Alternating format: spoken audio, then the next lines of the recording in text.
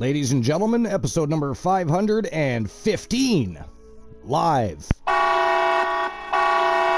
Ladies and gentlemen, it is Gold Rush time. Today we are going to have a Gold Rush tournament to award the vacant Women's Junior Tag Team Championship. And it is going to be an absolute fire tournament. Wait until you see the Vixen Villain tag teams we got going to battle for right to hold the Junior Gold. It is going to be an absolute thrill ride this morning, and we're going to start things off, but not one, not two, but three tone-setting matchups. And as you can see, we're going to kick things off with Booker T challenging the one Elijah Archer for the Legends Championship. And that's, of course, not all. We, of course, have Team Lionson Escanor coming out saying that he will defend the Junior Grand Prix Championship against all comers, against anybody, doesn't matter who. So Lionson Escanor and, of course, Escanor are going to have their plate full today because they're going to go head-to-head with 5 villains in an eliminator matchup. We are going to see Lobo Dexter. We are going to see Mr. Pink.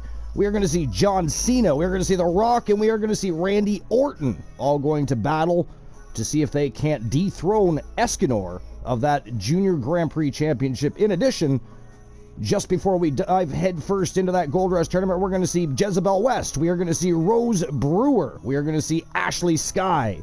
We are going to see Rhea Ripley. We are going to see Asuka. And, of course, we're going to see Bianca Belair all going to battle in a women's eliminator matchup.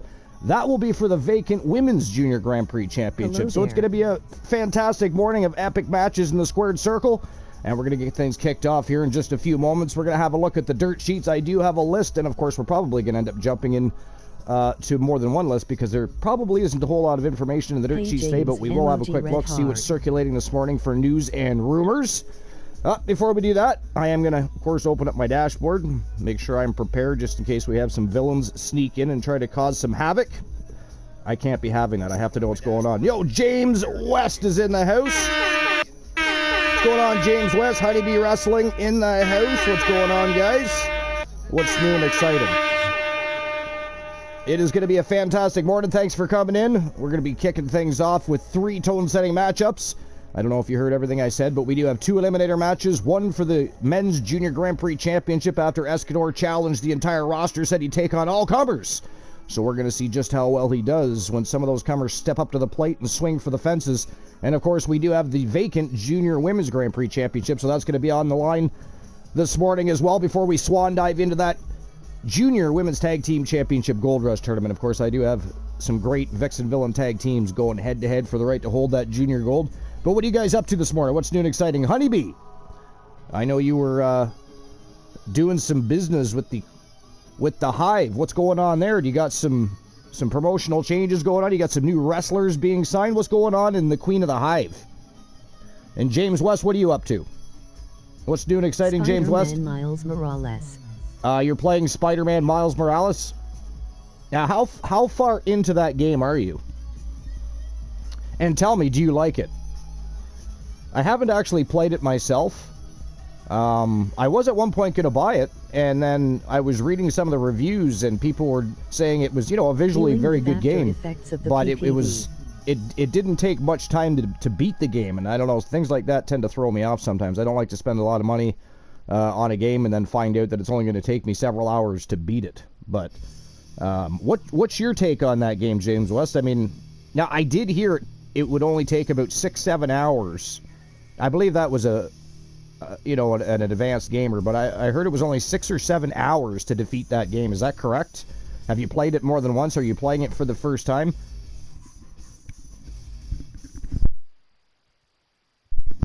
Honeybee says, dealing with the after effects of the pay-per-view. Got a little show maintenance going on. Excellent. Okay. Now, I'm trying to remember if I made it to your show for that pay-per-view. Tell me, Honeybee, what happened at the pay-per-view?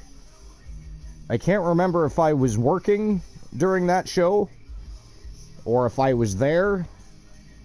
What went down there? What was the main event of the pay-per-view?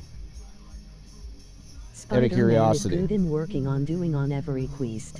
James West says Spider-Man is good. I'm working on doing on every. Okay.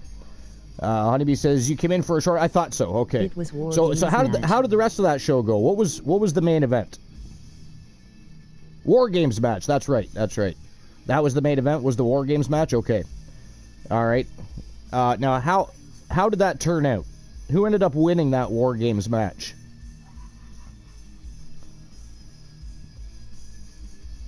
I know I wasn't there for the entirety of the show. I feel like I was at work for most of it. The Power won. Team Queen of the Hive versus the Power. The Power won. Oh, wow. Wow. Now, was that... How did that match turn out? Was it fairly evenly matched? Did they have a good battle? Was it one-sided? Did the Queen of the Hive and the Power both look good during that matchup? Because I know that's two of your top teams in the Queen of the Hive going head-to-head in the War Games match, so I'm just curious how that turned out. Yeah, it was a very good I'm interested in Spider-Man 2. Honeybee says, yeah, it was a very good match, back and forth, fantastic. I mean, you can't ask for anything more than that when you have two top teams going head-to-head to put on a show for everybody, so that's an excellent thing. Spider-Man 2. Now, is it a Miles Morales 2, or you're just interested in Spider-Man 2?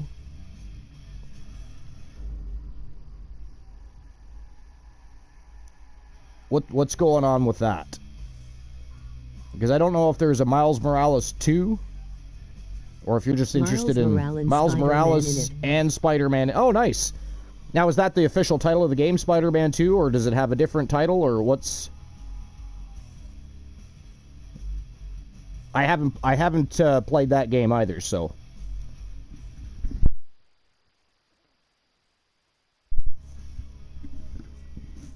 Yeah, I haven't played a Spider-Man game in quite some time. I think, I'm trying to remember what the last... I don't even think it was a DC game the last time I played a game similar to that. I think it was a Marvel game, if I'm not mistaken.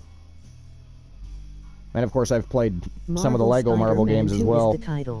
Marvel Spider-Man. Now, is that a new game?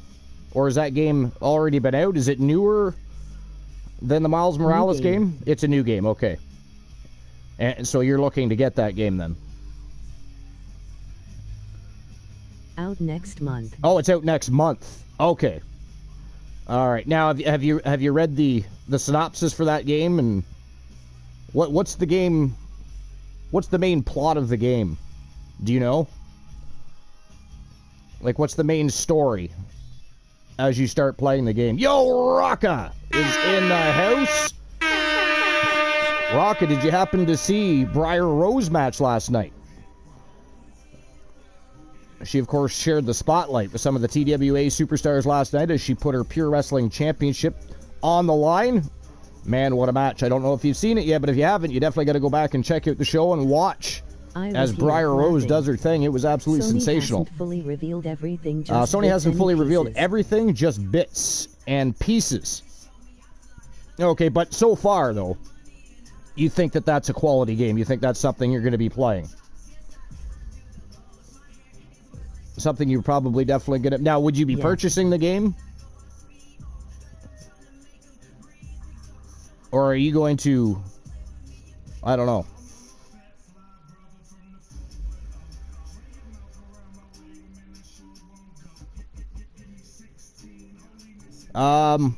Rocket says, I was here. Oh, you were here for the match. Excellent. Okay. And that makes sense because you did come in later into the show, and I believe her matchup was close to mid-card. I think it was right before the championship rounds. So I think it was about the 6th match on the card, if I'm not mistaken. I'd have to fact-check that and look. But in any case, we're going to have a great morning. It's going to be a fire morning of matches in the squared circle for TWA. Yeah, as I said, we're going to start off with 3 tone-setting matchups, this being the first match of the morning between Booker T and the one Elijah Archer for the Legends Championship. Of course, Archer challenged Mick Marvel due to a streamer team request last night. It was the Legends Champion versus the TWA Television Champion. With the Television Championship on the line, Mick Marvel defeated Elijah Archer 2-1 in a best 2 out of 3 falls matchup and retained his title. But there is no rest for the wicked, so today Archer putting his Legends title on the line against one of the best legends of all time in Booker T, a 2-time Hall of Famer. So it's going to be an interesting morning. We are going to have a quick look at the dirt sheets, but I don't think there's a lot of news and rumors circulating this morning, so we're probably just going to touch base I already responded momentarily on that, and then we're going to switch over to a list. And of course, if we get through that list, I will find another list for us to check out and see if we can find some interesting historical facts about pro wrestling. Rocket says, yeah, I walked in 2 to 3 minutes before it started. Liv is great, just serendipitous timing. Yeah, it was actually. It was very. James West says, PlayStation did State of Play recently, which shown new games, sort, and more Spider-Man and Final Fantasy stuff. Okay. I already responded to the match in promos. Oh, that's right. I did read that. Though Breyer uses inappropriate language, that is okay. I mean, believe me, I've had to deal with the Wolfpack gals, weapons of mass destruction, phenomenal soul. They are all a bunch of savages. They do not speak civilized most of the time, so that is okay. Yo, life is great. Subscribes with a tier 1 sub. 16 months for Life is Great. Thank you very much, Life. You are awesome. Thank you very much for the sub to the channel. We all appreciate that. You mentioned the Wolfpack last night. I have no idea who they are, though. So the Wolfpack, it's the Wolfpack Horsemen. So that is the Wolfman Alan Severn. That is the Omega Marshall Omega. You have Kyle Riley, who's actually their rogue member, but he is part of the group. You've got Lobo Dexter. Laugh, the Wolfpack is a massive I mean, faction. it is. You've got War of the Machine, who apparently has been rushed to the hospital. I don't know what's going on beyond that, but I did see something recently. I read something to the effect that War of the Machine was rushed to the hospital for some reason. Life says the Wolfpack is a massive faction. They are.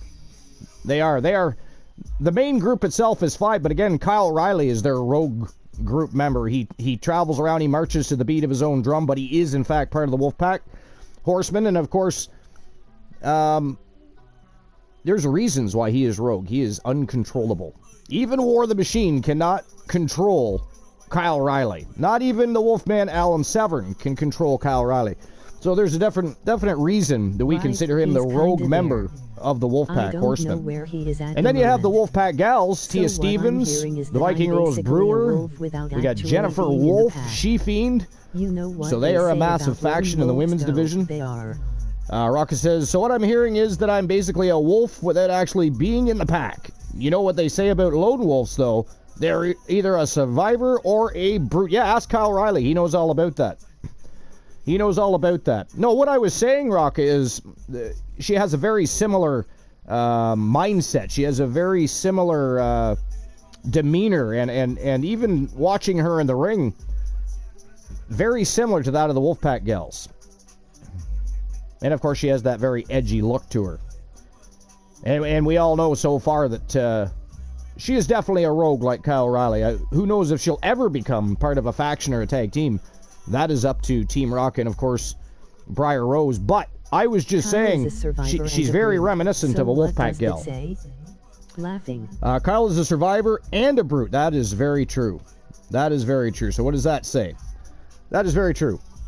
All right, so we are going to have a quick look at the dirt sheet, see what is going on there. I don't know what's going to be. I don't know how much news and rumors are going to be circulating this early in the day. And we, of course, read some of the dirt sheets last night. But I do have a list, so we'll get to that in a minute. But we may as well get the show rocking and rolling and get the electricity flowing, if you will. And we're going to start things off with the first match of the morning. It is Booker T, the 2-time Hall of Famer, the 5-time WCW former champion, taking on the reigning, defending, undisputed Legends champion, the one Elijah Archer. So let's get things underway. We'll get his title on the line. And here we go. Without further ado, it is showtime and go time. Booker T versus Elijah Archer. James West 595. You know what? I got to make sure I even reset those numbers, so give me 1 second, will you? Before anybody else plays the lotto. Let me just have a quick look. I think I reset the numbers, but I'm not 100%. Okay, yeah, I did. Okay, so the new numbers, guys, is 444 for a channel redemption reward and 928 for a YTD championship op. So 444 Superstar. And 928 are the numbers you're looking for. Is a falls count So that means 595 is, actually, I think 595 might put you just inside the requirements. Oh, no, wait a minute. It's 444, not 544. Forget it. My liquid fuel is still getting my brain going. So 444 and 928. So 595 is unlucky. Since we need to reset. 082 unlucky. Last night. Again, you're looking for 444 and 928. Life is great with the band. I don't even know what happened. I have no idea what happened there. But it looks like we've had... Wow, Life, you're on a roll. That is two. That is two people you've already banned today. Wow. Dare I ask what happened? I mean, I missed whatever happened. I looked down and there's two people banned. That's all I know. 082 is pretty damn close to 982. It is, but you have to come within 50 points of the actual number before the end of the show. And hope nobody beats you for that. Life says, those are raid bots. Oh, gotcha. Okay. Well, I appreciate you banning them. We do not want bot holes in here. We do not have time for bot holes. Protecting the community is all. Well, we appreciate you, Life. James West, I get an alert because I just woke up not too long ago. That's okay, James West. I understand that. So did I. That's why I'm actually still sucking back some liquid fuel here. Trying to get my brain motivated. But you've got lots of time to wake up and make your way back, James West, because we have 3 tone setters and then the tournament for the junior tag title. So you have time to get that body moving, get the electricity flowing. Raka says, sucking on a chili dog. Well, that sounds delicious. Now, do you have cheese on that chili dog? And my other question is, are you having just a chili dog, or do you have something with that? Because that sounds very good, I'll be honest. I have not eaten yet. Chili dog sounds quite scrumptious. You have cheese on that chili dog? And what else are you having with it? You have French fries, some potato chips, some rice, anything at all? Another chili dog? I don't know. But I'm interested. And is it a spicy chili dog? Or is it just a regular chili dog? I mean, there's different levels of heat and or not at all. Some people like sweet chili dogs. So there's that as well. Life says there are friendly bots and then there are bots that cause trouble. I ban the raid bots when I see them. Well, we appreciate that, Life, because honestly, we don't need bot holes. Doesn't matter if they're good bots or bad bots. If it's not somebody coming to check out the show and enjoy the community and enjoy the content that we put out, they do not need to be here. We do not need bots. But anyways, let's jump into the dirt sheets and see if we missed anything in the last, well, less than 24 hours, less than 12 hours, really. A chili dog not worth having. A few onions as well. Also having some. All right, let's see what's going on. Introducing the challenger from Houston, all right, so, Texas, weighing in at 251 pounds. I'm shocked you already. So here's something from WrestlingHeadlines.com. Joey G published this article. It says WWE SmackDown surges in overnight viewership and demo ratings thanks to The Rock and John Cena. That's not a surprise at all.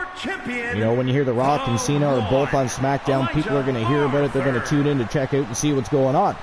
So that makes perfect sense. But the preliminary viewership numbers are in for the September 15th edition of WWE SmackDown on Fox. According to SRS from Fightful, the episode drew 2.445 million viewers overnight, a significant increase from the previous week's overnight numbers of 1.969 million.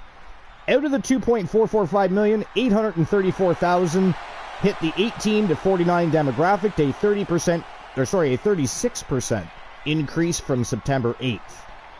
So a big reason for the ratings jump is due to the rumored appearance of The Rock, who ended up on the show and even got physical with Austin Theory. John Cena was also heavily advertised and ran into his old rival backstage.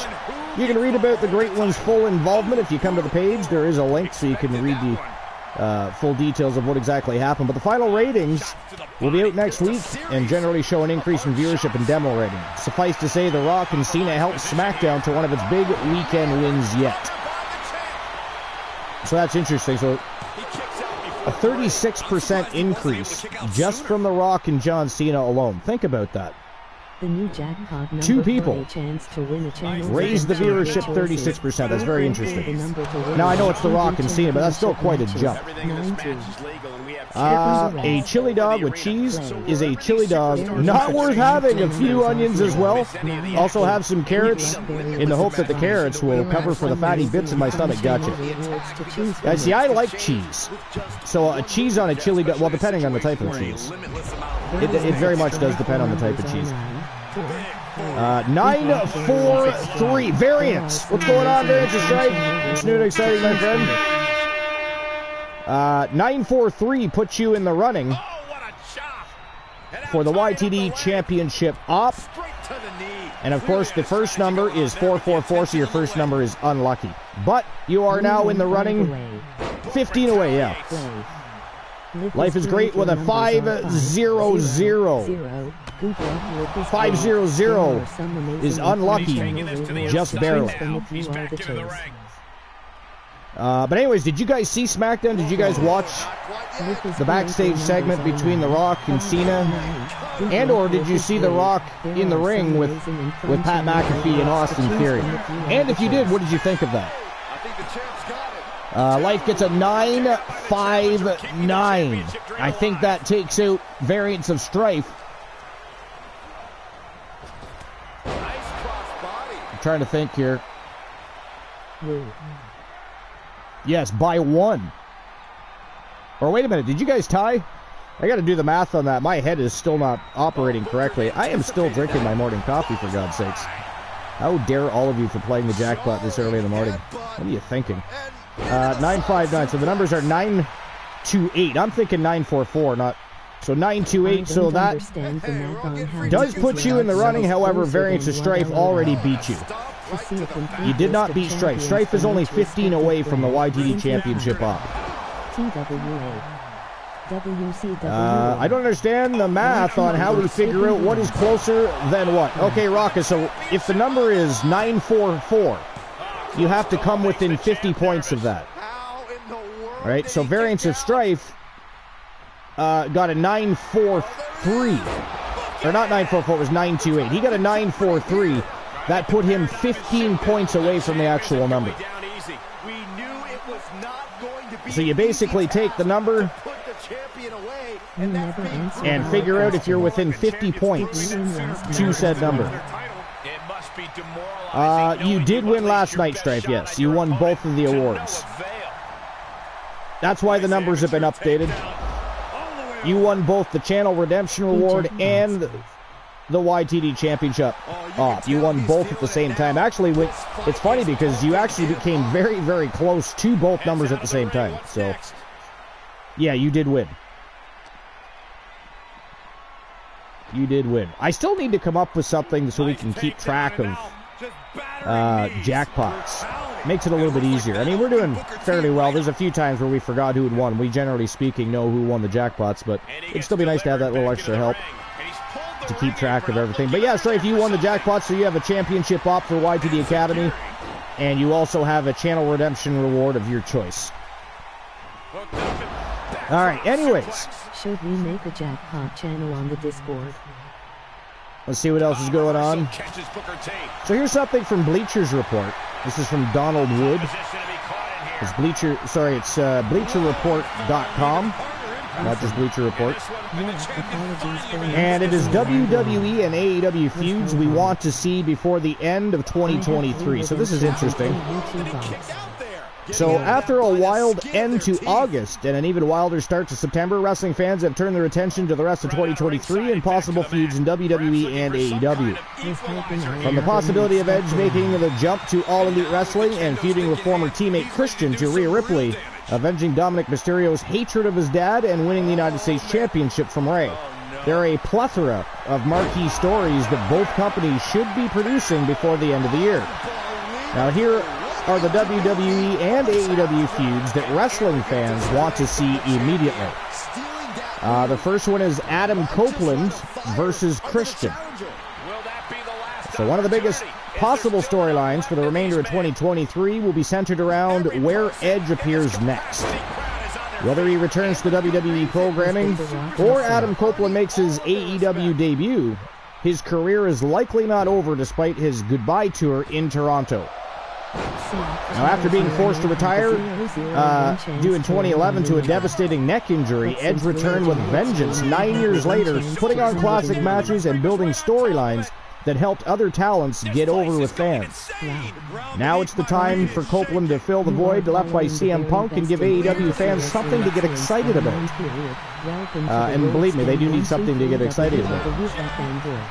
With Christian being an absolute menace on weekly programming, threatening and attacking every performer who has lost a father, Copeland could be the company's saving grace, providing a mainstream superstar status and putting over a plethora of young faces along the way.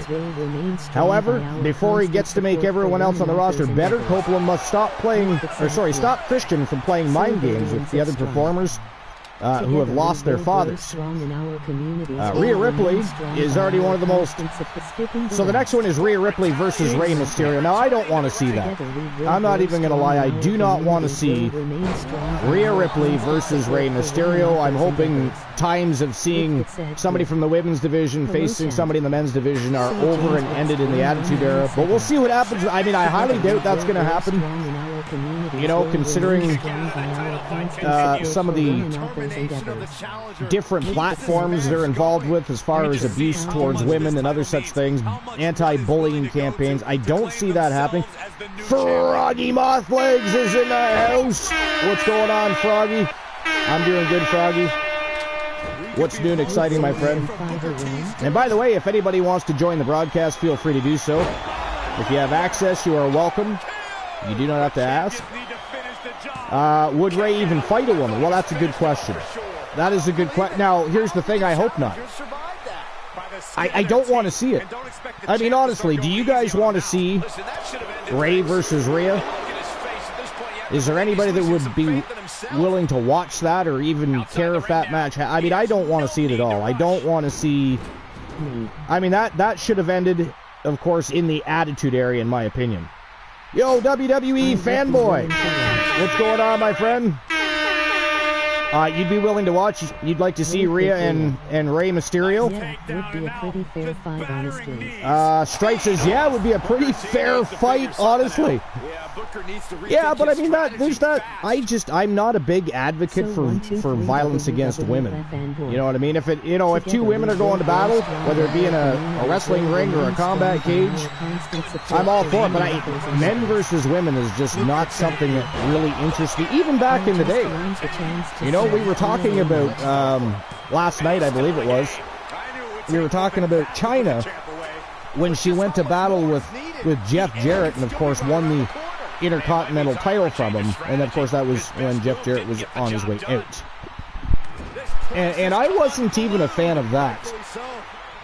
First and foremost, I don't know, men versus women just doesn't interest me all that much. Number two, I don't think it did anything for the legacy of Jeff Jarrett, other than the fact he went down in the history books as leaving the company after losing to Chyna and losing the Intercontinental Championship with it.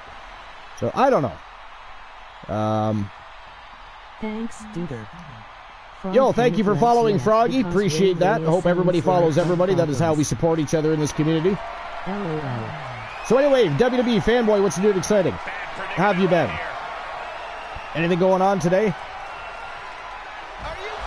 Anything new and exciting in the life of Fanboyville?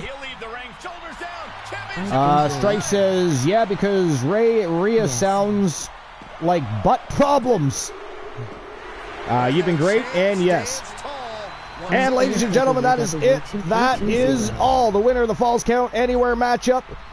And still reigning, defending Undisputed Legends champion, the one Elijah Archer picks up the big W over Booker T and defends his title one more time.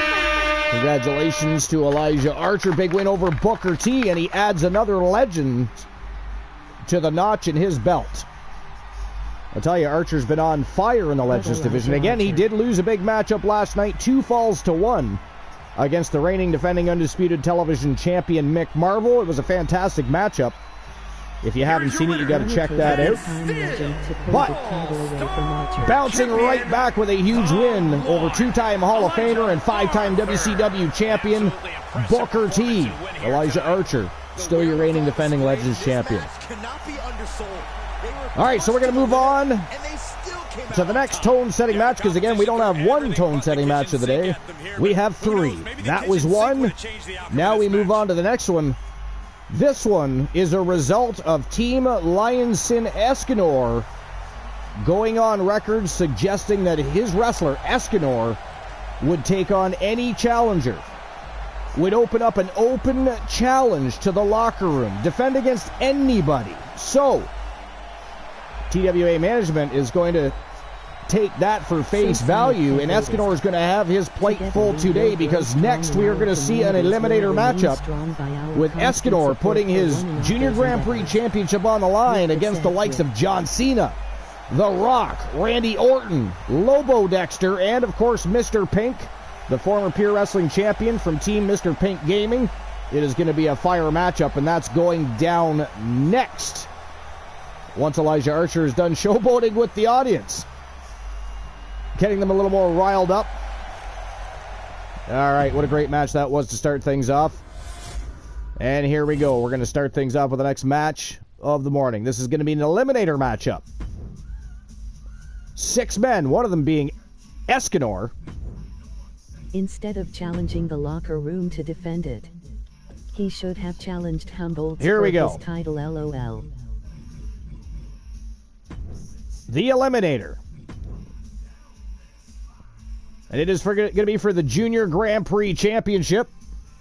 And again, we are going to see Lobo Dexter.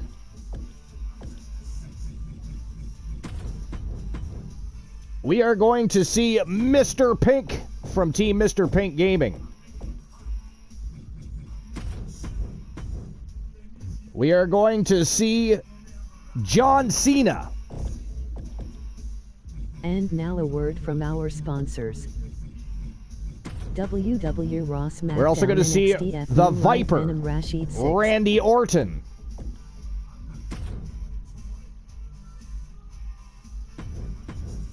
We are going to see the People's Champion, The Rock, in action. And last but not least, the reigning defending Junior Grand Prix champion from Team Lionsin Escanor. We are going to see Escanor putting his title on the line, the Junior Grand Prix Championship. Dexter based on Lord. And here we go. Let's get his title on the line. Team Lionsin Escanor, it is time to put your Archivers bucks where your mouth is. Time to put that championship belt where your mouth is. It is now showtime and go time. The eliminator for the Junior Grand Prix Championship. Let's go.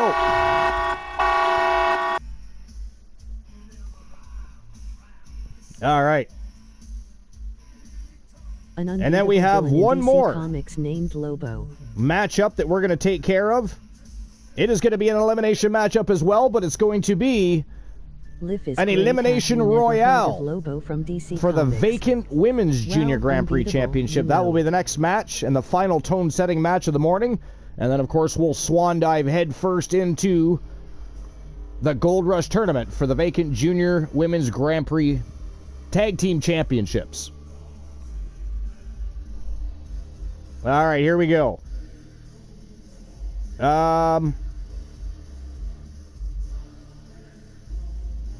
Do we have another banning? The DC universe much. Stream element. Oh, somebody said one of the words on the list of Archer. Yo, Venom Rashid, what's going on? Welcome in. Thanks for stopping by. Welcome to episode number 515 here at the Archivers TV. What's new and exciting? Sorry about the timeout. It is a long history story behind why some people get timed out for saying certain things here at the Archivers TV. Some words, of course, on the list of Archer. Very similar to the list of Jericho, except for the list of Archer. Far greater than the list of Jericho. Matter of fact, the list of Jericho is on the list of Archer. Elimination Strife says you can't say bad words like that. Froggy says an unbeatable villain in DC Comics named Lobo. Strife says, have you ever heard of Lobo from DC Comics? Froggy says, well, unbeatable, you know. Life says, I haven't explored the DC universe much. Well, that's a shame. Strife said, well, he's more unbeatable than Deadpool. So that's saying something. Froggy says he's kind of a bad guy. Superman, for the most part, an alien who's the last of his kind and comes to Earth to cause trouble. WWE Fanboy says, life is great, Dexter's Laboratory. Froggy says, fucking truly. Strife says, Lobo is like if Superman and Deadpool did the fusion dance. He is the love child of Superman and Deadpool. That is hilarious.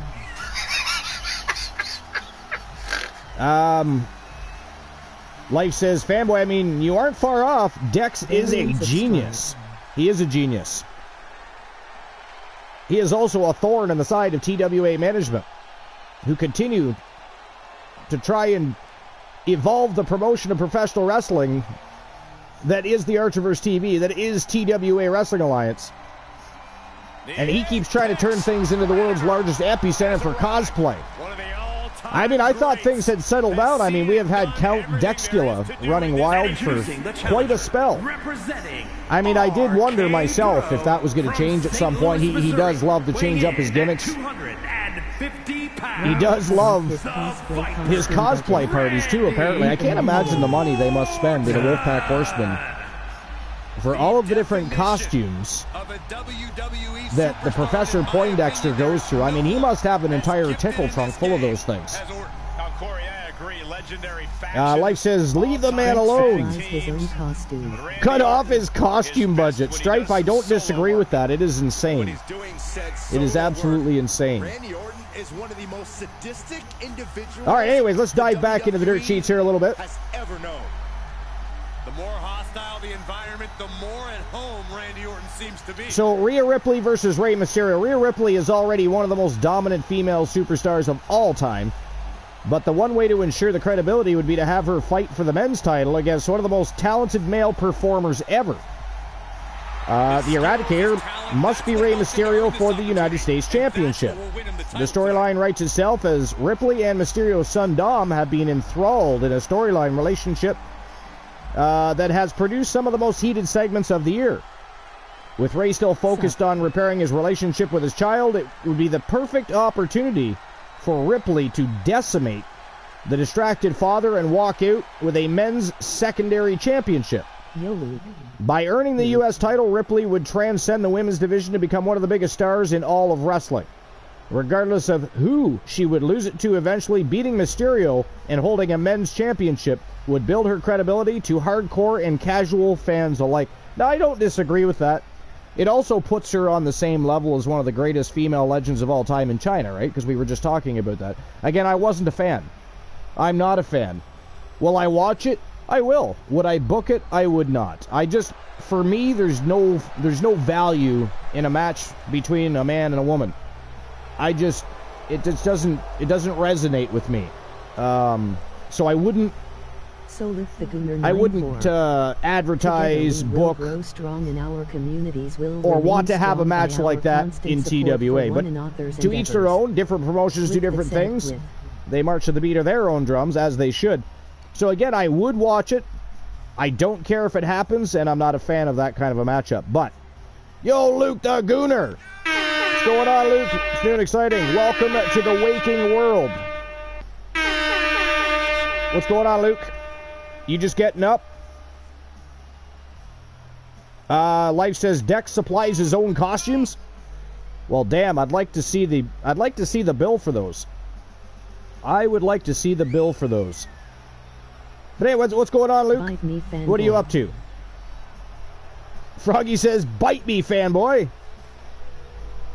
Now I'm trying to figure out why.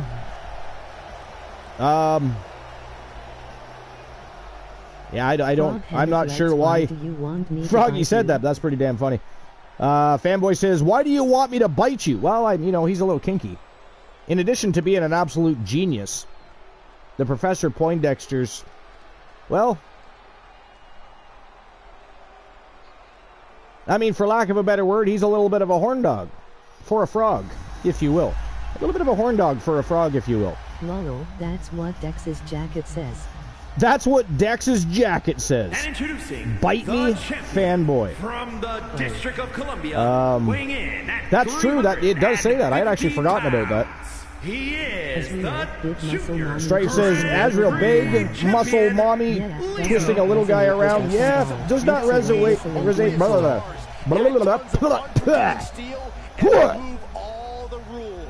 Wow, it's definitely early, and I am definitely still drinking my Go Juice. Usually it's coffee before talkie, but the community wanted a Gold Rush tournament last night. It did not happen. Things got in the way of that. But, however, we are live today. We're having ourselves that Gold Rush tournament. Vacant Women's Junior Tag Team Championship down the line later today. Anyways, let me try that again. Yeah, does not resonate with us at all. Looks away whistling at being coy. Yeah, Strife wants to see that match. Again, I will watch it if it takes place. I just don't know if they book it. You know what I mean? Do they book that match? Are they able to book matches like that?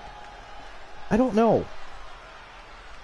But it would definitely put her on the same level as the ninth wonder of the world, China. And I can't say that Rhea Ripley doesn't deserve the honor. I'm not a big fan of matches between men and women. Right? You know what I mean? Like, if it's a mixed gender tag team match, I get that. You know, you tag in and out your respective genders, and you work as a team. But I don't know.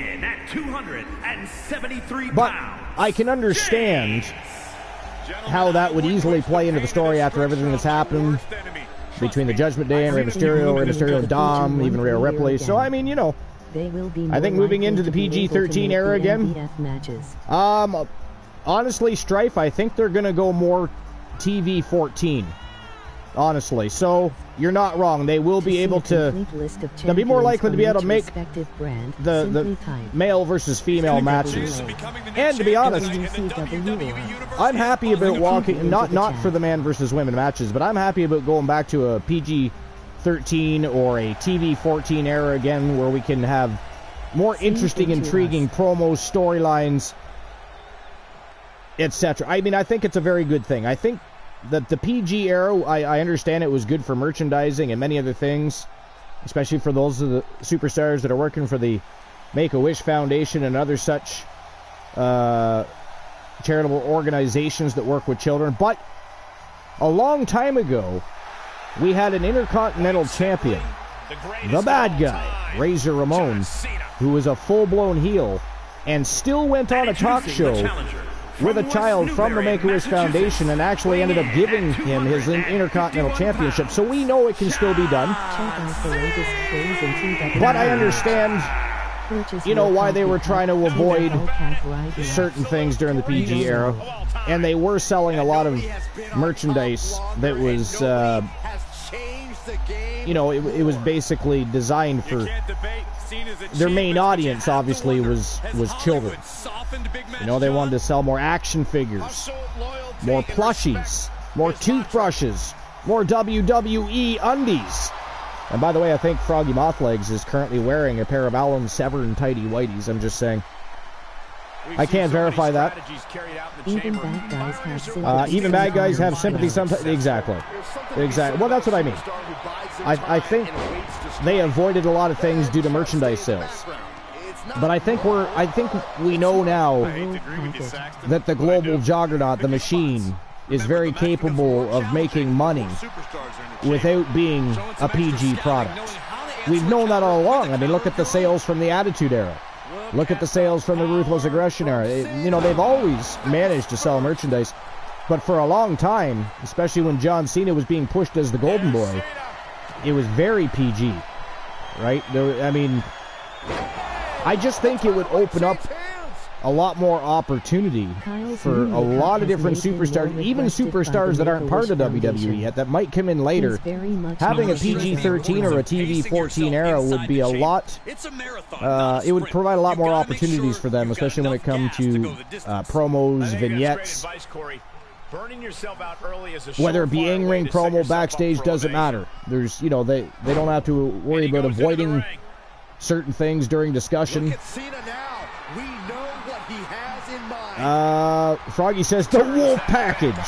Oh my God. Kyle's new makeup has made him more requested by the Make-A-Wish Foundation. He's very much not a heel, though. Well, I mean, I don't know. I think, this is just my personal opinion, I think Kyle's got a little bit of villain in him. Right? You know, I think he is partially heel, partially face. He's more of a neutral, really. He's more of a neutral superstar. He does not care who you are. Whether you call yourself a heel or a face, a baby face, doesn't matter to him. He'll take on all comers. That's one of the things everybody loves about Kyle O'Reilly. Yeah, I could see that. Like says, yeah, I could see that. Well, I would hope so. I mean, technically speaking, well, not technically, factually speaking, he is your client, so I do hope you know something about him. But anyways, I don't know. I don't know about the whole Rey Mysterio and...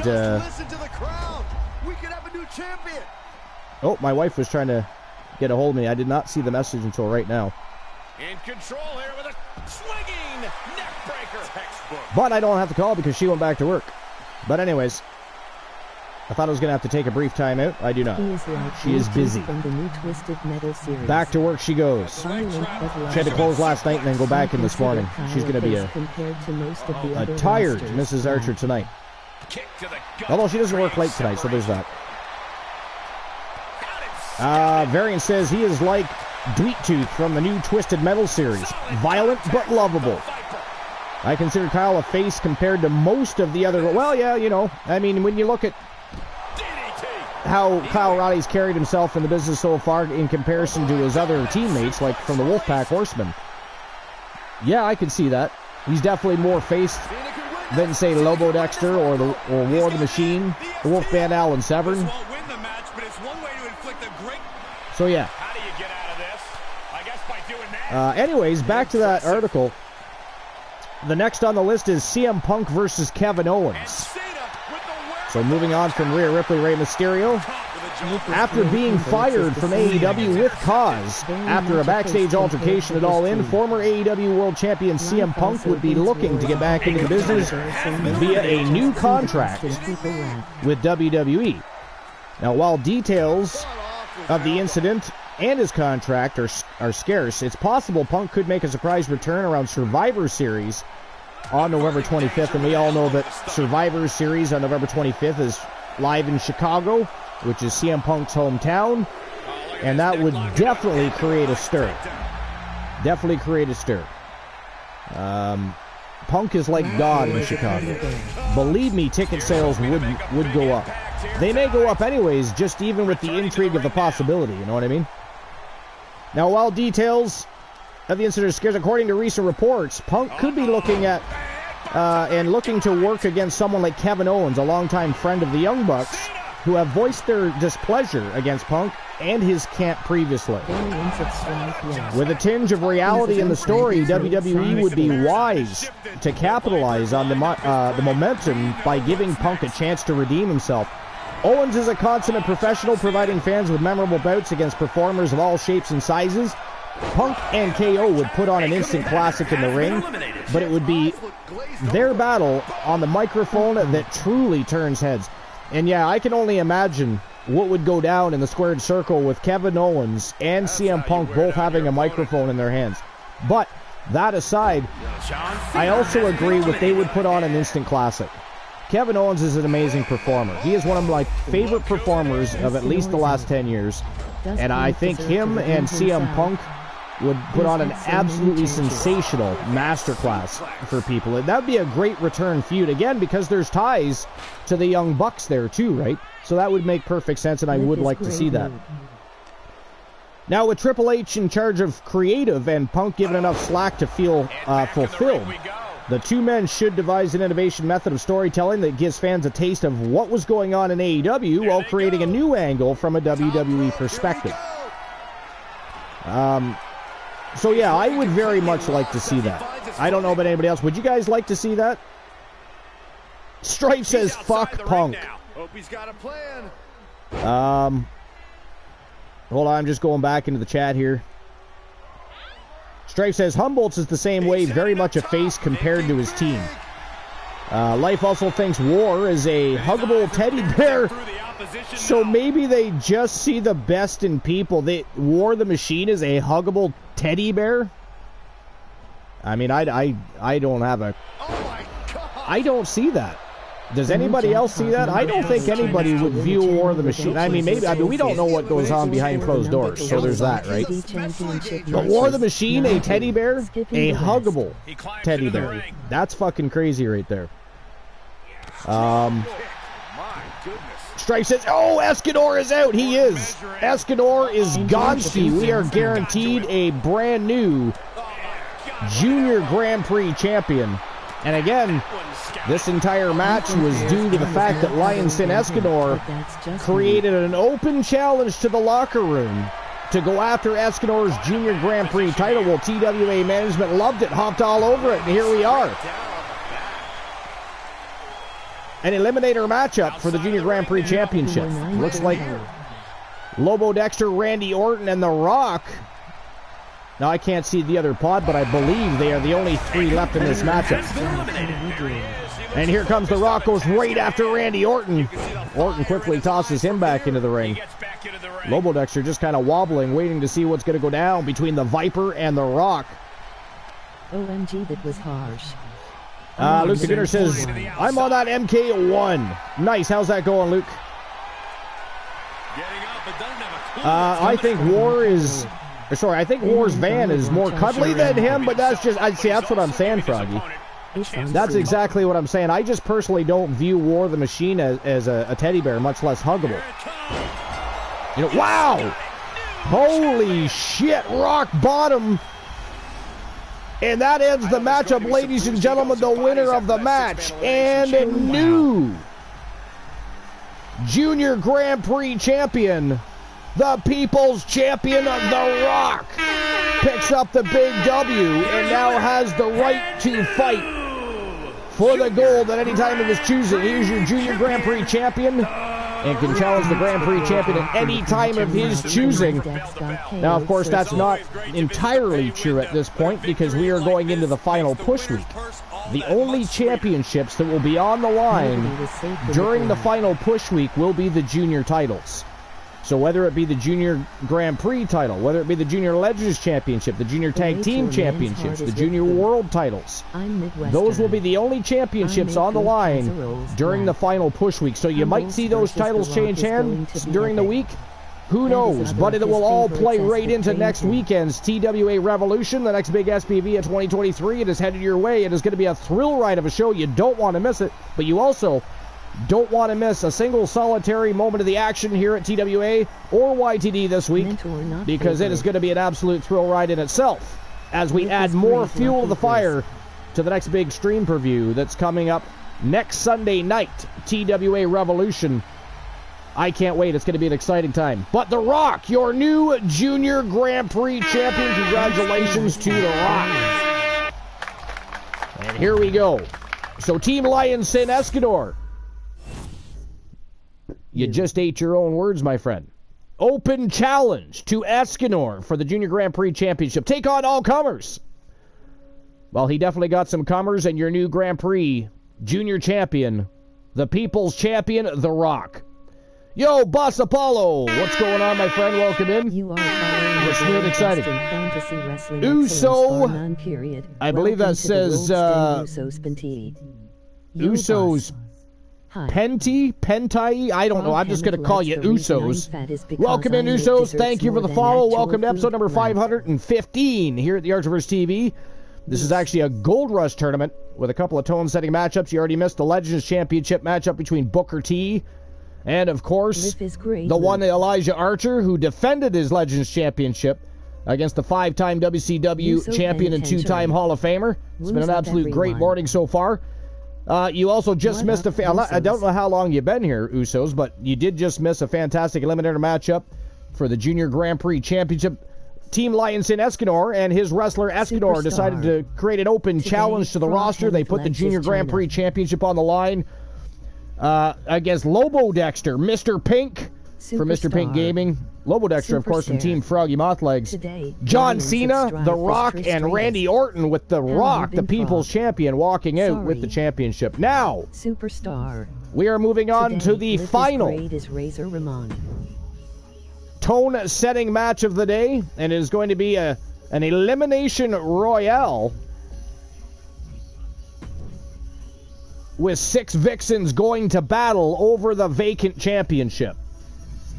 So let's get things rocking and rolling.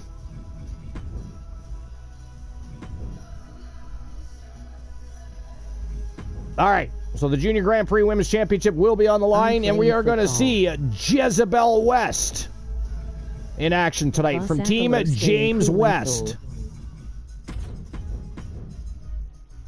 We are also going to see the Viking Rose Brewer in action from Team Distinct Cone, the winningest superstar of all time in TWA. And again, for those of you that are newer, I'm not talking just the women's division. She is the winningest superstar in TWA history. Doesn't matter if you're talking the men's roster or the women's roster. Team Distinct Cone and the Viking Rose Brewer have been around since the Archiverse 1.0 and have been on a sheer path of dominance throughout her career. Ashley Sky from Team Soul Embers also in action for the right to hold the Junior Championship gold.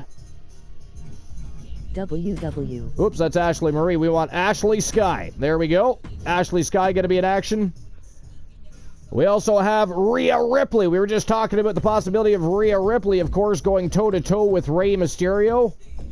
Again, I'm not a big fan. I mean, I will pay attention. I will watch if it happens. I just personally wouldn't book that match myself. Just not a big fan of matches involving men and women unless it's a mixed-gender tag match. But that said, I would watch it. I would watch it. I'm not going to lie and sit here and tell you that I would not. We are also going to see Asuka. Who is ready for Asuka tonight? Can Ashley Sky, Jezebel West, Rhea Ripley, and the Viking Rose Brewer deal with the villain, the Vixen villain? That is Asuka. She is also on the radar tonight and taking part in this matchup. And last but not least, the EST. It is Bianca Belair. As soon as I find her. There we go. And again, the Junior Grand Prix Championship has been vacated due to the former champion cashing in and challenging for the Grand Prix Championship in the women's division. So this title is vacant. But here we go. Let's rock and roll. Lila Frost was, of course, the former Junior Grand Prix champion. I'm ready for a super. But she is set to challenge at TWA Revolution. And here we go. Asuka, Ashley Sky, Jezebel West, Rose Brewer, Rhea Ripley, and Bianca Belair. Elimination Royale for the Junior Grand Prix Championship. Let's go. All right, so I'm going to catch up with the chat here quick.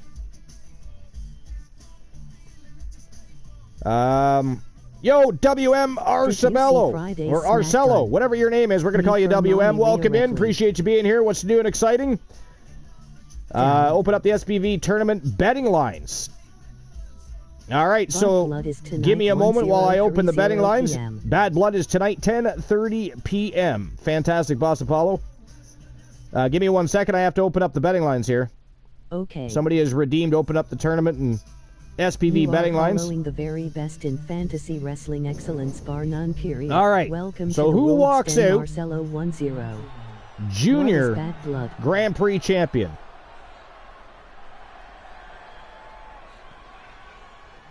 Yes, Lila Frost already did challenge for the Women's Grand Prix Championship. Did not come out on top of that matchup.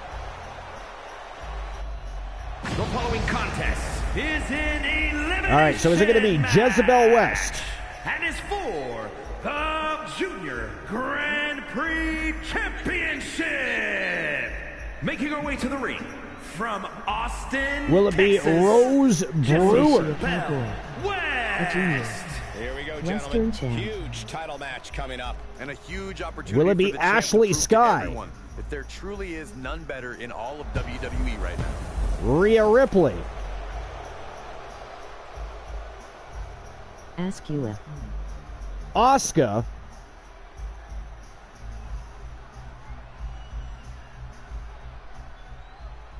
Or Bianca Belair.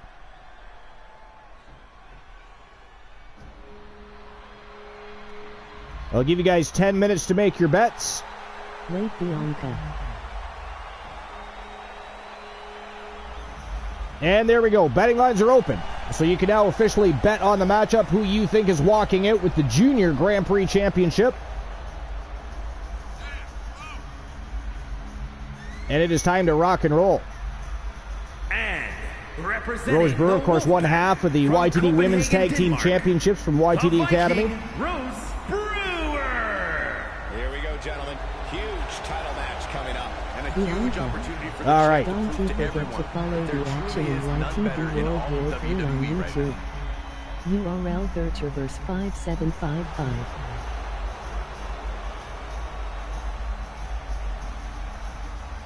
Here we go. World War 3. All right, so while we're waiting for these Vixen villains to finish making their way to the ring. Actually, first I'm going to update something real quick. Who went today?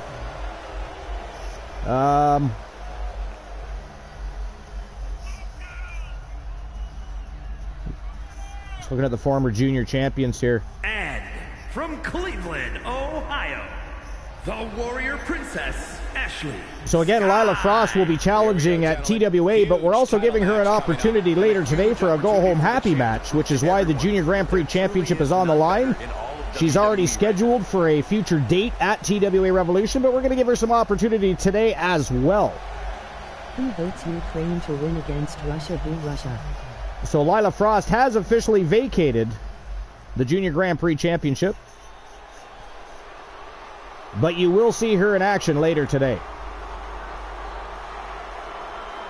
Regardless of what happens today, though, she will, of course, be challenging whomever the champion is The champions from each respective brand. at TWA Revolution. TWA. Unless, of course, that is herself, YTD into the chat. because the go-home happy match for the day is going to be Lila Frost From Adelaide, Australia, taking on the reigning defending Women's Grand Prix champion.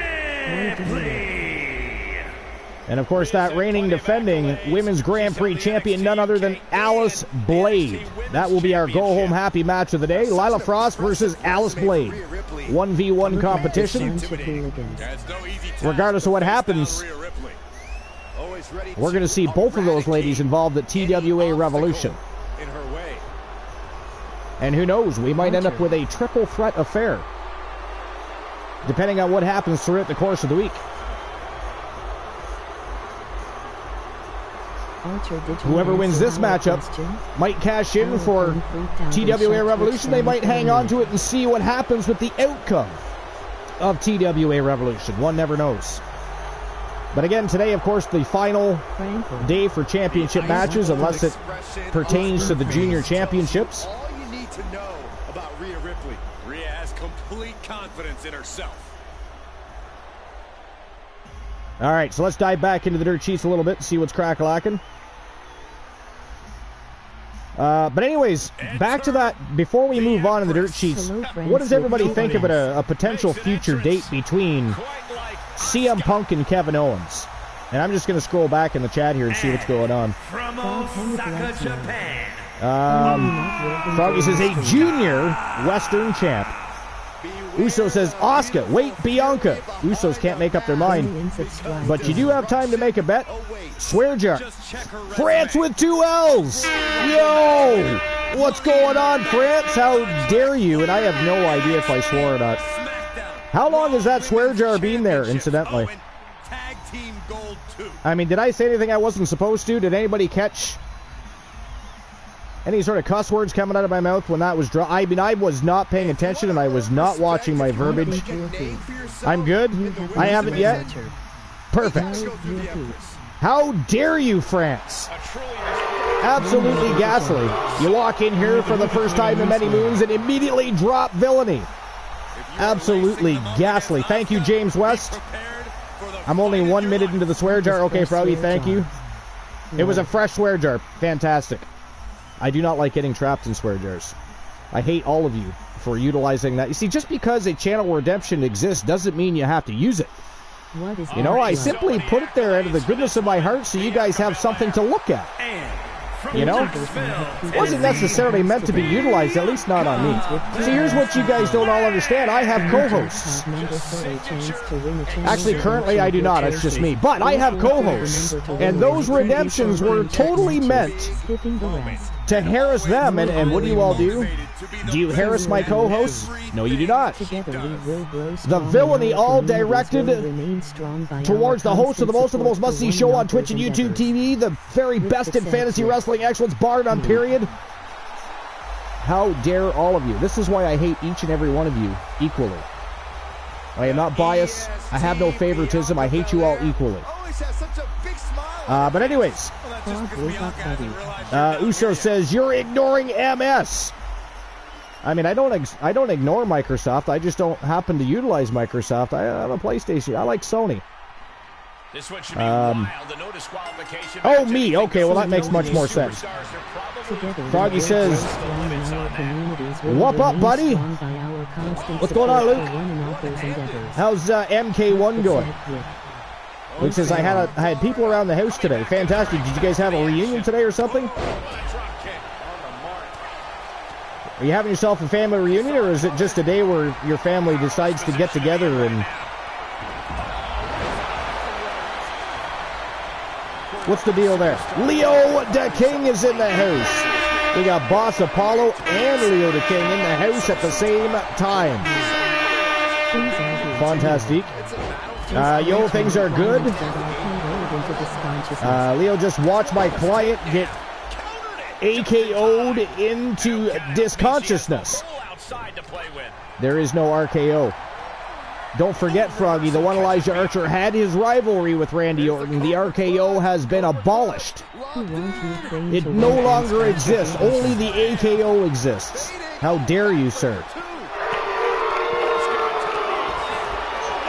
Uso says, who want Ukraine to win against Russia? Boo Russia. I mean, are we talking about the ongoing battle over in Ukraine? Or are we talking a sport here?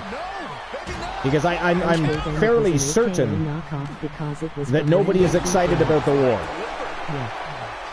Okay, that was AKO knockoff because it was from Randall Keith. How dare you? There is no knockoffs. AKO, of course, the very best finishing move in all of sports entertainment history. The RKO is the true knockoff. The battle. Well, I mean, I don't think anybody wants to glorify war, Usos. However, nobody wants to see a country bullied either. And ultimately, that's what Russia has been doing, is trying to bully Ukraine into giving up land that belongs to them legitimately. I mean, it doesn't mean we can't discuss it if that's something that's on your mind. I mean, do you live in the area? Or are you just paying attention to what's going on over there? I mean, I'm from Canada. Not something appropriate to bring up during someone's wrestling stream.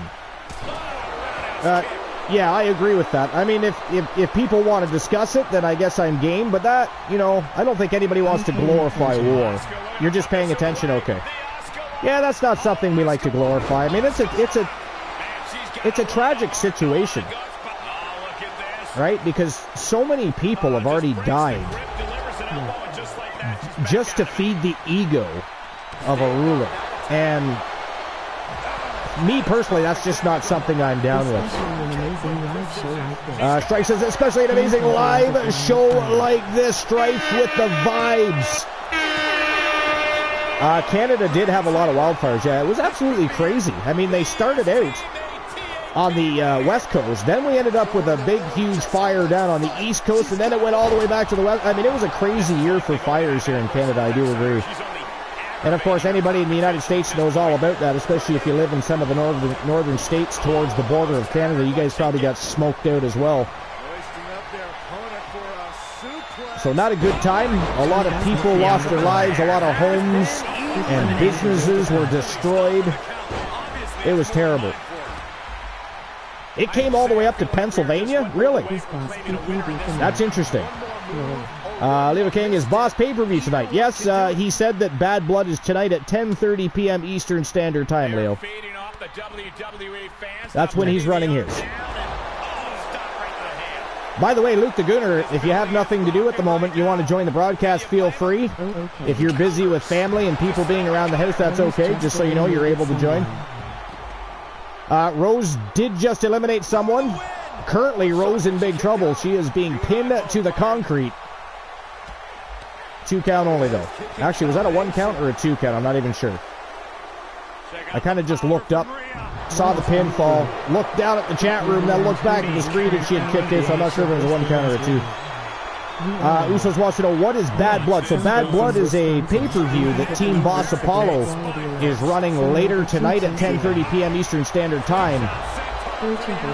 So here at the Archerverse TV community, Usos, we have many brilliant people.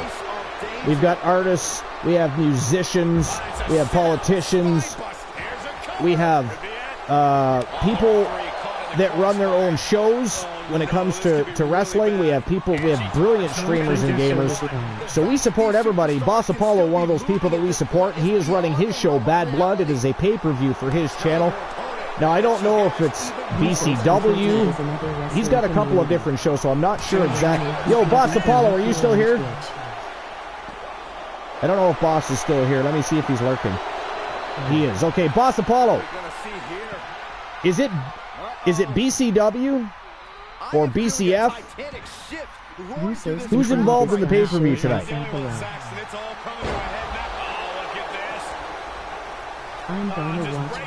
Life says it's another wrestling community. They're running a pay-per-view tonight here on Twitch. Absolutely correct. Appreciate you guys jumping in with the info. By the way, can we drop the Discord link and the YouTube link for some of our newcomers? Because, of course, we have Usos. And I'm just going back. I'm trying to remember the names of the different people that have popped in as newcomers to the channel.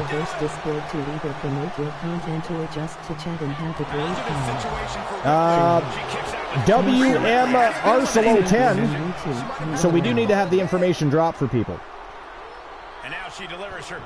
Because Usos, we also have a live show that we run weekly on YouTube, and we also have dark matches that get uploaded weekly to our YouTube channel to increase our content. So you definitely want to check it out. If you're going to be part of the Fan Jam, you want to be able to enjoy our shows in their entirety, whether they're live on Twitch or over at the Shark Tank on YouTube. Either way, it is an epic time with the very best community, both on Twitch and YouTube. You will have a great time. We, of course, just completed episode number 30 of YTD Academy Live. Of course, their new live show is Clash of the Titans, and our dark show is YTD Live Dark. So we have dark matches and live shows on YouTube, and then, of course, we have a multitude of things that go down here in the land of Twitch. And there you can check out the latest craze in TWA merch. You can purchase your coffee cup, tea, or ball cap right now. Check it out if you will. And thank you, Life, for dropping all the deets. I appreciate you. All right, so let's see what's going on here. Damn, we are down to Ashley, Sky, Rose Brewer, and Asuka for the vacant Women's Legends. Sorry, not the vacant Women's Legends Championship. It is the vacant Junior Grand Prix Women's Championship. I've got the Legends Championship on my mind because, of course, Archer defended his title earlier. We know B. Jackson defended that title successfully last night. B. Jackson is a savage, though. That is not surprising. Anybody that knows who Elijah Archer is, it is definitely a little bit surprising. Just a little bit surprising that he defended his title last night. Or not tonight, today. Last night, it was champion versus champion. Legends champion versus television champion. And, of course, Mick Marvel was able to defeat the one Elijah Archer 2 falls to 1 in the best 2 out of 3 falls matchup to retain his television championship. He is certainly the undisputed television champion at the moment. He's a 2-time champion and has defended that on a few different occasions. 1030. No one bet on Bianca. They did not. Which is, at this point, a good thing. Whoa! Ladies and gentlemen, that is it. That is all. The winner of the match and new Junior Grand Prix champion from Team Soul Embers, Ashley Sky, representing Skywolf, who, by the way, are your new reigning defending TWA Women's Tag Team Champions. Hug distinct cone. Ashley Sky, your new Junior Grand Prix champion. And again, the reason that title was vacated is Lila Frost will be challenging Alice Blade later today in our Go Home Happy match. 1v1. Falls count anywhere for the Grand Prix Championship. So we got a lit show today. This was our third of 3 tone-setting matchups. We're just about to swan dive head first into a Junior Tag Team Championship tournament. And then, of course, our Go Home Happy match for the Women's Grand Prix Championship. It is going to be an absolutely thrill ride of a morning into early afternoon. So I hope everybody is up for a thrill ride today. Distinct Cone in the house. What's going on, DC? Welcome in. And again, congratulations to Ashley Sky and Team Soul Embers on your big win in the Elimination Royale. The new Junior Grand Prix champion, Ashley Sky. Hello, Distinct Cone. All right, so now it is time for our featured presentation. We're going to dive headfirst into our Gold Rush tournament. Here we go. Again, this Gold Rush tournament is for the vacant Women's Junior Tag Team Championship, and look at the villainy in this matchup. Starting at the top of the quarterfinals, from Team Honeybee Wrestling and Team Infinite Oni, it is B. Jackson and January, a.k.a. Winter Swarm, going head-to-head with Katana Chance and Caden Carter. Matchup number 2 in the quarterfinals, the Toxic Outlaws from Team Joe Link and Team Sir Jack the Greatest. It is Dangerous, Amber Extreme, and Akira Blade taking on the Bullies, Sonya Deville and Ronda Rousey. Matchup number 3 in the quarterfinals, it is Roxanne Riley and Alice Blade, who is going to be double booked today. She is going to have to put her title on the line against Lila Frost, but first she's got business to take care of as she joins her partner in crime, Roxanne Riley. The Blade Runners from Team Life is Great and Team Sir Jack the Greatest, going head-to-head with Nikki and Brie Bella, the Bella Twins. And last but not least, in the quarterfinals, the Outlaws, also from Team Joe Link and Team Sir Jack the Greatest. They are, of course, in cahoots as far as the Outlaws and the Toxic Outlaws go. They are affiliates, and that is 2 streamer teams, badass streamer teams, teaming up to rule the women's division. They've done a very good job of that. Now, of course, until Winter Swarm came along and won every single championship in the women's division, you got the Wolfpack Gals, also been a very dominant women's faction, ruling the women's division over the past many months. They are taking on Damage Control's Io Sky and Dakota Kai in the 4th match of the quarterfinals. Now, I do have to issue the payout for the last match. Again, somebody did open the betting lines for the Junior Grand Prix Championship matchup, so let me just issue the payout for that if there is one. And the winner of the match, Ashley Sky. 1,872 Archer vs. Bucks being distributed.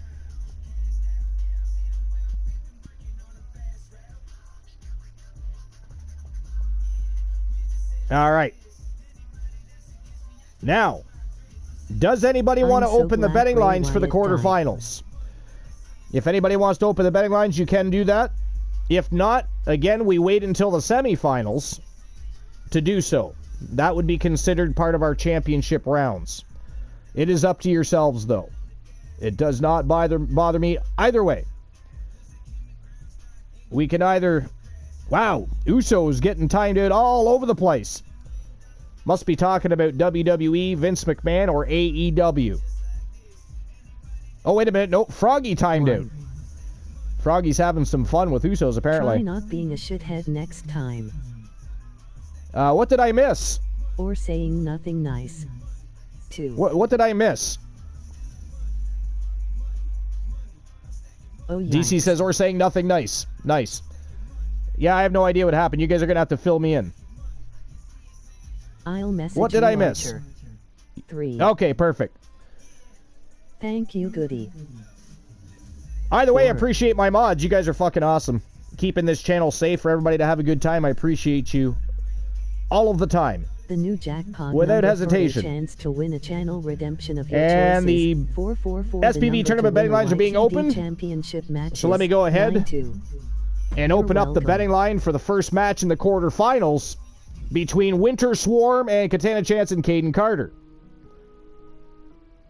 All right, give me a moment. Here we go. Thanks for catching the frogs. So who moves on to the semifinals? Is it going to be Winter Swarm I looked away for 2 seconds. from laughed. Team Honeybee Wrestling and Team Infinite Oni? Or is it going to be Katana Chance and Caden Carter?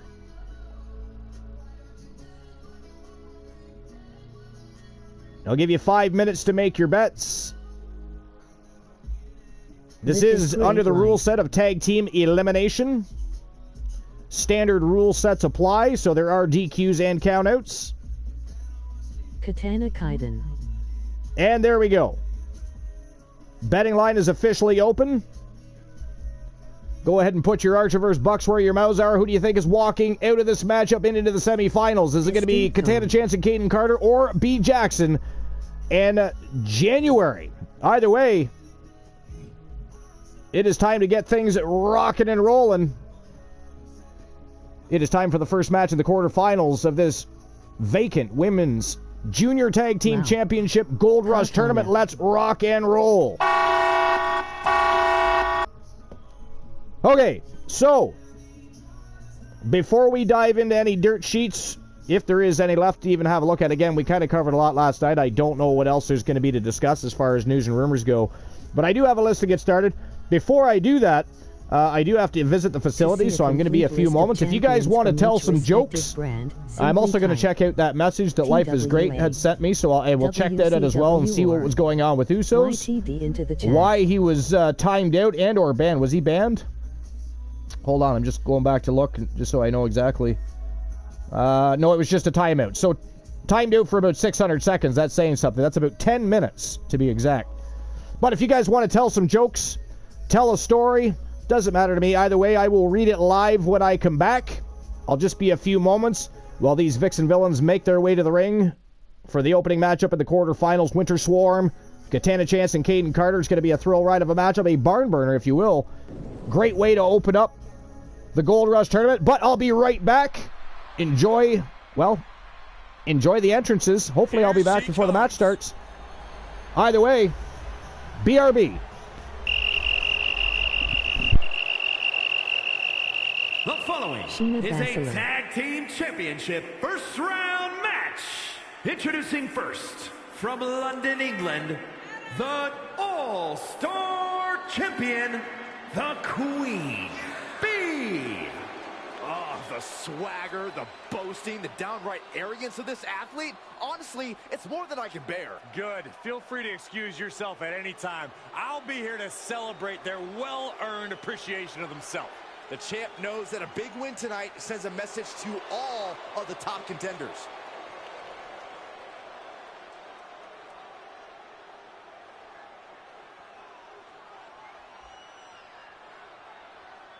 Kicks back, puts feet up, and ready to watch some good action.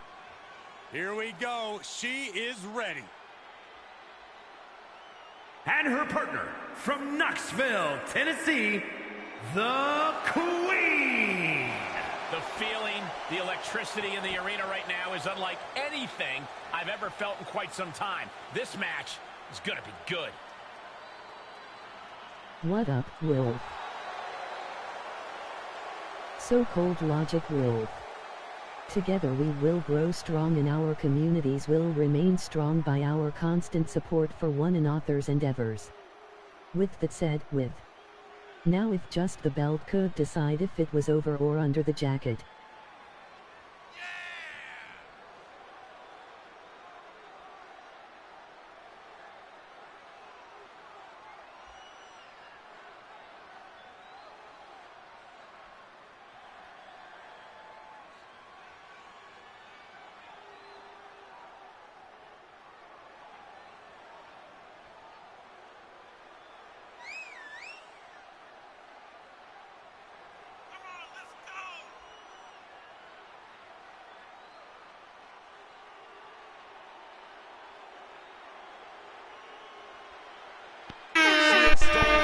I have returned, and in good timing too. The match has not started. Cold Logic Wolf, welcome in. What's going on, my friend? Welcome to episode number 515 here at Yardsvers TV. Been a lot going down at Yardsvers TV lately. Last night we had our regular scheduled show, Wrestle Wars Genesis. What a show it was. It was absolutely off the hook. Today, a very early Gold Rush tournament for the vacant Junior Women's Tag Team Championship. And of course, that was not where we started things off. Cold Logic, we started things off with the 5-time WCW champion and 2-time Hall of Famer Booker T challenging the one Elijah Archer for the Legends Championship. Archer defended that title one more time. Then, Team Lion Sin Escanor, actually this happened yesterday. Team Lion Sin Escanor put out an open challenge to the roster. Said his wrestler Escanor would take on any challengers from the back locker room to challenge for his Junior Grand Prix Championship. And of course, TWA took that for face value and made him put his championship where his mouth is. That title was put on the line against Lobo Dexter, Mr. Pink, John Cena, The Rock, and Randy Orton. The People's Champion, The Rock, your new Junior Grand Prix champion. Then, right before we decided to dive headfirst into this Gold Rush tournament, we also had a Junior Women's Grand Prix Championship on the line because Lila Frost has officially cashed in. Going to be challenging Alice Blade for the Women's Grand Prix Championship in our Go Home Happy match following the tournament. But that matchup was between Jezebel West, Rose Brewer, Ashley Sky, Rhea Ripley, Asuka, and Bianca Belair. It was Ashley Sky that picked up the big W and became the new Junior Grand Prix Women's Champion.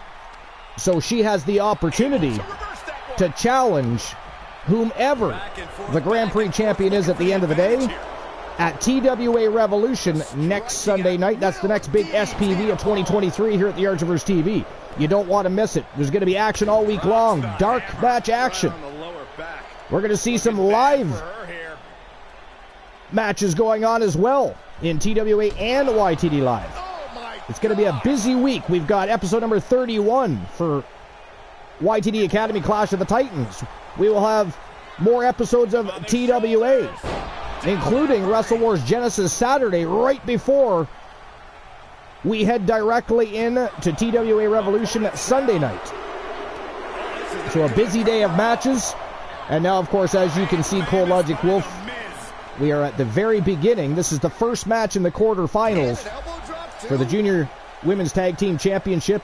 It is Winter Swarm, January and B. Jackson taking on Katana Chance and Caden Carter, of course, for the opportunity to move on to the semifinals in this tournament. But what's going on, Cold Logic? What's new and exciting? Anything new and exciting going on? All right, let's see here. DC says, now if the belt could just decide if it was over or under the jacket. Yeah, things like that happen. Cold Logic says, thank you for the shout-out. You're always welcome. Infinity says, totally not here. Okay. Does that mean you're totally supposed to be working? Totally busy with family and you're sneaking in? I mean, are you going to get us killed and or are you going to get fired? Cold Logic Wolf says, nothing much, just relaxing. That's the vibes. I kind of saw that, though, because when you came in, you kicked back your feet and got ready to watch some fantastic, epic, if you will, in-ring action here at TWA.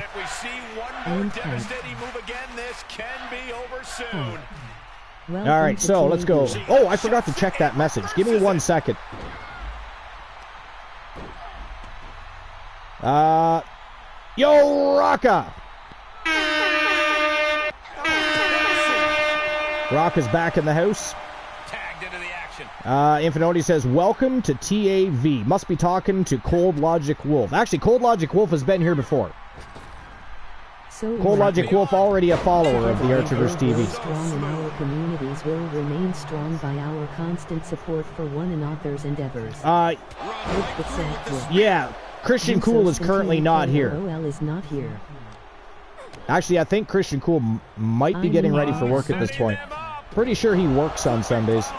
I can't remember his schedule, actually, but I want to say... Infinity says, I mean... Oh, you mean Rocka. Okay. Yeah, Rocka's been an absolutely sensational addition to our community. And Briar Rose already off to an illustrious career.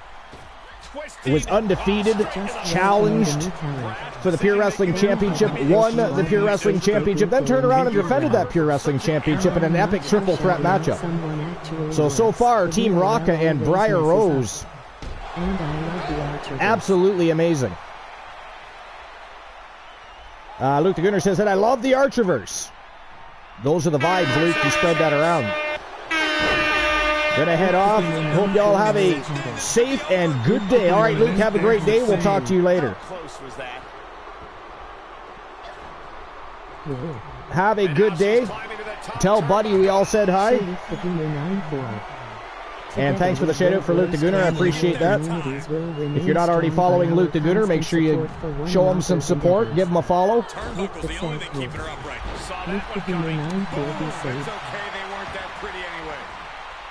Absolutely. Be safe, Luke. Enjoy your day. Enjoy your family.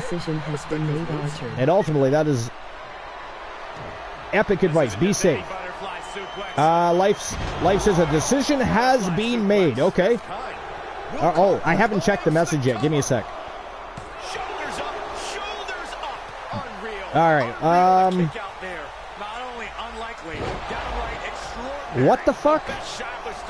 Yes, I do. Yes, I do. Okay. You know what? You know what? I'm not even going to pull any fucking punches here. That is absolutely fucking disgusting.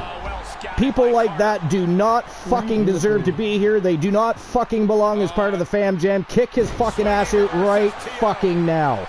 He's gone. History. And I'm going to read exactly why it is. For anybody that missed the conversation that happened, Life is Great filled me in on what's going on. We're talking about, it was Usos, right? I want to make sure I get the name correct that we've booted from the channel. Okay, it was Usos. So, you know what? I'm not pulling any fucking punches. That guy's an absolute scumbag. So, this is from Life is Great. I'm just going to quote it. Dude said he was glad that Bray Wyatt died. First and foremost.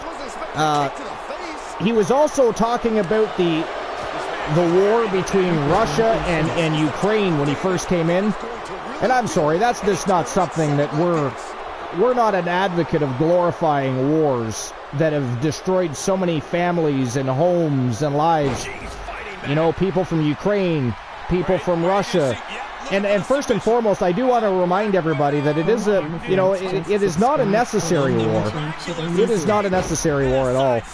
But let me just remind everybody, let's not think ill of the Russian people, because more than 90% of the Russian people do not agree with what's going on, did not agree with them going into Ukraine, and do not want that to continue.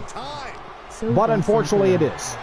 Right? There's nothing we can do about that, but that does not mean we need to discuss it, much less glorify it. So between discussing the escalated problems in Ukraine and Russia, the man apparently said that he was glad Bray Wyatt died. Listen, I don't need scumbags like that here. They can fuck off. Not even going to pull any punches. I don't give a fuck if I have a swear jar. They're fucking history. They're not welcome back. We do not act like that. We do not behave like that, and our community will not put up with that. Life is great with a gifted sub to Variants of Strife. Thank you for the gifted sub. That is 20 gifted subs so far in the channel. All right, so now let's just keep our eye out, make sure that sumbitch doesn't sneak in under a different username. I mean, you can always tell because they talk the exact same way with a different account. They're not crafty by any means.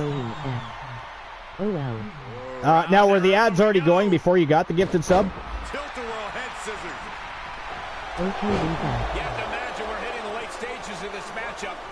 Oh, Froggy got hit with ads too. Froggy got hit with the ads. Ad slammed he was. And Variants of Strife, that is his second month with the subscription. DC says, no, we might be trolls, but we are nice and decent people here. That is correct. That is correct, and we don't need scumbags like that upsetting our community. I mean, it pisses me off. I mean, I was trying to keep my cool. I did not want to discuss the escalation between Russia and Ukraine at all. I mean, if it's something that was on everybody's mind and there was something that needed to be discussed, then I would entertain that, but that is not something that needs to be glorified or discussed during our live shows. Then to go on and further say that you're glad that another human being passed away, go fuck yourself. Stay the fuck out of my channel, stay the fuck out of my community, don't ever fucking come back. You're not welcome. There is no forgiveness. There'll be no hearing on lifting a banning. You are fucking history. Period. Life says no one here should ever say shit like that. No, exactly. Variants of Strife is back. He has been released from the ad abyss. Distinct Cone thinks I'm people. I'm offended. Distinct Cone thinks I'm people. I'm offended. I mean, are you not people? Variants of Strife love you too. Are you not people? I think you are. All right, so while this match continues, it looks like it is down to Winter Swarm versus Katana Chance here. Not a good sign. Oh, wait a minute. Never mind. I see the other member of the team. I actually thought it was down to just the three of them, but it turns out both teams are still very much alive and in it to win it for this matchup. That's what happens when I assume things, when I first look up and see a camera angle that only covers 3/4 of the ring, I guess. All right. Anyway, where were we?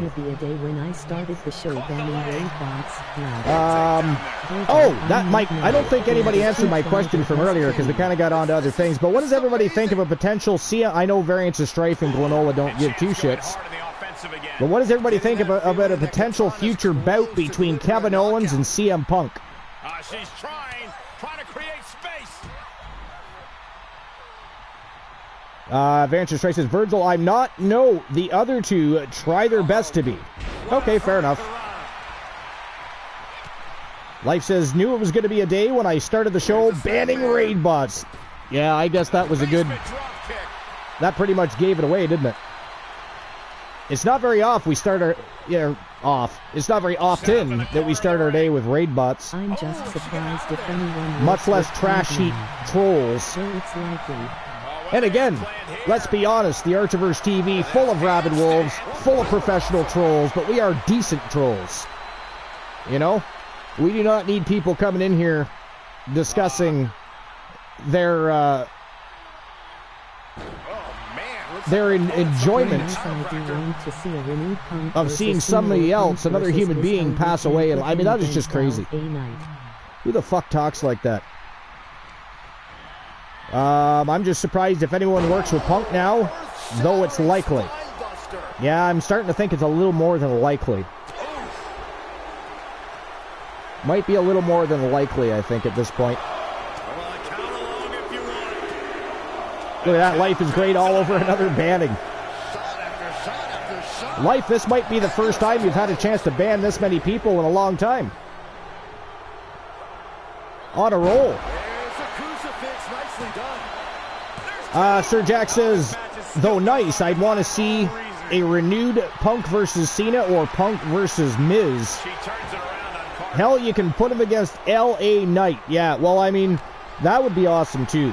But I just think, because there's that, with Kevin Owens specifically, there's that tie to the Young Bucks, which brings out a little bit more as far as storyline goes. So I think it would be an interesting rivalry between CM Punk and Kevin Owens, but I don't disagree. A renewed rivalry with Cena or The Miz, that would be gold. You know, hell, I'd even, you know what, I could see Austin Theory even having a good program with CM Punk. Sir Jack, by the way, Sir Jack the Greatest in the house, before I forget. Welcome in, Sir Jack. Welcome to episode number 515, my friend. Hey, Jack. All right. Just in the nick of time. Life says, hey, Jack. For a while. Oh, you've been here for a while? Well, I've been so busy trying to figure out what's been going on. I mean, we've had to ban some asses today. Actually, we banned some bots and then we banned someone's ass. By we, of course, I mean Life is Great. She is all over the modding duties. I've been doing mod shit though. Laugh. Series of elbows looking to create separation. I see where you told me to wake up. Yeah, I did. I sent you a message. Wake your ass up. Get the hell out of bed. Time to join the rest of the waking world. Yeah, they are great. Top of that turnbuckle is not where you want to be. Yeah, they are great. Yeah, they are. Agreed. Life says, I guess, oh, Jesus, dropping the ban hammer today. That you are. That should have been 3. Hey, welcome in. What's going on? Able to avoid impact. Oh, not much. Just enjoying another day in the best fantasy wrestling promotion, bar none. Those are the vibes. And welcome in, Infinite Oni. What's new? You got anything new and exciting going on for NPW? I haven't seen you in action in a while. Yes, tag. Yeah, just enjoying the day off. Just enjoying the day off today? Hey, Life. Jack. Everybody in the chat. And there's the save. And, So we've had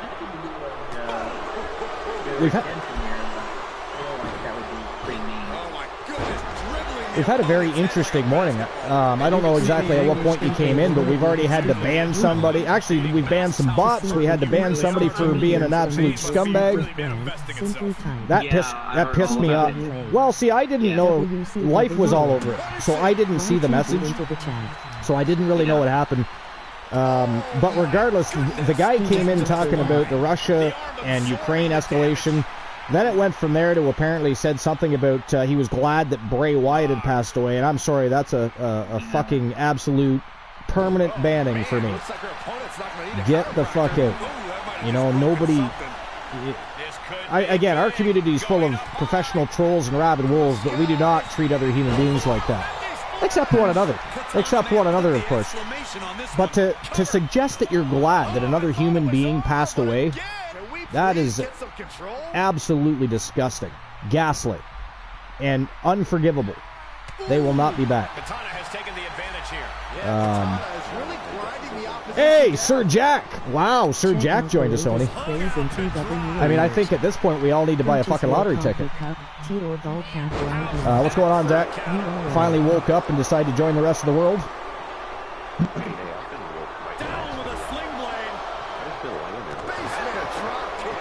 Anything new and exciting?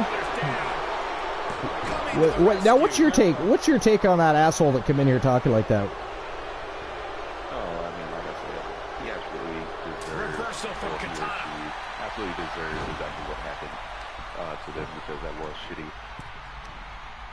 It was very shitty. I just that's not something we expect from any of our community members. I don't care if you're new or you've been here since the Archiverse 1.0. If you start talking like that, your ass is grass and I'm the fucking lawnmower. Actually, in this case, Life is Great as the lawnmower. And for future reference, Life, you absolutely do not need my permission to ban somebody. If you guys as mods get together and decide that somebody has to go, I will never question that. And I want people to understand that. I do not control my mods. My mods work to keep the community safe, to keep the channel safe, and keep us being the most electrifying and absolute best in fantasy wrestling excellence, bar none, period. And to do that, we got to keep assholes out of our community. So if you guys decide, I don't care if it's Jack, Oni, Cool, Glenola, Joe, Life, yourself, doesn't matter. If you decide that a ban is warranted, you drop that fucking ban hammer like a motherfucker. I will not question you, and I will not undo what has been done. You know, unless anybody gets together and says, well, maybe we'll have a hearing and see if we should unban them. Generally speaking, that never happens. Yep, me too. Yep, me too. Absolutely. My full support there. So, but again, I don't care if it's you Jack, you Oni, doesn't matter who does it. If you guys ban somebody, that's just it. I'm not going to question that. I might ask what happened. You know, I didn't exactly know what was going on with that Usos fella until Life had messaged me. But yeah, never necessary to ask me. If you feel, as a moderator of our great community, that somebody needs to be banned or timed out, drop that ban hammer. Don't worry about what I have to say. Doesn't even matter. I trust you guys for a reason. You guys are in the positions with this channel and on Discord and on YouTube, in the positions you're in for a reason, and it's because you guys are not just unwavering supporters and followers, but you're a great part of our community, and you guys help keep this community safe for everybody to come and have a good time. So feel free to continue doing the amazing work as mods that you do. Don't worry about what I think. We just had to reset Twitch. Variant says we just had to reset Twitch to get our sub to work. We got another ad from our Archer Bucks, and our Archerverse Bucks counter was stuck. Oh, you didn't get the last payout, you mean? Hayden Carter has been eliminated. I'm a little confused about that when the Archerverse Bucks counter was stuck. I don't know. Did you participate in the last betting line? Oh, okay. Noted Frog hits them with the timeout, so we could talk about it. Yeah, well, I mean, again, you know, anybody you guys decide to time out, I don't question that. Anybody you guys decide to ban, I will not question that. And that's what everybody needs to understand, is that my mods hold the keys to the kingdom. They do not need to ask my permission for anything. So if you fuck up and I don't catch it and they do, you're fucked. I'm sorry. You are fucked. Just the way it is. This channel doesn't belong to me. It belongs to the community. The community will speak and they will be heard, whether it's by me or my mods.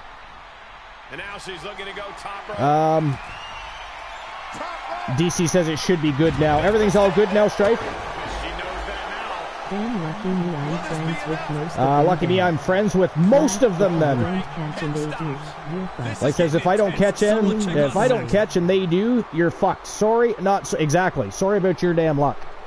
If you come in and piss off my mods or my community, that's your problem, not mine. At that point. And personally, I don't feel any necessity to ever undo what my mods do anyways. Again, everybody's in the position they're in for a reason.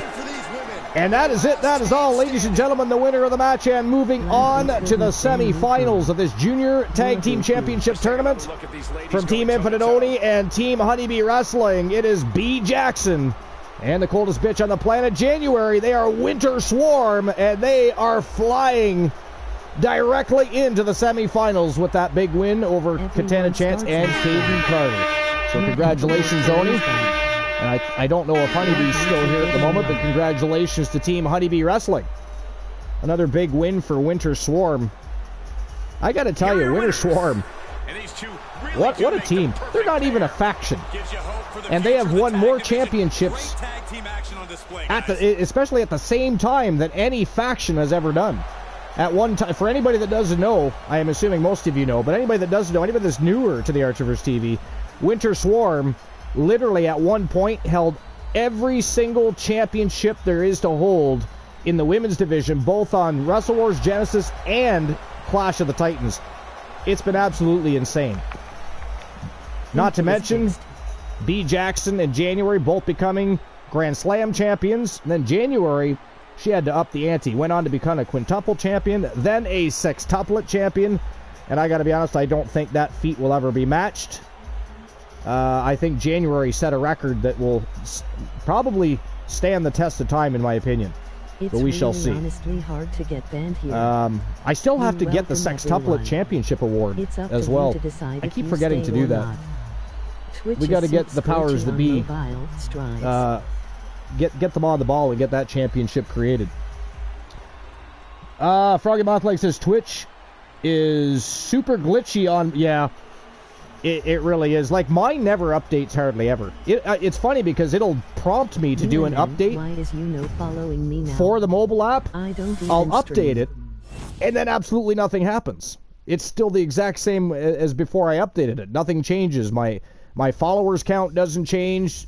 Any glitches that were there before the update are still there. I don't know why I keep updating. I mean, I do, but it doesn't tend to make a difference, really. To win a channel redemption of your All right, so here we go. Next match in the quarterfinals. It is the Toxic Outlaws from Team Surjack the Greatest and Team Joe Link. It is Akira Blade and Dangerous Amber Extreme taking on the former tag team champions, the Bullies, Ronda Rousey and Sonya Deville. By the way, also from Team Infinitoni. Team Infinitoni, of course, holds the contracts for the Bullies. So it is the Bullies versus the Toxic Outlaws. That is next. Now, as I do have to issue the payout for the last one. Stripe, did you open all the betting lines? We got on such a heated debate about banning assholes in the community that I forget if you actually opened them all up or not. In the meantime, I will issue the payout from the last one. Can you guys tell if he opened them all? I feel like he might have. Not 100%. I can check. Oh, nice. I put Wanter Swarm instead of Winter. I think they did. Very nice. All right, so 1,165 Archerverse bucks being distributed to anybody that bet for Winter Swarm to move on to the semifinals. And yes, 4. Oh, you opened up for them? Okay, so let me get the betting line initiated for this one as well. Give me a moment. All right, so who moves on? Or moobs. We're going to say moobs. My spelling is absolutely ghastly at times, I got to tell you. It's my big fat thumbs. So who moves on to face Winter Swarm? Variants of Strife, you know. Is it going to be the Toxic Outlaws? Or is it going to be the Bullies? You got Team Joe Link, Team Surjack the Greatest, and Team Infinitoni all going to battle here. But that's the question you have to answer. Who's walking out of the quarterfinals and into the semifinals to face Winter Swarm? I'll give you 5 minutes to make your bets.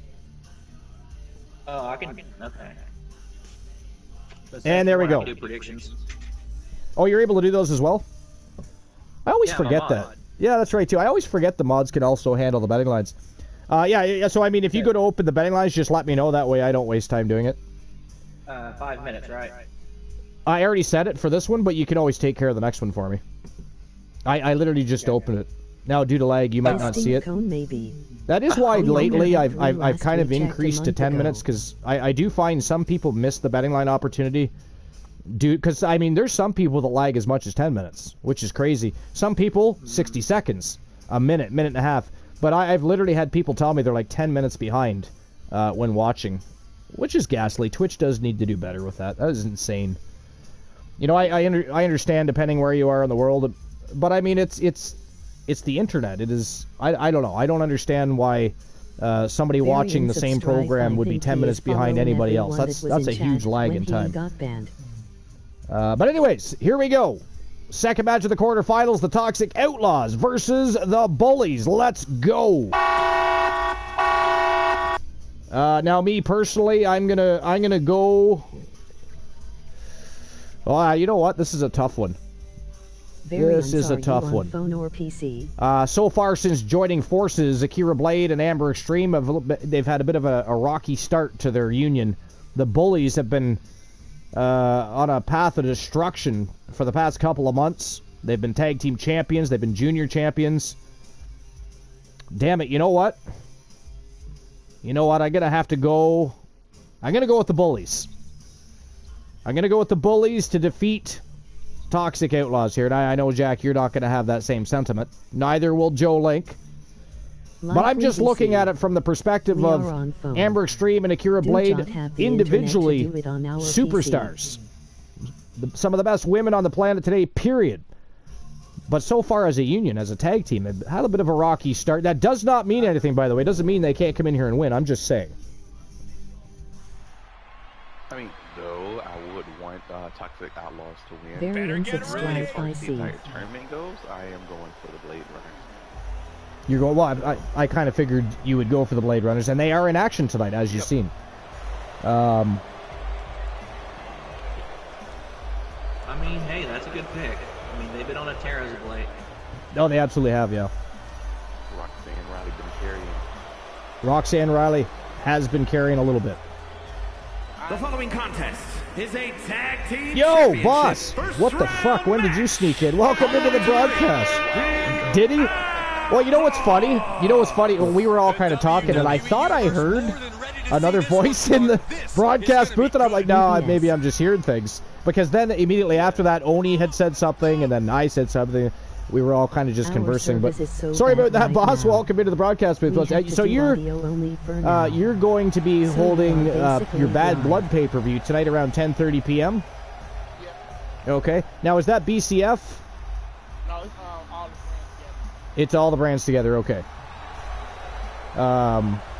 Now you have how many brands right now? You have 2 or 3? And Twitch Development League. Okay, so you've got 3 brands all going to battle tonight for your Bad Bloods pay-per-view. Okay. Now, is there anything you can tell us about that pay-per-view? Do you want a surprise element here, or can you tell us about a couple of the matches, maybe your tone setter or your main event? What's going on? And their opponents, Ronda Rousey and Sonya Deville, the Bullies. A duo that has showcased the very best in tag team wrestling tonight. Looking to be another one for the highlight. Fantastic. Looking forward to it. Out of stuff like that. Ooh. Now, is that going to be JC, or is that going to be Akira, or Alice, or Kaiva?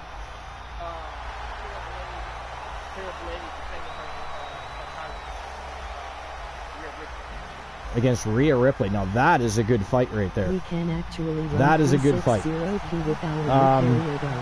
it's better. Yeah, so I mean, there's a lot going on with Akira Blade, even in TWA. I mean, currently she's the reigning, defending junior women's world champion, so she'll be challenging the women's world champion at TWA Revolution next Sunday night. So it's going to be interesting to see what happens with that. Akira Blade. Akira versus Kaiva. Yeah, absolutely. This one has real show-stealing potential. Oh, what a stop right to the chest. Are you kidding me?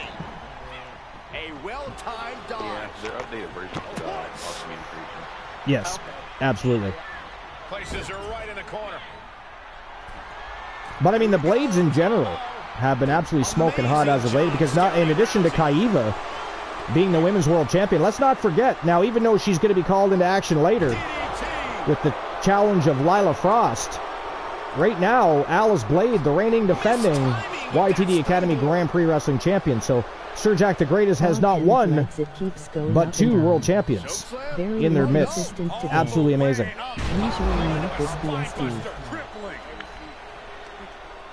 All right.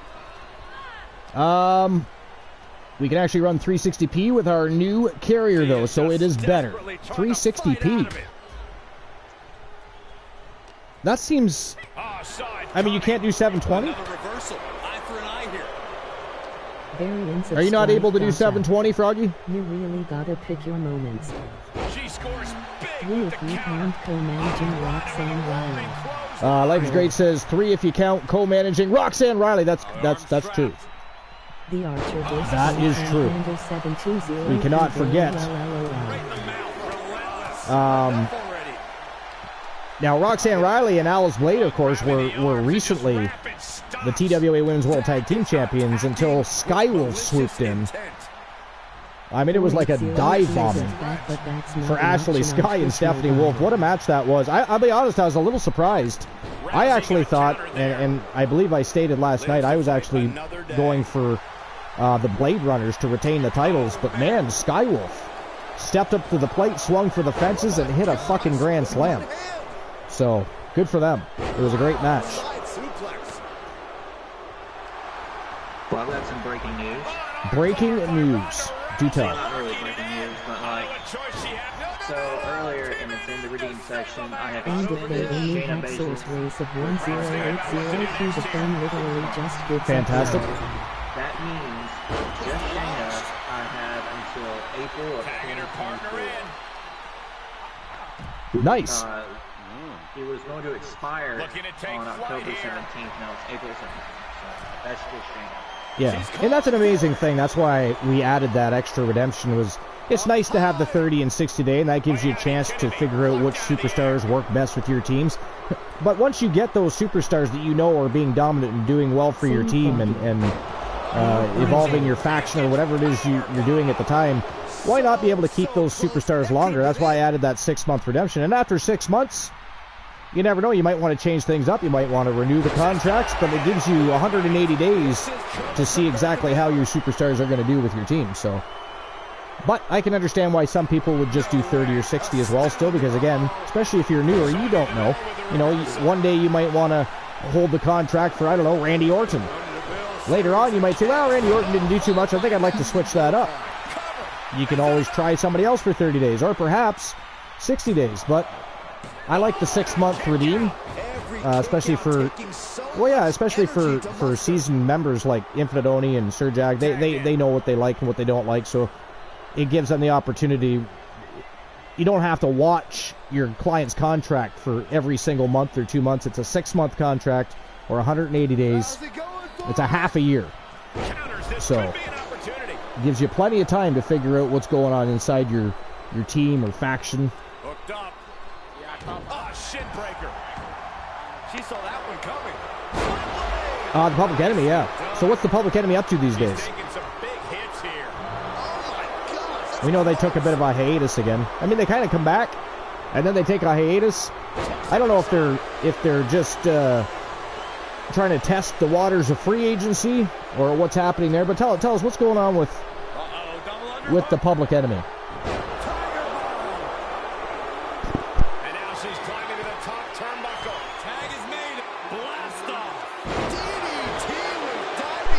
Oh, is that what was going on there? They sustained some injuries they had to take care of? All right, so I wasn't sure what was going on. I know they came back, then they disappeared for a little while, but they tend to do that, so it's really, they do tend to do that. Okay, now, incidentally, see now we're talking about that. I mean, are they going to be part of the Bad Blood pay-per-view as well?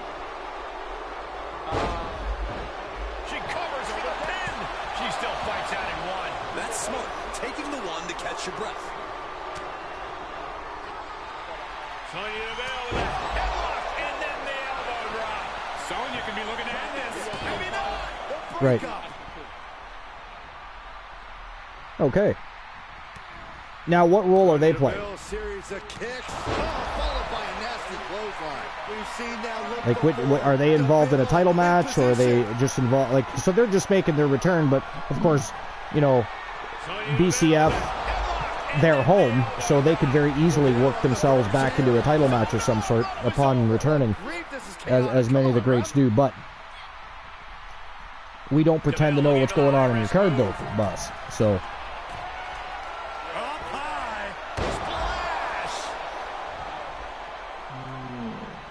All right. Here's her tag.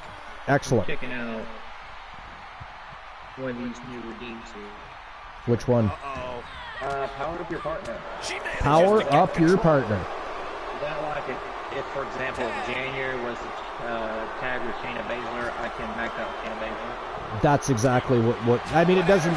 So any of your contracts to superstars like Ronda Rousey and Sonya Deville, you can power them up to match the rest of your faction. Breaks the close count. Was shocked that she kicked out. You and I both, Byron. Sorry, say that again. Then I did it for Dr. Retraction. Oh, yes, you did. Yes, you did. Both Gigi Dolan and JC Jane have been powered up. They hit the gym. They took the needle. They are juiced to the gills. Man, this is a back-and-forth matchup. This is the first match of the night where I've actually, with all the conversation going, I've actually been able to pay attention. I got to tell you, what a great matchup so far between the Bullies and Toxic Attraction. They match up very well together. So before I hit the button, can I power up just Shayna? I mean, I do have a superstar tag team. Well, yeah, it does say power up your partner, right? So you can power both of them up. I mean, you got to redeem it twice to do that, right?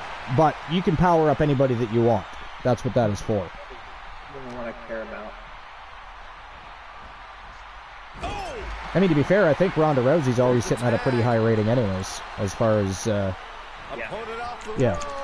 So you're pretty good to go there. So Shayna Baszler will be next to be powered up. All right, fantastic. Shayna Baszler. All right, I need to grab myself a beverage if you guys don't mind. My throat's getting a little dry here, and I'm on E as far as what my liquid fuel Go Juice cup is holding. So I need some special liquids. So I'm just going to be a few moments. You guys feel free to discuss anything you want. If you guys want to tell some jokes in the chat room, tell us a story. We'll read it live at some point. If not, enjoy Boss Apollo, Oni, and Sir Jack probably talking shit behind my back while I'm gone. Bunch of fucking villains. But I will be right back. Yeah, never. Okay, sure. I'll be right back.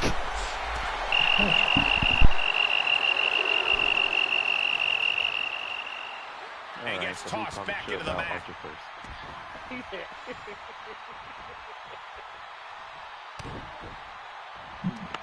Uh-oh. Turns that back on Sonya. Yeah. Looking for an inverted figure four leg lock. That's gotta hurt.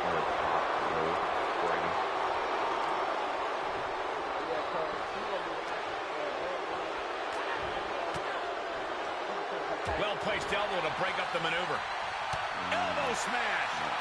Greatest sing me a song. Put into the corner now. Torturous focus on the leg in the corner. Oh, look at this. Hair pulled mat slam. She's starting to tire a little. Yeah, this is the type of damage that is going to really be...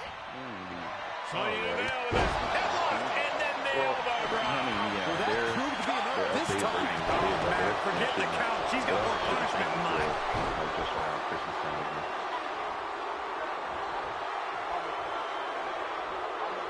What a counter. Close fist connects. Incredible suplex. Will it be? Think so.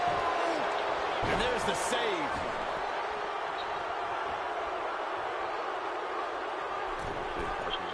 From the middle rope. Oh, she lands hard. Stomping down. And proving a bit slippery. She just created a perfect opportunity. It gets you every time. And I'm on speaker right now. The power of a deadlift into a military press. What, Jack, is this the song you say? Walking around the ring. And a slam. How in the world do these superstars have anything left at this point? The arena's thinking the same thing. All eyes are focused on this moment. Step to the outside, Tope con hilo. It's like a heat-seeking missile coming at you. And the explosion occurring ringside. Ooh, she responds with a counter. It is just a state of mind. You don't even have to try. You guys want to hear it? Looking for a figure four? Nasty leg snap.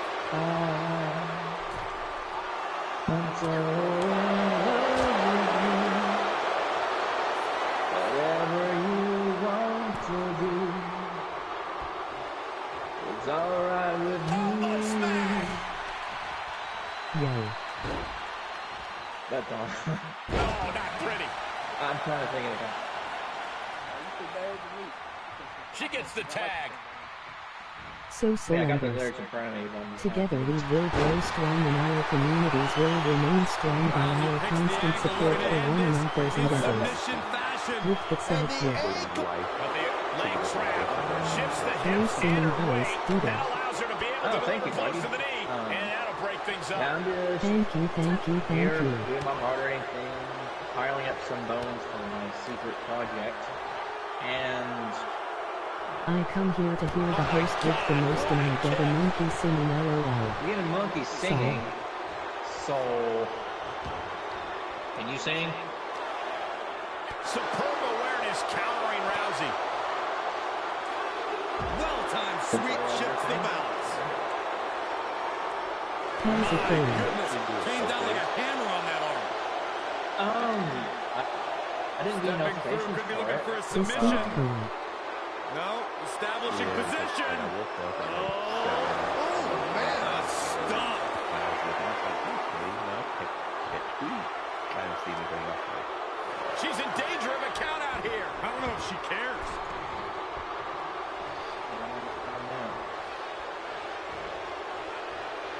Tag made.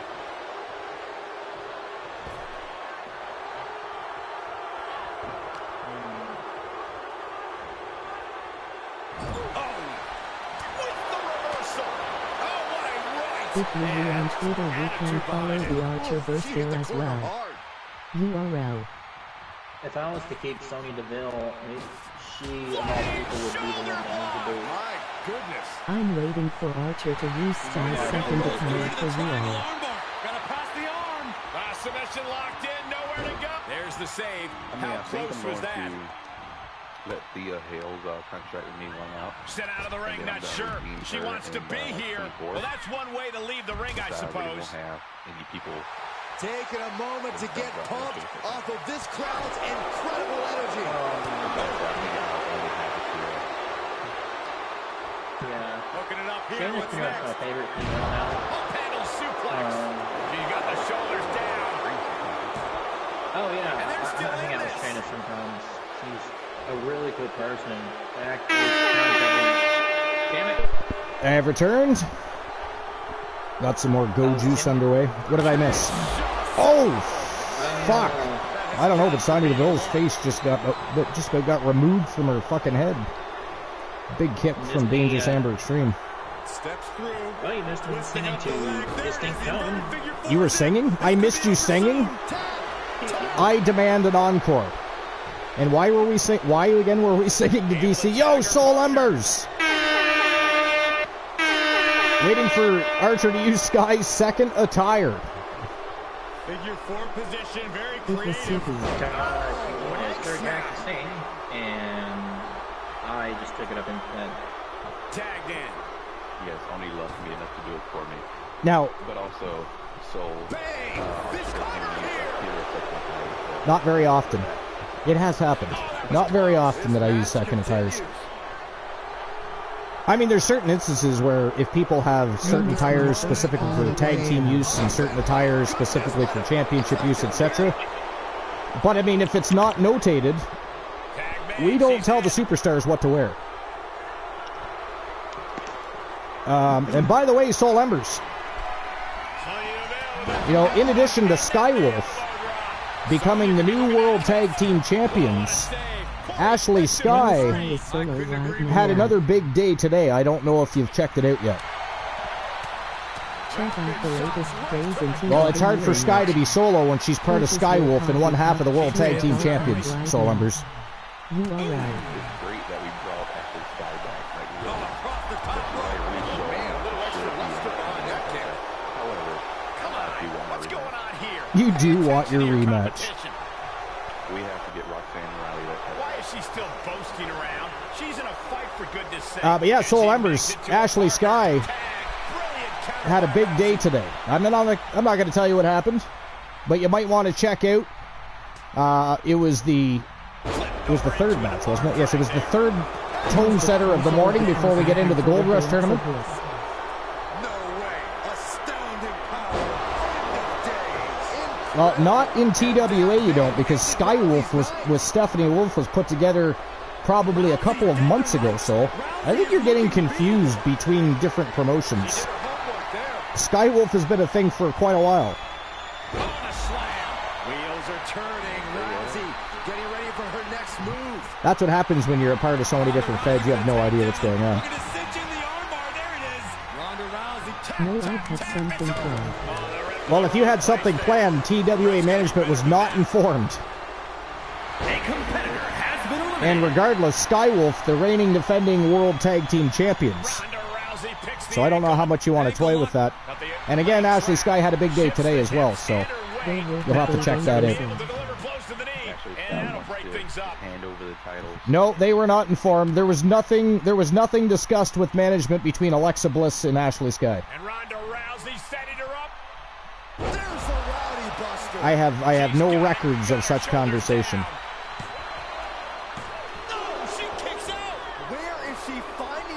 I think you have a conversation. You're like Randy Orton, Soul. I think you have conversations with the voices in your head. And they only translate to violence. Ooh, she just turned it around. Kick connects, hooking it up. All right, what else did I miss here? Oh wait, what song did you sing? The one I sang was "Let's Stay Together" by Al Green. Interesting choice of selection. Now, I would love to hear it. I missed it. I missed the very first karaoke appearance of Infinite Oni. I want to hear it. I am down.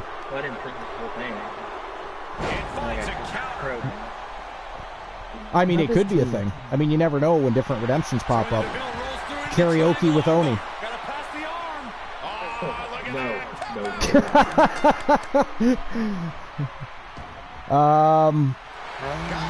Oh, Soul Ember. Well, Soul, you actually have to redeem that for each individual member of your team. You can't just do a one for all. Oh, okay. So you're going to do that for all of them?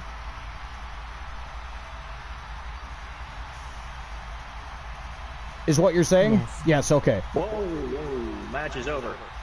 It is. Here are your winners. Ladies and gentlemen, the winners of the quarterfinal matchup and moving on to the semifinals to face Winter Swarm, Ronda Rousey and Sonya Deville. They are the Bullies, and they are your victors.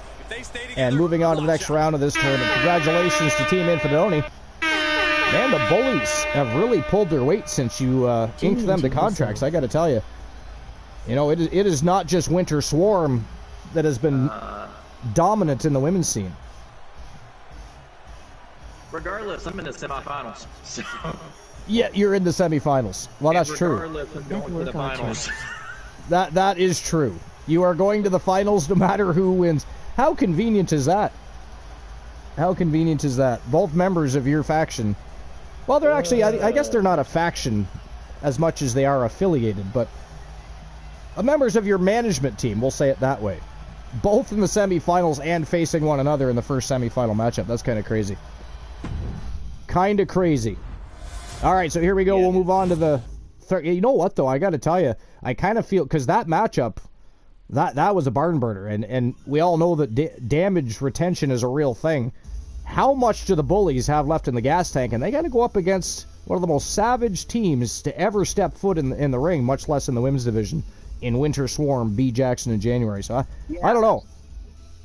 I don't know. And these two teams love each other. That's the thing. Well, they're going to have to put their love aside because things are going to get a little brutal in there, I think. Because B. Jackson... I was going to say, when it comes to in-ring competition, B. Jackson and January do not have friends. They do not have affiliates in the squared circle.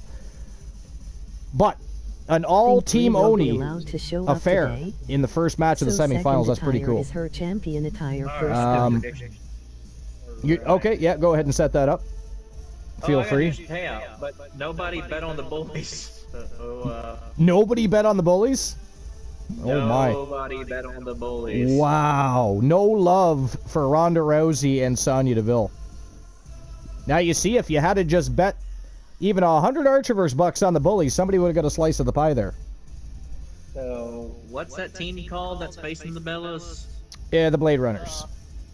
The Blade Runners. Okay. Wow. You hear that, Jack? Who is that team facing the Bellas? Okay.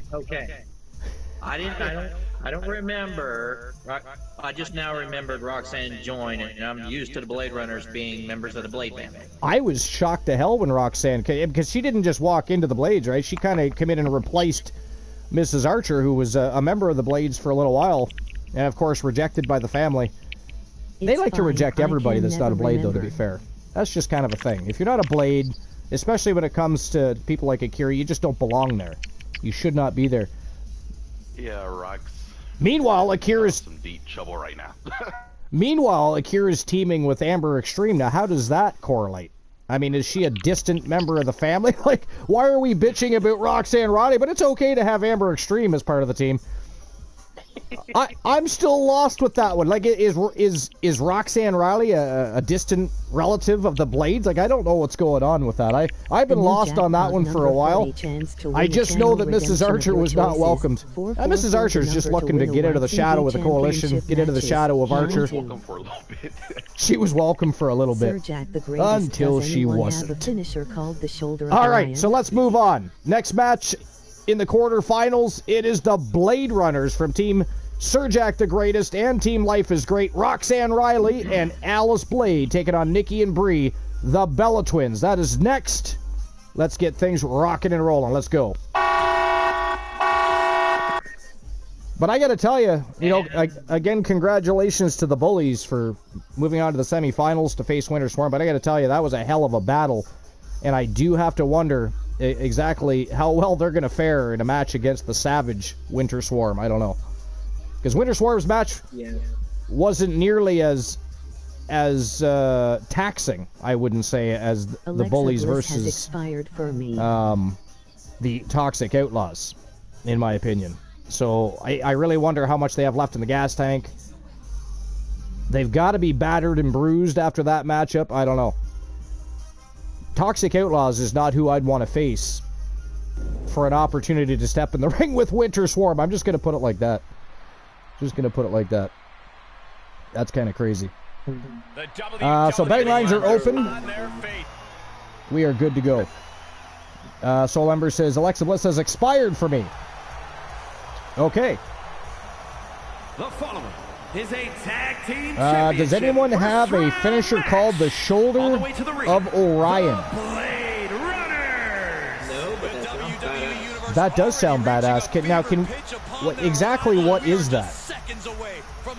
Look at this show of gold here by the Blade Runners, the reigning defending TWA Women's Television Champion Roxanne Riley, and of course, at least for now, the reigning defending Women's Grand Prix Champion Alice Blade. Of course, Alice Blade is going to be in action later as well with our Go Home Happy match. We're going to see Lila Frost, the former Junior Grand Prix Champion. Of course, she cashed that in for the opportunity. Lila Frost facing Alice Blade in our Go Home Happy match for the Women's Grand Prix Championship. And I'm just going to throw it out there, Lila Frost is undefeated so far, much like Briar Rose. By the way, what does everybody think about Briar Rose? Part of one of Rutger Hauer's improvised lines in Blade Runner. Comment on that. I just noticed Alice's new attire, and all I gotta say is damn. And their opponents, Nikki and Bree, okay. the Bella Twins. Briar Rose. Oftentimes with teams, one member is better than the other. These are two superstars. I'm not going to take anything away from Briar Rose. And right.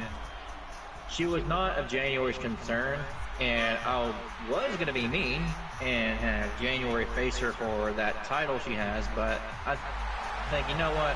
January's had a run. She doesn't really need titles right now. I mean, she's had her time in the spotlight. In the spotlight? Fuck, I guess so. 6 fucking championships at one fucking time. I mean, that is crazy. What do you mean she's had her time? She had more than a time. She's had her time. Started to move outside. Play better service and it's nice and sunny.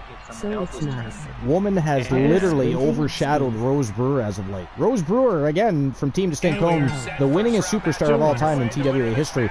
But January has even managed to overshadow that. 6 fucking championships she held. Go find anybody that's held that many titles in general, much less at the same time. January would like to face Briar Rose and just a straight up non-title. Just to see what the kid's made of. Strife says, all right, we are back. Started tea and moved outside. Way better service, and it's nice and sunny, so it's nice. I mean, do we have a Titantron out there? How are you watching the show if you're outside? Did we set up do you guys know, did we set up Titantrons outside the arena? I'm lost. I don't know what's happening here now. Apparently, though, Strife is watching the show from outside. No. Well, there are these relics called cell phones that people use. Relics called cell phones. Yes.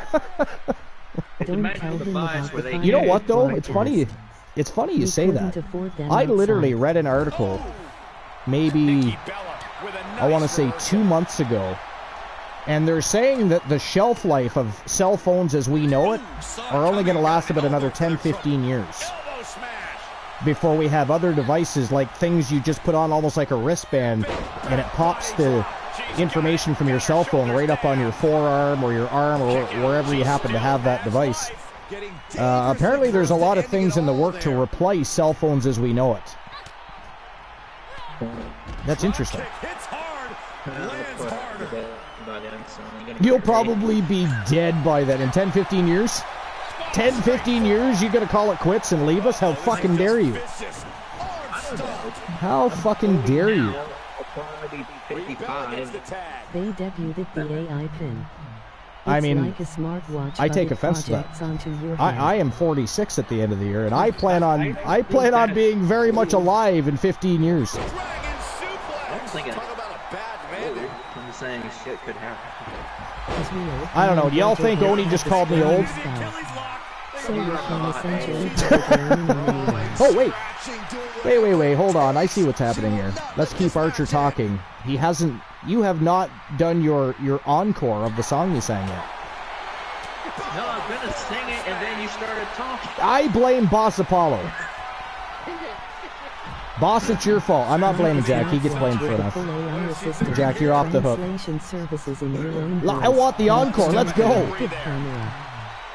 Sorry, what was the song again? It's Let's Stay Together by Al Green. Let's Stay Together by Al Green. All right. I mean, I have no idea why the song choice, but I'm intrigued. Let's go. Look, I came in here to hear all. You know what? I'll even mute myself so I can't interrupt. Hold on. You just interrupted. Things are getting risky. This will not end well. All right. I came back in time to see Rox thrown over the top rope. Cool. Lol. I'm so in love with you. Whatever you want to do, it's alright with me. Archer. 'Cause you make me feel so fuck. I never get that part. They make me feel so fuck. Okay. Anyways, continue. I don't remember how that part of the song went. I only went through the first 2 lines, and that's when I stopped. And by the way, I was going to bring Frank Sinatra, but you wanted an encore of the song I did. So. By the way, Soul Ember is referring to you as a monkey, just so you know ahead of time. He says, "Look, I came in here to hear Archer, and I heard monkeys singing." Al Green. Break time notice. Where were you on the break time notice when I had to go get a coffee? I literally had to remove myself on my own. How dare you? You made me do work. Muting myself and leaving, but still. It's extra effort.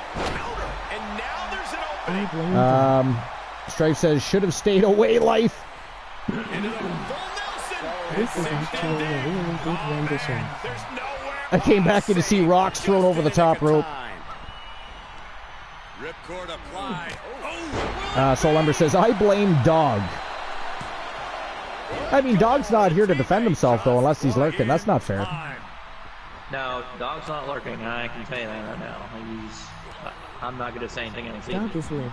So, Dog is live. Okay, gotcha.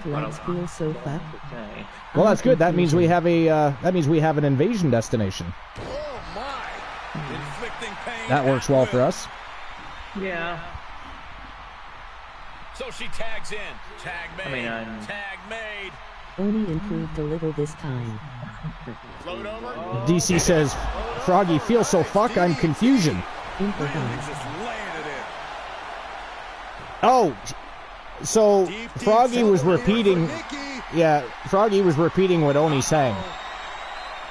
Because You Make Me Feel So Fuck by Al Green. That'd be interesting. Oni improved a little this time, Froggy says.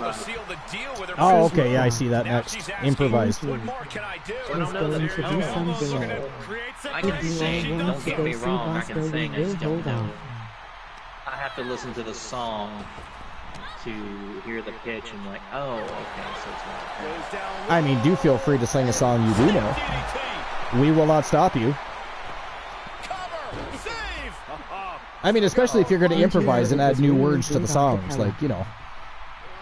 For instance, Because You Make Me Feel So Fuck. I mean, that is brilliant. I'm sure Al Green would appreciate the addition to the song. Nikki Bella has been eliminated. But what's a song that Oni does know that you can rock it out to? Hell yeah. We know what Bree's thinking here. Fly me to the moon. Fly Me to the Moon. That's so wrong. I haven't heard that song in ages, actually.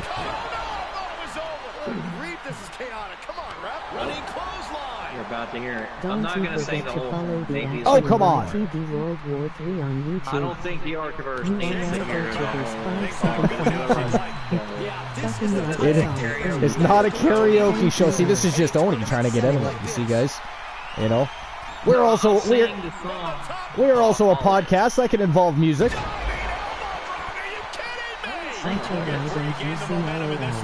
Archer, why don't you sing? Oh my god. Yeah, this is not about Archer Soul. This is about Oni.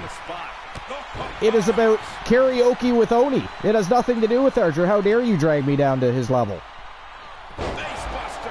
This isn't G Archer. This isn't G Archer? I mean, I might be wearing my wife's G-string. You never know.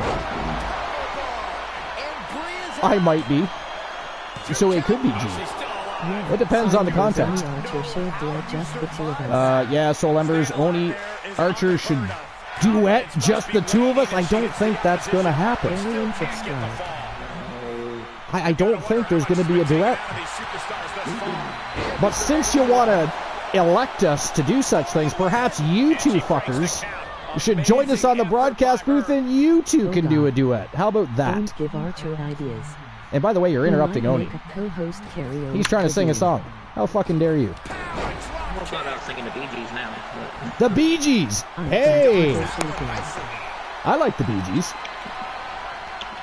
I've got people sleeping. By people, of course. By people, he means girly girl. Yeah. Well, you're not going to get this level of entertainment in other wrestling promotions. You will not. I can tell you that right now. Because this is the place to be as far as fantasy wrestling, bar or none. I can't think of the damn line. What is wrong with you people? How long have we all been here? We can't. Have you been hanging out with Soul Embers? He has the same fucking problem. I'll be in his channel and he'll be going over our catchphrases and he will fuck them all up. It is great. I love it. But damn it, Oni, I expect better from you. Okay, apology accepted. I think we should ban somebody for fun. We should ban somebody for fun, just to make you feel better. Hold on, I got you. I got you. Booyah! Mad Chatty has been banned. Not that that's an unusual. Whoa! Ladies and gentlemen, that is it. That is all. The winners of the match and moving on to the semifinals of this Gold Rush tournament from Team Sir Jack the Greatest and Team Life is Great. It is Roxanne Riley and Alice Blade, the Blade Runners, picking up the big W and heading off to the first matchup. Actually, the second matchup in the semifinals of this Gold Rush tournament. The first match is going to be the Bullies versus Winter Swarm. I got to tell you, I'm really looking forward to that match. But that said, congratulations to Sir Jack and Life is Great. Big win.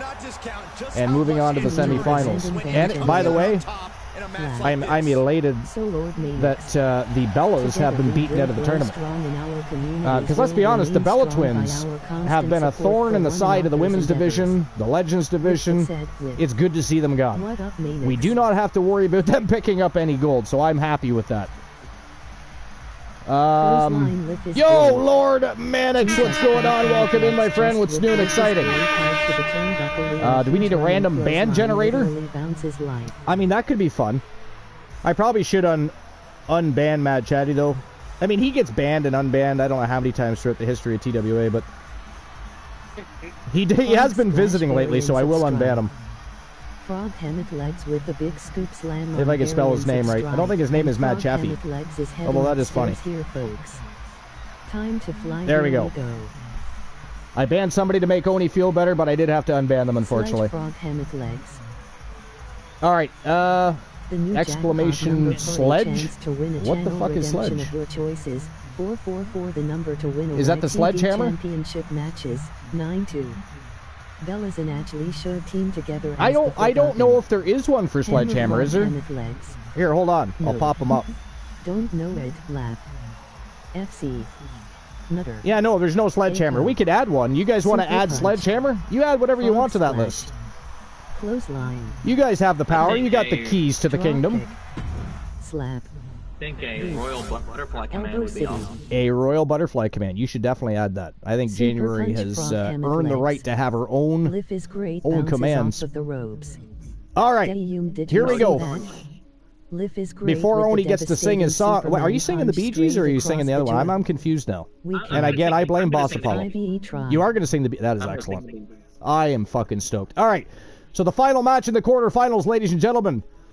It is the Outlaws. Svetlana Vedrozka and Dr. Britt Baker, DMD, and they are taking on Damage Control's Io Sky and Dakota Kai. Winners, of course, will move on to face the Blade Runners in the second and final matchup of the semifinals. Oni, did you take care of the payout? Do I have to do that? Are you going to do that? Doesn't matter. Yes, I did. I'm about to start the next prediction real quick. Okay, yeah, no problem. Go ahead and take care of that. Svetlana and Britt Baker. Okay. I forgot the team name, so... And they're taking on... Sorry, Life, what did you try? Life says we can't, I've tried. Are you talking about creating commands? You should be able to. You're a mod in the channel. Only when you're done, will you see if you can create a command? Because if not, I got to see what's up with that. Well, I think you have to go to the stream elements to do that. Well, I don't know. I don't quite know stream elements too well outside of going to the dashboard. I think there's a way to do it from the chat room as well, though. I can't remember how to do it.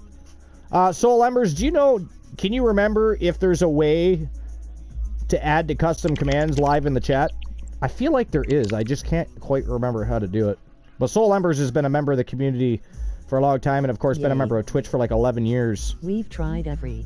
There is? Now, okay, do you know how to... Can you message both Life is Great and Oni on how to do that? So if they... Oh, here it is. DC says, exclamation point command, add the exclamation, the command. Okay, so does that mean you type exclamation command and then just add whatever it is you're adding then? I'm assuming. You'll have to go through the bot. You'll have to go through the bot for custom command. DC set up Nightbot for us. So DC set up Nightbot for us, so we know that one better. Yeah, I don't use Nightbot. Now, do you guys find Nightbot better than Stream Elements? And are they the same commands to utilize? I actually starting to like Stream Elements more. I mean, I've been using Nightbot for like 9 years, but yeah. You like Stream Elements? Okay, no, I'm not changing that. I take that for what it's worth. I don't want to be utilizing something that's going to cause issues during our shows, you know what I mean? So. I mean, to be fair, I started using it mainly when I've seen all the commands that Dog has been able to use. Right. And when he made January's ice cream command, I'm like, okay, yeah, I want this in my channel.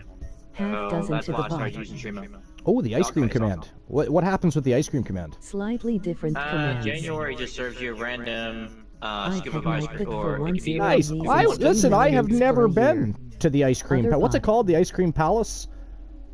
No. It's just called well, the name of the business, according to the logo that Honeybee made, is called Ice Queen, and it's January's ice cream. Right, so Ice Queen. Go into, like, dog bait, like my channel, for example. You just type the word, type exclamation ice cream, and it'll say that January served maybe 1 to 2, sorry, 1 through 3 scoops of a random flavor. Well, we want that. I have not ever been to the Ice Queen, January's Ice Cream Palace, and so I would like some ice cream. I've got the code right here, so I mean, I can give it to you.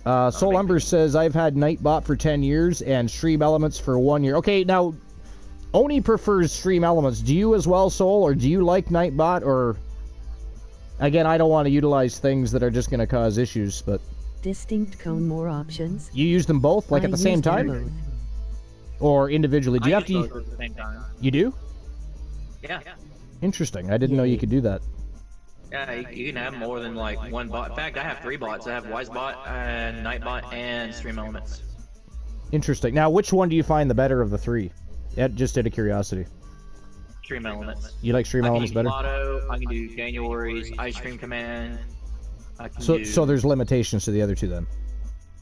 Well, I mean, if you know the coding, you could potentially but do uses the same my things on the commands. others, but Stream I Elements, have Stream Elements and mix it up Oh, okay. as much as she has done here. Surprise as much as she has done here, surprised Jerry does not have a concession stand for her ice cream. That's what I was just saying. We need to I want some fucking ice cream. That's not fair. But here we go. Next match of the final match in the quarterfinals. Dr. Britt Baker, DMD, and Svetlana Vedrozka.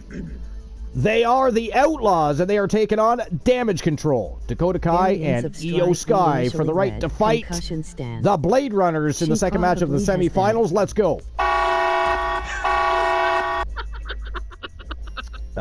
We initially read concussion stand. She probably has, I don't know if January would have too many concussions. She's too busy dishing out concussions. Yeah, she's got a big-ass hammer she brings out to the ring. Frog hammock legs, oh definitely. Strife says, oh, definitely. They are talking shit about January, they are. How dare they? Right. You guys want to hear me sing? We do. We do. You know what? I got to mute myself so I can't interrupt. Hold on. Alrighty. This is How Deep Is Your Love. I know your eyes in the morning sun. I feel you touch me in the pouring rain. And the moment that you wander far from me, I wanna feel you in my arms again. Towser on the nose. And you come to me on a summer breeze, keep me warm in your love. Emoji face with tears of joy, variants of strife. To see a complete list of champions from each respective brand, simply type TWA, skipping the rest. That is not funny. The following contest is a tag team championship first round match. On the way to the ring, the Outlaws. Breaking us down. Wrestling in the dictionary, these 2 would be the definition. Absolute masters of the tag team craft. We belong to you and Frog me. hammock legs beat us That's all I'm to it. doing. I fucked up on that part, but damn it, that's how I'm going. Alright. Froggy, that is not funny. Froggy just... why are you guys laughing? Do not entertain that. Hilarious. It is not hilarious. What makes that hilarious? I just got my I didn't even do anything. I did not do anything. I was an innocent bystander and all this. All of a sudden, Froggy pops out of the woodworks like a demon from the shadows and drops a cut the cords. How dare you? That means I'm out for the matchup. Well, wait a minute. Wait a minute. I forget how long the cut the cords actually is. Hold on. Here comes trouble. I can only communicate... Yeah, I can only communicate via the chat room for 50 minutes. My wife is calling me a hater, so I guess to cut the cords is going to serve me well. I got to call the wife. But Froggy, you know what? We should ban Froggy. I think that's what we should do. We'll discuss that later, but I think that we should ban Froggy. He's becoming far too villainous. Anyways, cords have been cut. Enjoy the next 15 minutes with just Oni, Boss Apollo, and of course Sir Jack. I will be back. You know, it's hard to think at one time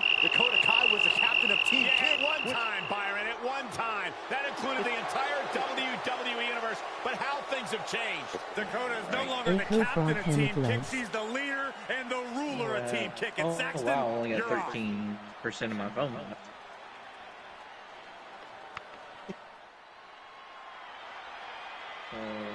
Make way for the evil genius of the sky. Wow. And an evil genius who is now in control. And representing Damage Control from Tokyo, Japan, Io Sky. An NXT Women's Tag Team Champion, a Dusty Classic winner, NXT Women's Champion, and multiple-time WWE Women's Tag Team Champion. Yeah, there was truly no limit to the future success of Io Sky, especially with Damage Control by her side. Well, lover or hater, Sky has one of the best moonsaults in all of WWE. You're right about that, Saxton. If we're lucky, we'll see another one tonight. Javelin here with me. The genius of the Sky about to assert control. He's begging for attention right now.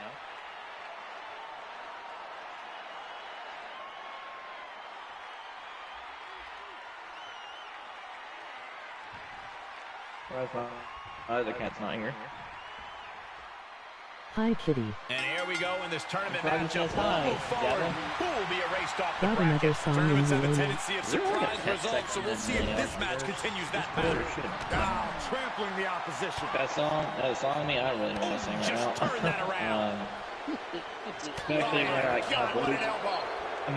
Especially when my voice is cracked in that last performance, but using the rope. It's funny because I saw a YouTube video lately, something related but not related, of a middle school, Weezer, okay, so, there was a Weezer cover band that was performing at a middle school.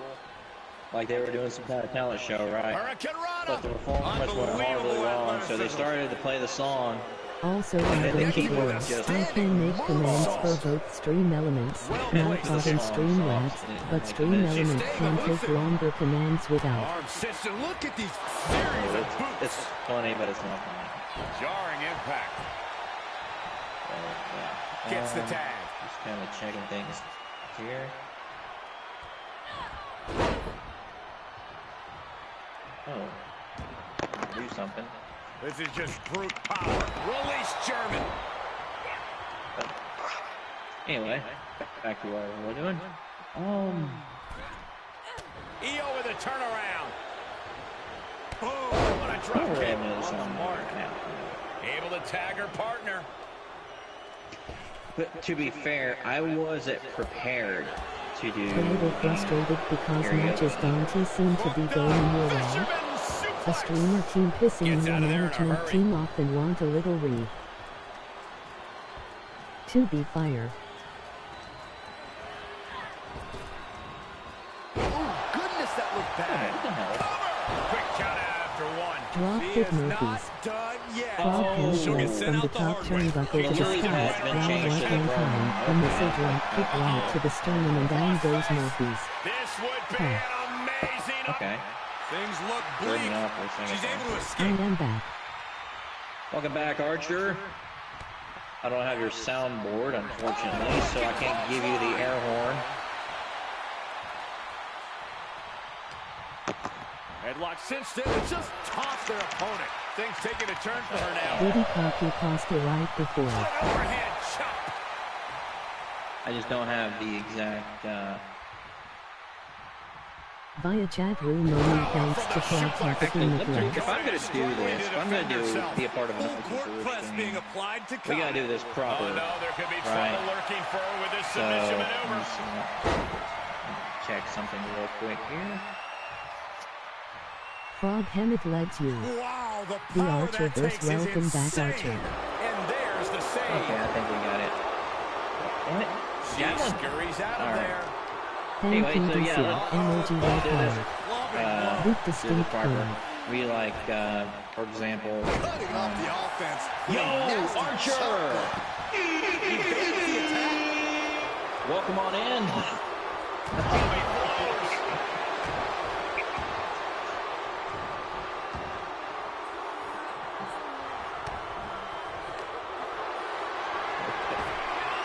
position you want to be in right now. That is not going in I'm sorry. I'm not trying to make, hey, I'm not trying to make fun of you, okay? I'm trying to pay homage to the host of the most. Money. We don't entertain the insubordination by one frog hammock legs. No, it's not meant to offend you, sir. It is mainly, you know, it's tribute. You know, I'm just trying to, emoji enraged face. I'm trying to pay a compliment. That's all. Kai sent flying.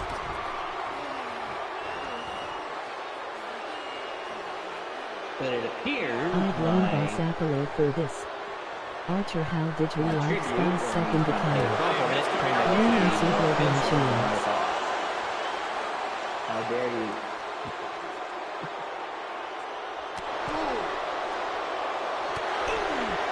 The new jackpot number 4, a chance to win a channel redemption of your choices. 444, the number to win a TV championship matches, not skipping the rest. Archer, $1 is sold for 2 seconds. It looks great, Silenders. I was on your channel when you were developing it. Play. Infinite only, your numbers are 0, 8, 3. Good luck, Infinite only. There are some amazing and fun channel rewards to choose from if you are the seed. Congratulations. Commander. Boot, sender, boot, Kaiser, on the nose. Please reside for his title matches. Nice snapmare. Ooh, a chop. Boom. And the hits to the core keep coming. Tag made. Steph Wolf will be updated too. We're updating Stephanie Wolf also. Soul Embers. You know, I don't really run a meat bed anymore. I still like to keep my, damn it, Javelin, quit biting me. Play. I still like to update my characters, plus I still do dark matches and stuff like that. Good luck, Soul Embers. There are some amazing and fun channel rewards to choose from if you are the choice. Play. Soul Embers, your numbers are 0, 4, 2. Good luck, Soul Embers. There are some amazing and fun channel rewards to choose from if you are the choice. It has been a while since Stephanie has had an updated world age. In Neon Pro Wrestling, I did change Stephanie Wolf's second attire to something she doesn't have anywhere else. Where she is teaming up with a witch as part of the team known as the Elder Tar. And Soul and Stephanie both like it, actually. I think it's actually kind of cool. For those who don't know what the Avatar is, well, basically it's a tag team of Cthulhu worshippers. Inspired from the works of H.P. Lovecraft. Led by the Warlock. And there's the save. There's a man in a suit in a... and Io's offense gets fought off. And she heads to the floor to think of her next move. Time for some deep breaths. Throws her back in from ringside. So here we are, not paying attention to the match whatsoever. We got Svetlana Vodroska. Teaming up with... This is what you call high risk, high reward. Britt Baker. Yeah. Svetlana and Britt Baker taking on Damage Control. Just ended it. Is it enough? We got a cover here. We got one. Oh. And broken up by Svetlana. The heart of these competitors is showing okay, Archer, they are right. It isn't working today. Might want to go into stream elements and see. Sometimes it is enough to fix it other. About 5 minutes of my cord cut. Frog hammock legs. The Archer verse, yeah, I've been thinking about it. Denied with an elbow. Right across the face. Well, thank you for letting me borrow the sword. Or think until the match is over. I've got no money. Okay, distinct cone ILL look now.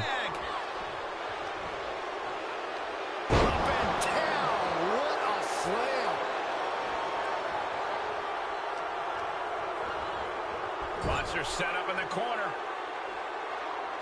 took the opening to kick them right in the face. He's got the shoulders down. And there's the save.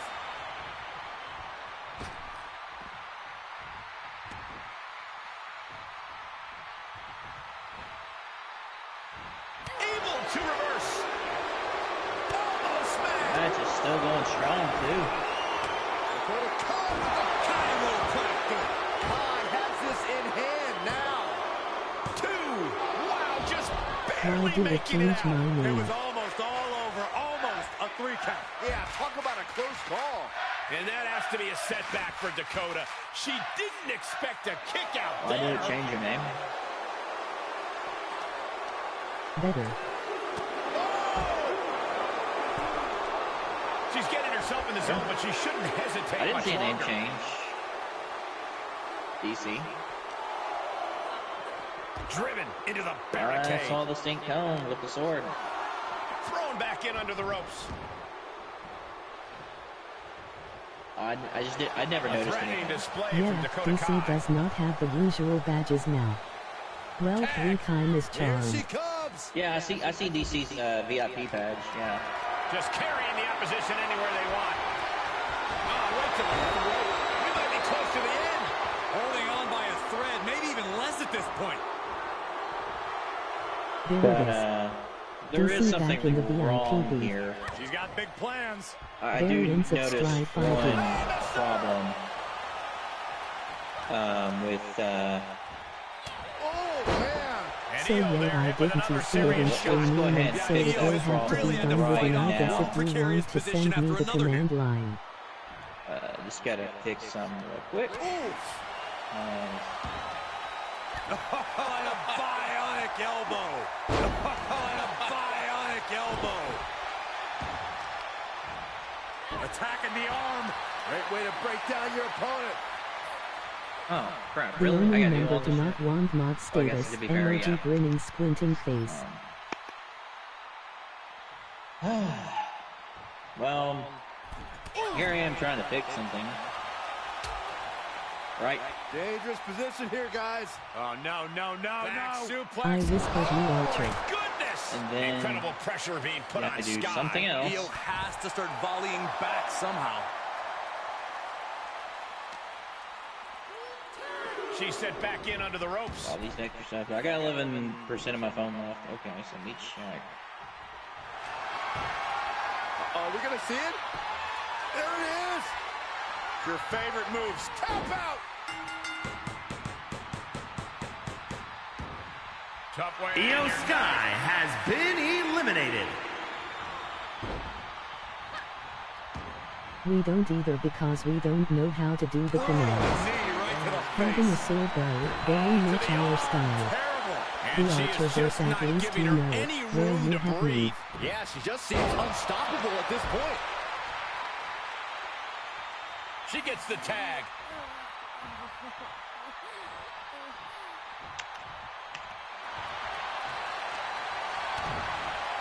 Uh-oh. Distant Cone just subscribed for 10 champ Shiromihua. I have returned from the abyss. Thank you very much, Froggy fucking Moth Legs. We appreciate you. How dare you? Alright, I fixed that problem. And Infinity gifted a tier 1 sub to DC. Thank you, Oni. I'm sure DC appreciates that.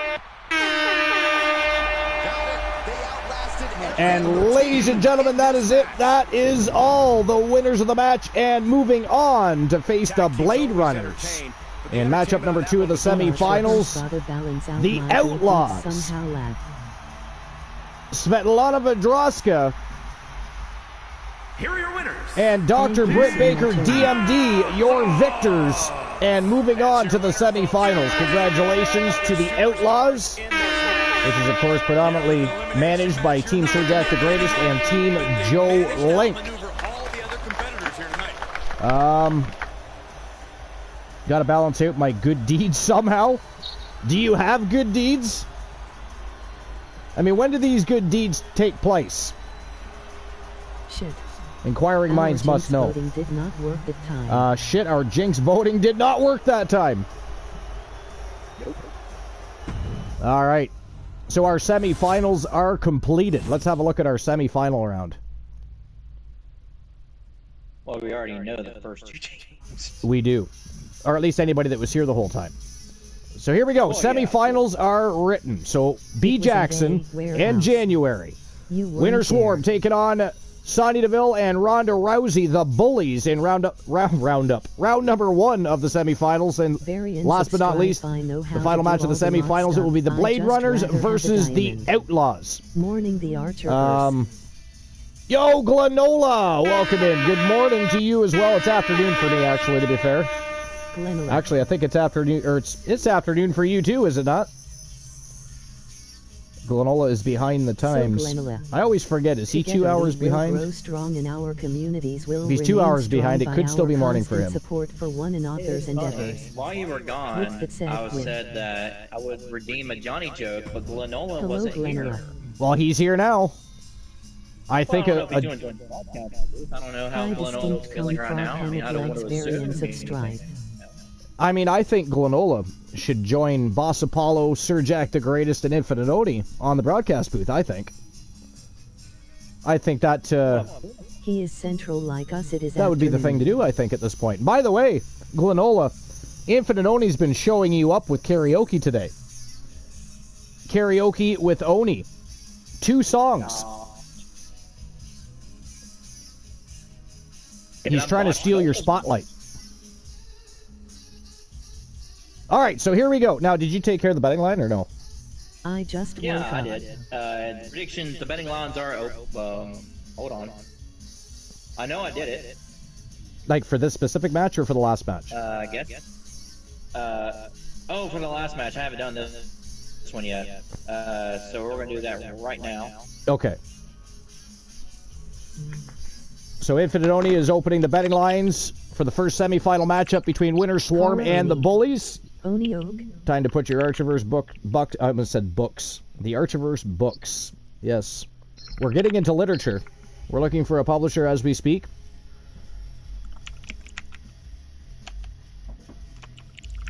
Strife says Kara Oni Onioki. Okay. Alright guys, you got 5 minutes. All right, there you go, guys. Betting lines are open for Winter Swarm versus the Bullies. So again, let's get the show on the road. It is showtime and go time. Let's go. Matchup number 1 of the semifinals. And again, I do have to wonder how much is left in the gas tank for the Bullies. I mean, their matchup was absolutely brutal. Hold on 1 second. To see a complete list of champions from each respective brand, simply type TWA, WCW, or skipping the rest. Bullies.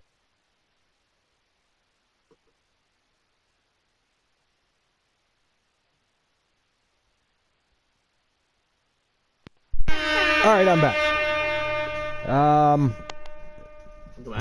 Sir Jack is apparently voting for the Bullies. First match was the longest so far. Winter Swarm's first match was the longest so far. No, I don't think their match was as long as the Bullies matchup was. He was doing a second stream last night, but I sure didn't see it. Did you? Glenola said, I thought I heard Archer say he was doing a second stream last night, but I sure didn't see it.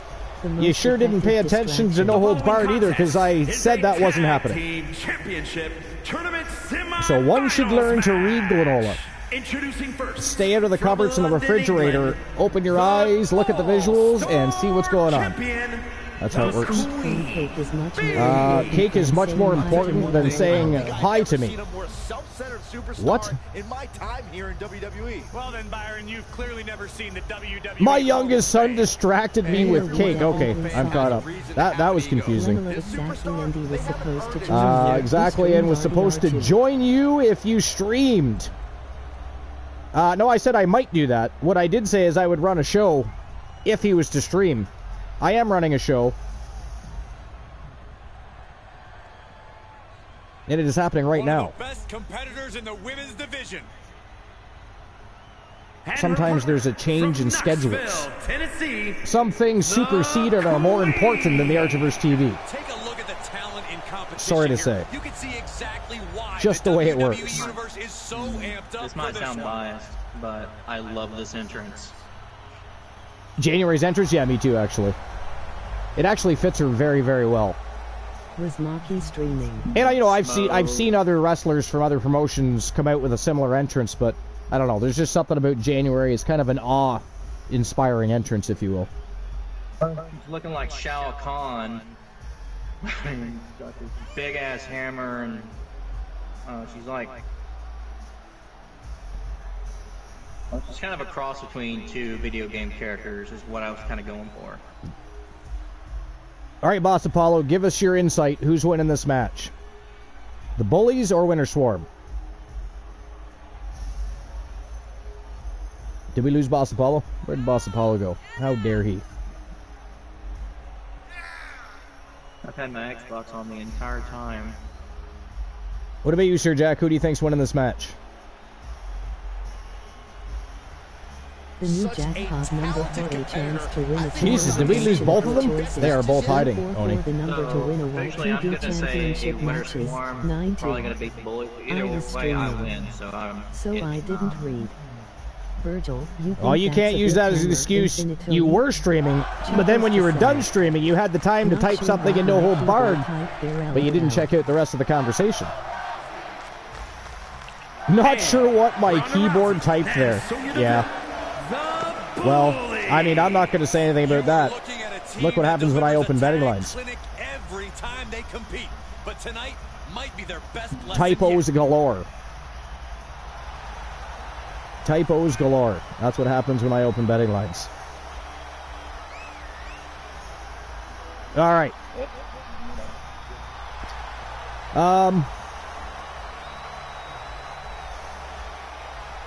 I don't think there's a whole lot of new information in the dirt sheet, so I might just move on from that. The last thing, well, we were in the middle of reading that article about Punk, and we left off with a surprise return at Survivor Series makes sense. As we all know, Survivor Series is going to be live from Chicago. Chicago is Punk's hometown. That would definitely increase sales just on rumor mill alone that he could be there, so we'll see what happens with that.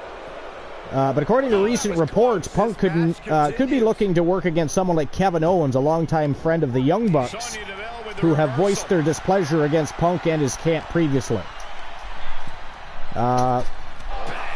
With a tinge of reality in the story, WWE would be wise to capitalize on the momentum by giving Punk a chance to redeem himself. Owens is a consummate professional, providing fans with memorable bouts against performers of all shapes and sizes. Punk and KO would put on an instant classic in the ring, but again, it would be their battle on the microphone that would turn heads there, and I do agree with that. And then it just says Triple H in charge of creative and Punk given enough slack to feel fulfilled. The two men should devise an innovative method of storytelling that gives fans a taste of what's going on in AEW while creating a new angle from a WWE perspective. Now, I don't know exactly what they mean by that. I mean, the way they worded that could mean a multitude of things, but I would certainly hope that WWE doesn't start pulling an AEW and discussing the other promotion during their shows. I'm going to say that first and foremost. Subtle hints and references maybe I can handle, but I don't want to hear the words AEW come out of anybody's mouth in WWE. It happens far too often in AEW, not just with the WWE name, but with different names within the WWE. That was just malicious. Which again is kind of weird for me, because you're literally advertising for the WWE on your program that you're trying to build and solidify as a legitimate show in competition with the other promotions. So it makes no sense for me personally to do that, but it is what it is. They're going to run things how they feel fit, right? But I don't know. Well, there was that one promo I think Sting did. Not necessarily mention WWE itself, but he did name drop a bunch of people. I don't know if you remember that promo I'm talking about, where he's talking to MJF. I actually don't think I've seen it. Well, he name dropped Ric Flair, but to be fair, He's not like active in the WWE or anything like that either. Yeah, that's true. But I think he mentioned, he's mentioned a few names. Oh no! Looks like Kevin Nash has more to say about CM Punk. I mean, he's had a lot to say about CM Punk as of late. So, between going back and forth between CM Punk and LA Knight, he's had lots to say lately. But so this is from RingsideNews.com. Felix Upton. It says Kevin Nash says CM Punk has one of the worst bodies in World Championship history. Able to evade. So AEW held a big show in Wembley Stadium, but CM Punk's backstage altercation with Jack Perry really stole all the headlines after the show. Kevin Nash would have to agree with this. Kevin Nash already made it clear that he has no heat with CM Punk. That being said, he didn't have the best outlook on his potential WWE return. The fact that so many people were talking about Punk after AEW's Wembley Stadium show was not lost on Big Kev. During his Click This podcast, Kevin Nash applauded Tony Khan and AEW for putting so many fans in Wembley Stadium. Then he went on and ran about CM Punk's physique a bit. And this is a quote.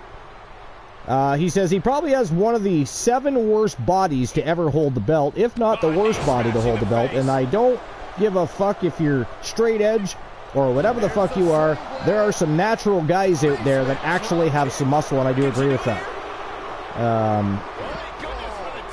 Again, I'm not a CM Punk hater. I don't really enjoy some of his antics and recent happenings over the past almost year, but I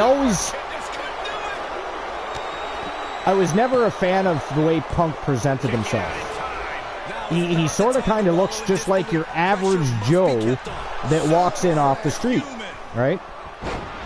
And he is straight edge, that's his story, so he's trying to prove that he's not putting anything he shouldn't in his body. But again, like Kev says, there's lots of examples of naturally built bodies in pro wrestling, in combat sports, that do not look like a bum walking off the street to challenge for a championship. So, I don't disagree with Kev. I've always said that I thought CM Punk should get into better shape, and it's kind of funny because WWE predominantly, they always want their superstars in the absolute best shape possible for many, many reasons, right? Just like a cage fight, you've got to prepare your body for battle, and professional wrestling is no different. The athleticism, the agility, the things they showcase, they're putting their bodies on the line, jumping off of ladders, jumping off of the top of turnbuckles, cages, cells. I mean, they got to be in the absolute best shape possible. And I think part of Punk's problem with getting injured is the fact that he is not ring ready. He may be a genius in the ring. I'm not going to deny that. He tells a very good story in that ring. He tells a good story, and he is a very good wrestler. I don't think he's near the best wrestler of all time by any means, like some people think. But he's a very good wrestler. He tells a very good story, and he's amazing on the microphone. But again, he just kind of looks like somebody from the crowd jumped out of the chair, hopped the barricade, slid into the ring, and started talking on the microphone. So I've always felt like he could be in better shape, and I think if he was in better shape, he wouldn't have had the injuries that he sustained over the past year to year and a half since joining AEW. That's just my opinion. Do you have any insight on that, Oni? Not really, no. No? Now, do you agree or disagree with what Kev's saying? Like, do you think Punk should do a little better job at keeping in better shape than he is? If he's going to compete at a high level?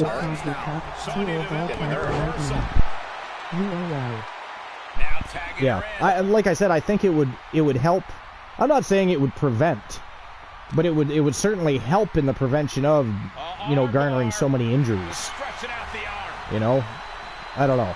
Like I said, I think that it's important to be ring ready, just like you're preparing yourself for combat in a cage. I mean, because they do a lot of things that can cause damage to their minds, their bodies.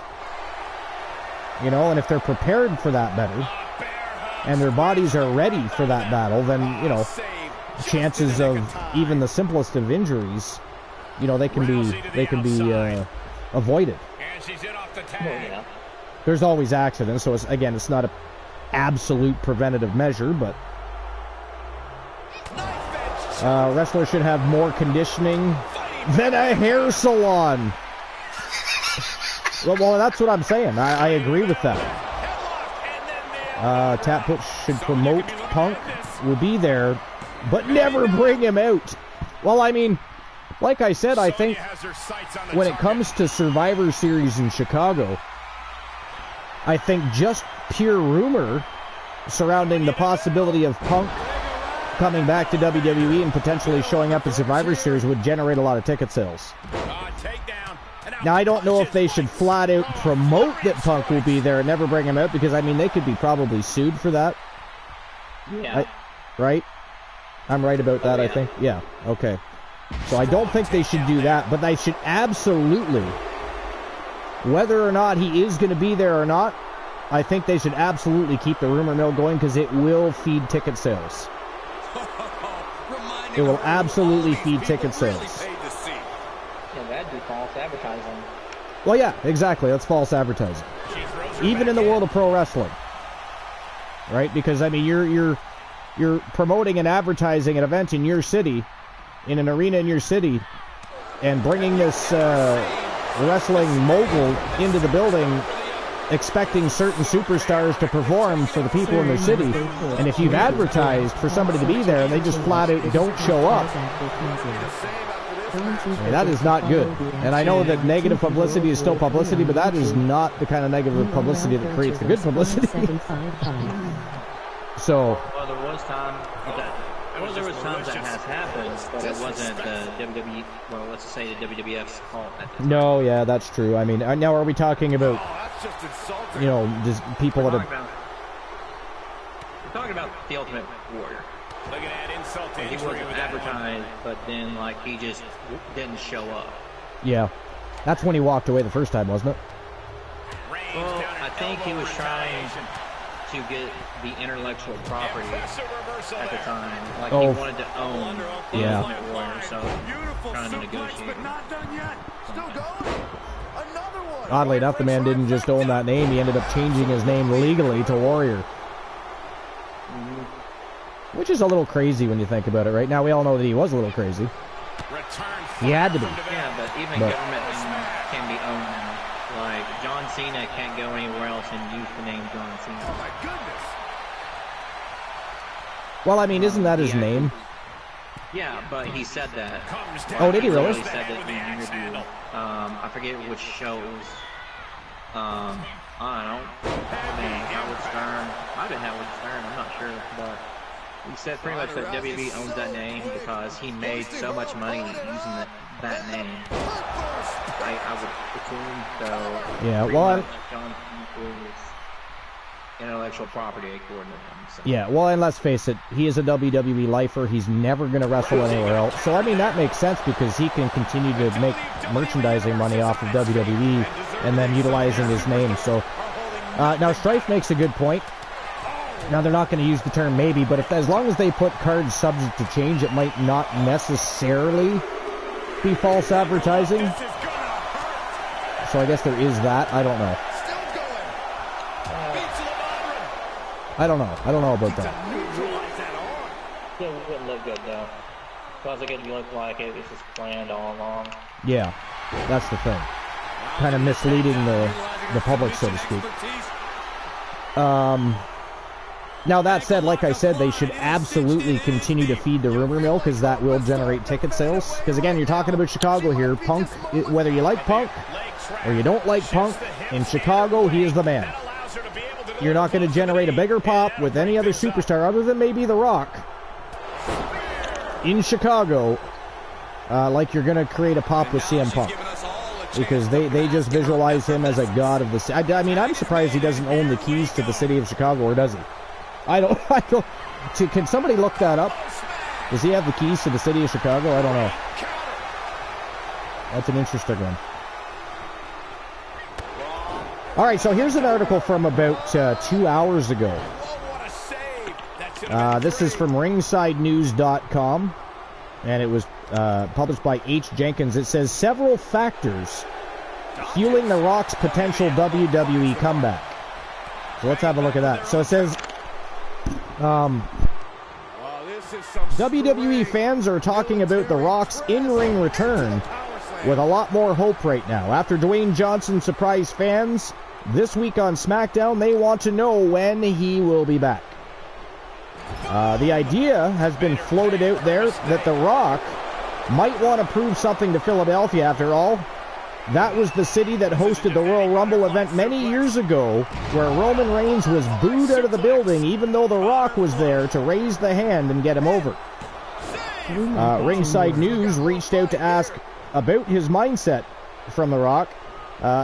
A tenured member of the creative team says maybe The Rock feels that way. It was also floated out there that the Great One could have many more reasons for wanting to wrestle at WrestleMania 40. Now, we were told that it could have a lot more to do with Roman Reigns being at the height of the business. The Rock knows he'd get great work with Roman and Heyman and Bloodline members. The fact that WrestleMania 40 will be an important show and its first Endeavor-owned WrestleMania could also play into things. In the end, there's, of course, a lot to unpack in that situation. Not just the fact, I mean, WrestleMania 40 is going to be big, period. It is the 40th anniversary of WrestleMania. I mean, if anybody thought last year's WrestleMania was smoking hot, which it was, that was the best WrestleMania in years, in my opinion. It was very well done. But WrestleMania 40 will most certainly top that. I guarantee you they will top that. But it was reported this week that The Rock and WWE have agreed to meet with each other to discuss possible stories.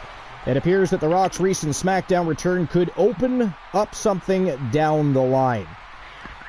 Now, Ringside News exclusively reported that The Rock was locked for WrestleMania. He then confirmed this on the Pat McAfee show this week. We'll have to see if they can work something out for WrestleMania 40, but The Rock is open to the idea of having that match against Roman Reigns. We'll, of course, have to wait and see what the future holds with The Rock. He's certainly not distancing himself from WWE, and that is always a good sign. I don't know. So, I mean, I've said for a long time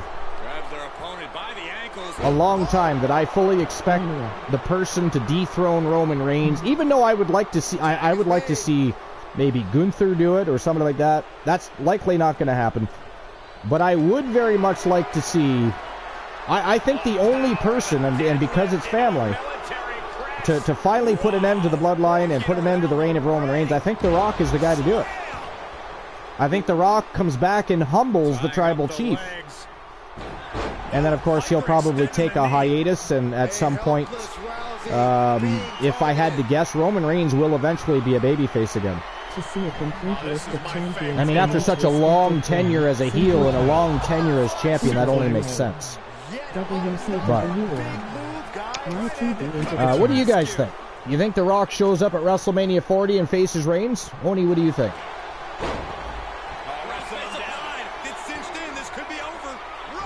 Hey, Glenola's telling a Johnny joke. Now I'm just looking to see how far off that Johnny joke. Okay, so that's the beginning of it. So the English teacher asked the class, what tense is the sentence? I am beautiful. Johnny shouts out, clearly past tense. Oh my God. You know, that might have been the shortest Johnny joke from Glenola ever. DC says, I love Johnny's honesty. Alright, anyways. Honeybee says, loom at that teamwork. And then she, of course, corrected it to look.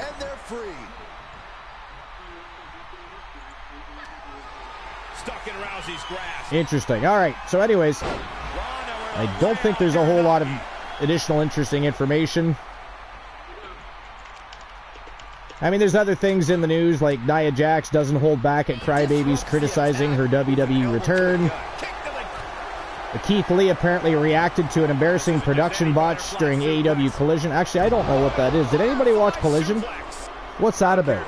Is that something I should look into here, or is that just, you know, something simple that happened that they decided to throw into the dirt sheets for the day? Did anybody watch Collision? Because I honestly don't know what they're talking about there. No idea. Well, it says Johnny may be a bastard, but he doesn't lie. This is true. Archer, I apologize. I've really been paying attention. I'm multitasking right now. Yeah, no worries. Which prediction? Ronda has her marked. Boom! Scorpion death drop. You've already got Winter Swarm and the Bullies. You already set that one up. Wow, Ronda Rousey just tapped out January. Wow. This is crazy. Now, wait a minute. I don't see Sonya Deville. Oh, there she is. She finally got back up from the floor. So it is down to the Bullies versus B. Jackson. Let's see what happens. This just got really interesting. Oh! What a combo. Ronda Rousey's in a little bit of trouble here with the Women's Legends Champion. She's going for that pinfall, but here comes Sonya Deville. Not even a full 1 count. Not even a full 1 count there. We do not care to give Neil another chance. Let's see here. Honeybee says, oh crap, January's gone. Strife says, so, yeah, she got tapped out by Ronda. Strife says, so long as Nia actually got some training and is better at handling her opponents in the ring, we do not care. Give Nia another chance. I don't disagree with that. And let's be honest, they were going to anyway. She's part of wrestling royalty, right? They're going to give her a... I mean, I don't... It's one of those things. I don't necessarily think she was as bad as a lot of people make it out to be. It's the fact that she didn't fine-tune her craft and would hurt people. You know, she was an intimidating presence in the women's division. We all know she has talent in the ring, but the problem is she wasn't able to condition that talent. She wasn't able to do it safely, and she was hurting people, and that's just a fact. She was like the Goldberg of the women's division. So, I'm not one of those people that shit on her talents and abilities. I shit on her because she didn't do enough to help keep her peers in the business safe.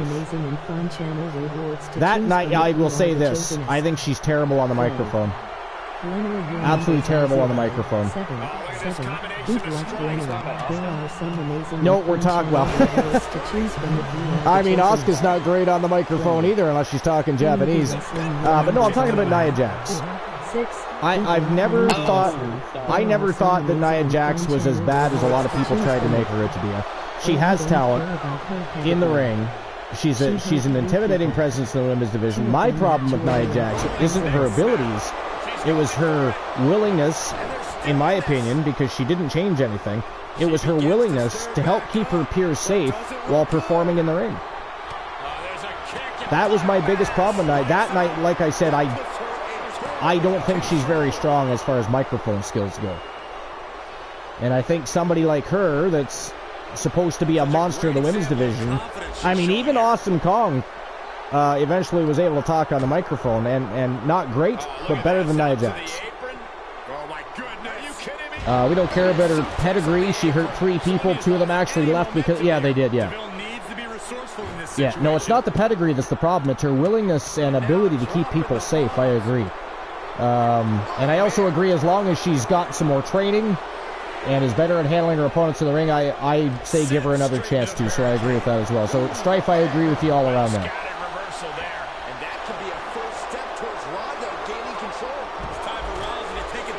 And other than that, I don't think there's anything real interesting other than that. Roman Reigns is advertised for an upcoming WWE event, one that he probably won't wrestle in and or defend in, so that doesn't really matter. Oh, here's something interesting for anybody that cares. I'm going to read it anyway. So if you don't care, I'll tell you like it is. Fuck you. But this is ringsidenews.com. And it's Subberjeet Mukherjee, but Alexa Bliss shares the name of her baby daughter. And this is good news, so I want to read it. So I don't care if you don't want to hear it. I'm going to read it anyway. I think it's great news. Congratulations on their new baby girl, by the way. It's fantastic. So Alexa Bliss has worked hard to become one of the most dependable and headline-worthy females. Whoa!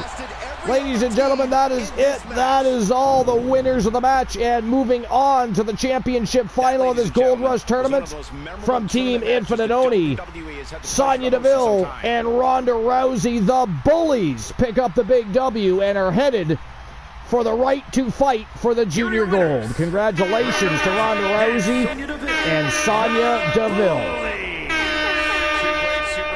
See how my battery is dying. I better get the next battery ready to rock and roll just in case we have... I really need to buy a new controller. I gotta tell you, they should last a lot longer than 3.5, 4 hours. Like, I think a brand new controller lasts no less than 6. Is that not right?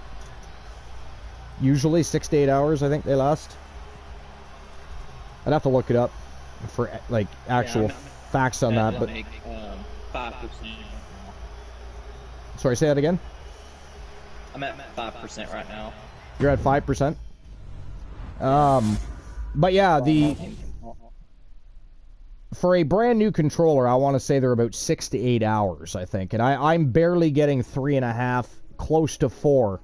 So I think it's time for new batteries from video production, I think.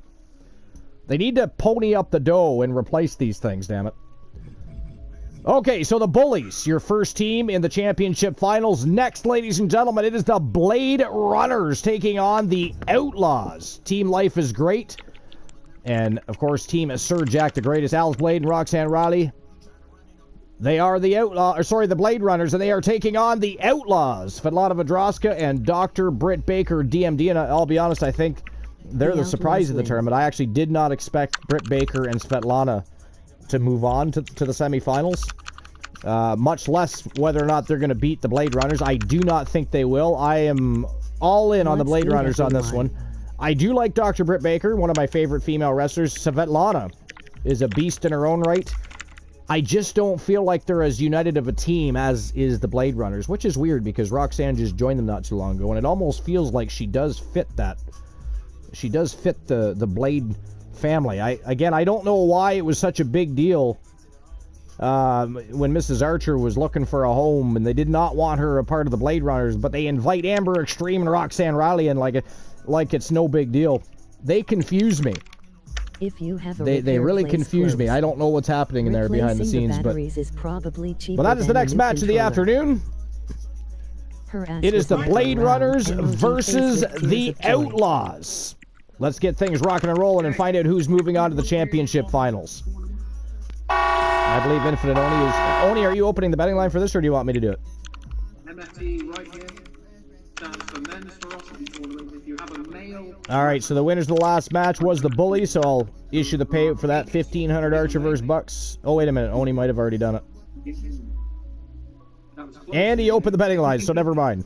Alright, we are good to go with betting line. So put your Archerverse bucks where your mouths are. It is time for the final match in the semi-finals. It is the Blade Runners versus the Outlaws. Let's go. Alright, so back. Do I hear dog? I hear dog. Alright, so back to that article about Alexa Bliss. So Alexa Bliss, again, she has worked hard to become one of the most dependable and headline-worthy female superstars in WWE. She's currently away from WWE television due to her pregnancy, and now it appears Bliss has unveiled her daughter's name. So since her absence, Alexa Bliss appeared on The Masked Singer, accomplished goals, and also kept herself busy with numerous appearances on TV shows. Bliss also previously announced that she was pregnant with her first child, and Alexa Bliss and Ryan Cabrera also announced that they will have a baby daughter. Okay, so it hasn't been born yet. Alexa Bliss still pregnant currently, but they have a name for the baby daughter.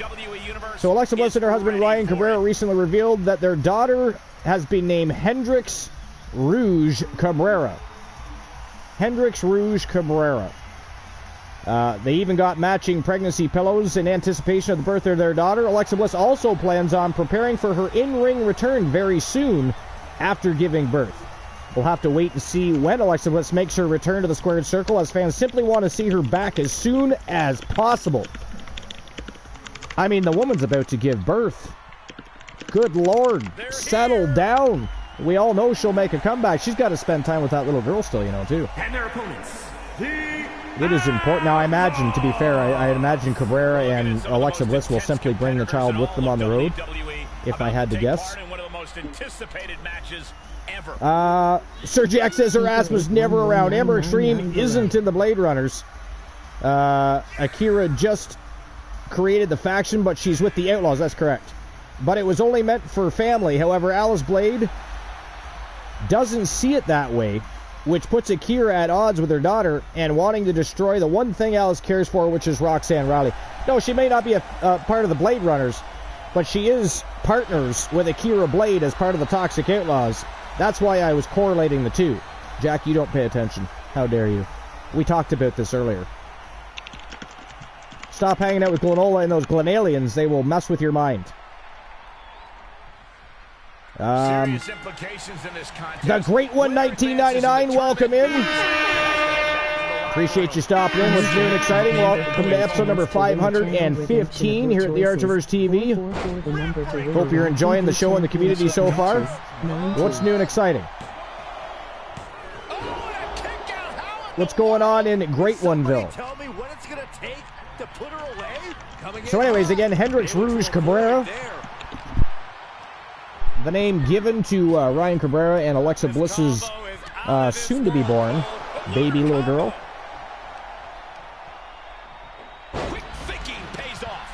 But yeah, I think the fans need to settle down.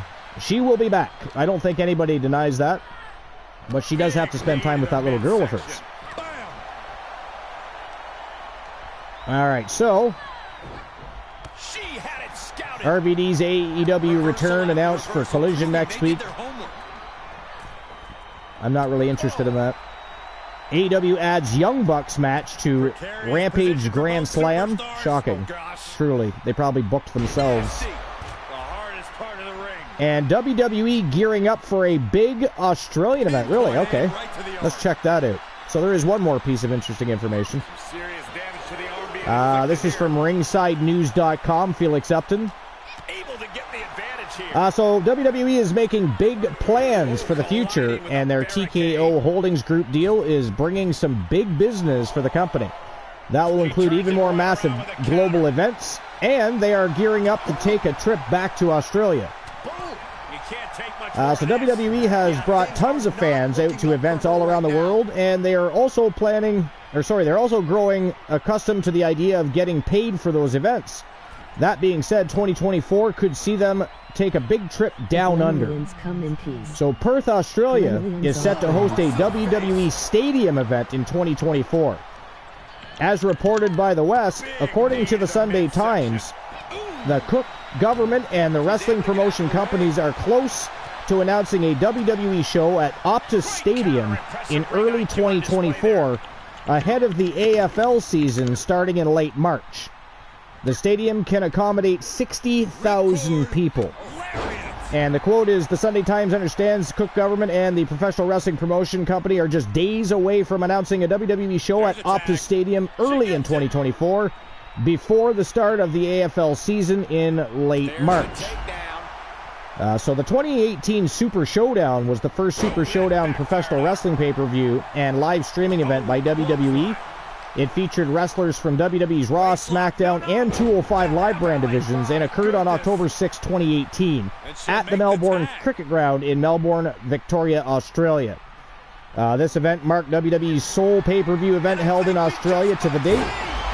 They held another Super Showdown event in 2020, but it was in Saudi Arabia, which was weird, by the way. Australia fans haven't seen a WWE show in far too long, and it appears the hiatus is about to end. Only time will tell how long it takes for WWE to confirm this show. Odds are they will wait for the perfect time to maximize all benefits they can out of the hype. Yeah, did anybody else find it weird that they moved Super Showdown from Australia? Because I thought that was just going to be a name they utilized when they held Super Shows down in Australia. Then suddenly they're utilizing the name over in Saudi Arabia. I mean, they've already got Crown Jewel, right? Just stick with the name Crown Jewel when it comes to Saudi Arabia. You don't have to keep taking other pay-per-view names from other dates in other countries and utilizing it to try and boost sales in Saudi Arabia. I don't think they have a problem boosting sales in Saudi Arabia anyways. There's all kinds of money over there. They probably sell out so fast it's ridiculous. I don't know that for sure, though. But I found it strange that, you know, they utilized the name Super Showdown when they went over to Saudi Arabia. I don't know. That was weird for me. Glen Aliens come in peace. No, they are not, dear friends. They do not come in peace ever. They are ghastly, treacherous, traitorous little bastards. Much like their owner. I think she's realizing the toll. Soul Ember says they want to involve everyone. Tier 100, tier 100. And Soul Embers dropping 200 tiny little beautiful gems all over the floor. Thank you very much, Soul Embers. 2006.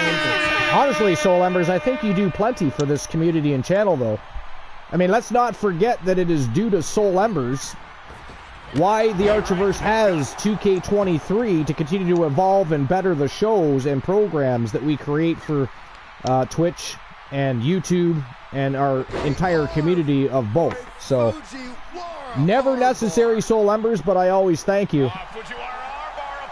You are appreciated. Everybody appreciates what you've done. And you probably will. I don't doubt that. I don't doubt that. And we thank you for that. You're very much appreciated. So 200 tiny little beautiful gems dropped all over the floor. We don't have anybody to clean that up either. Nobody to clean that up. Somebody's going to step on those.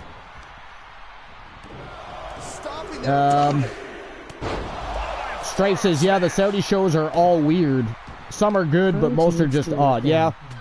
Archer. I completely... I'll be honest, I have not watched one single Saudi show. Not one. 10 minutes... Glenola! You see what I mean? The Glenalians, not friends, do not come in peace and corrupt your minds. Glenola, that is not funny. And Oni doesn't appreciate that, by the way. He does not appreciate being left all... Glenola just gave me 10 minutes of bliss. So he's leaving you high and dry on the broadcast booth for the next 10 minutes. How dare he? Right? Well, I don't know how you survive that. It might be silent. Uh-oh. We're about to have a... Well, that means Glenola should have to jump on here if that were to happen and take your place because he's the one that did it. But anyways, as it is, ladies and gentlemen, I am out for the next 10 minutes due to Team Glenola and their insubordinate behavior. I suggest all hate mail be sent to Team Glenola via Whisper, via Facebook, via Twitter, all social media. Send them all the hate mail. But I will be back in 10 minutes. And Glenola, how dare you? Target the invasion. Nightmare stream sing. But aren't we going to Dogs? I thought we were going to Dogs. That was the plan. That was the plan. Because Dogface is live, Soul. There's a tag. I think our plan was to go... I mean, nobody redeemed it, but we did say a couple times earlier we were going to invade... Soul says you pick. Okay. Well, then, at least refund yourself for that. Oh, you can't. You're VIP. Oni, can you refund him? Because, yeah, we're going to go to Dogface. We'll take care of it. I mean, I love Dogface. I love his community. G, help me out, he says. All right, well, I am out for 10 minutes. Enjoy the rest of the match. Enjoy Oni while he's still here. And Glenola. I mean, if he ends up disappearing, I think you owe it to Oni for leaving him high and dry. You gotta hop on the broadcast. Plus, you know, more Johnny jokes will be fun, too. Anyways, I'm out for 10 minutes. I think he disappeared. Into the Achilles lock. You can see the agony on him. No. Team in to save the match. Not over yet. Souls request. Wrist clutch suplex. Drops the hammer right on the lower back. Wait, there it is.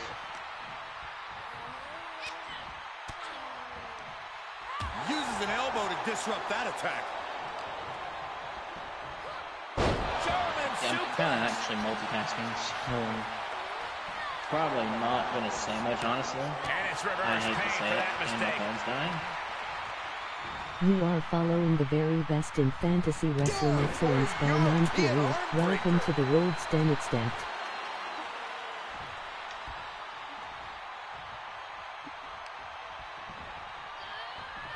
Here it comes. DDT. Tuck her in. It's bedtime. For the win.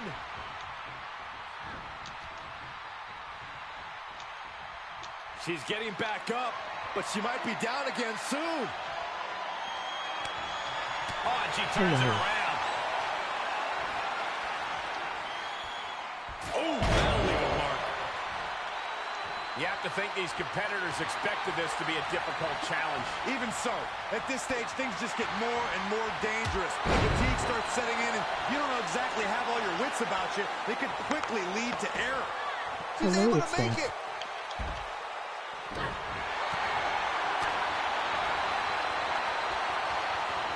Caught with a neck breaker. Evades their offense. Rolling elbow finds its mark. Ouch. I'm Dev. How do I join here? Able to tag her partner.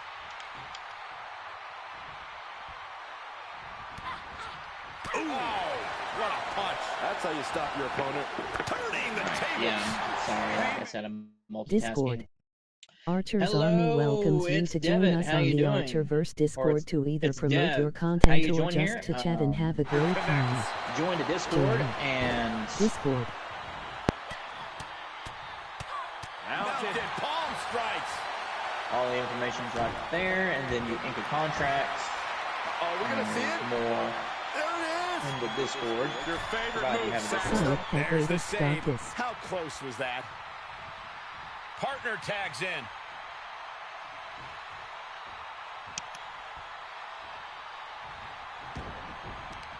This is going to take some power here. Look at this strength. Absolutely impressive. And an impactful display of offense we just witnessed there. Looking for a little bit of high risk here, it seems.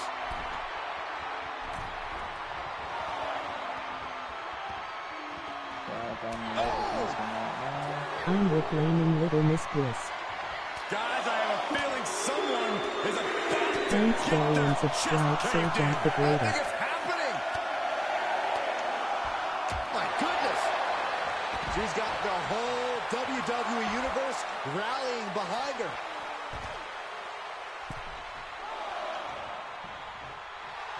She's pumping herself up, reaching out for that burst of energy.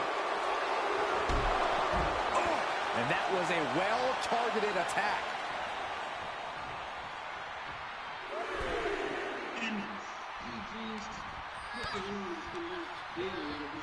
Places her right in the corner.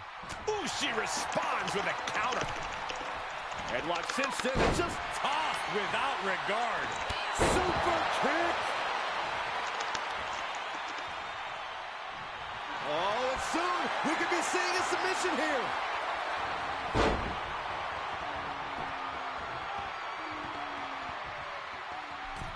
Hands locked across the bridge of the... Gotta find an escape path quickly. And she's doing it. She's out.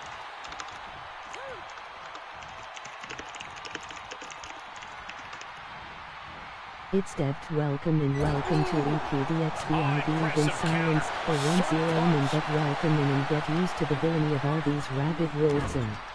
Tagging her partner in.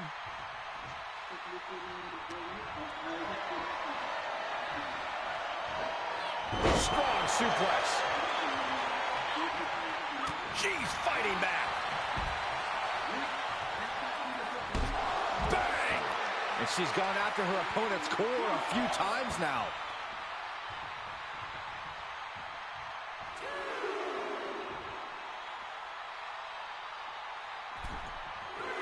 The Archerverse no worries. Okay. There was under recommended, so I had to come check you out. Somewhere else. Oh, what a counter. Well, yeah, I'm glad you're here, Dev. Look at this. Boom, nice. I've just got a whole lot going on here.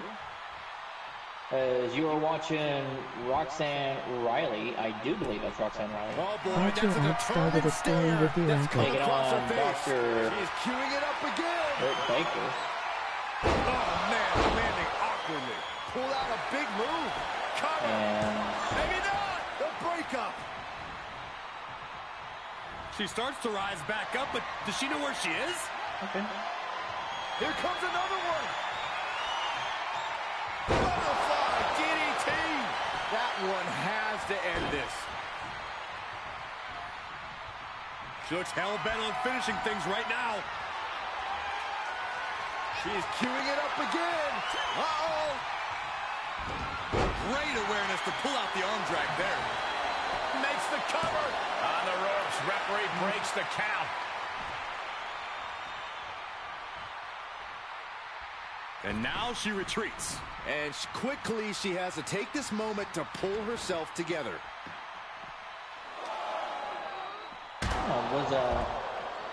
I did a prediction for this match, didn't I? Oh, nice. Yeah, I did. Looks like they're looking for a clover leaf. The new jackpot number for a chance to win a channel redemption of your choices. 444 the number to win a YTD championship matches. Right now, 9-2. Archer ULL have to tell me a little about that. And she's using this moment to summon all of her strength. The TAB version. Trying to get an exclusive attire for the Archerverse, so when I ink the contract, you will have the right one. Suplex, spine crushing. She's getting fired up, ready to show her opponent what she's got. Nicely Discord. Archer's Army welcomes you to join us on the Archerverse Discord to either promote your content or just to chat and have a great time. Join. YouTube. TAB on YouTube, URL.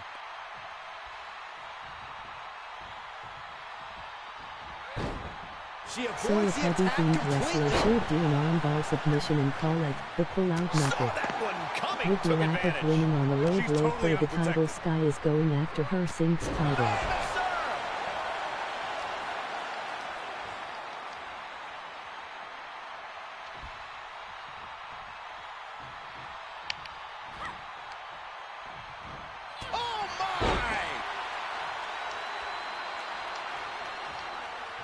Now tagging her in.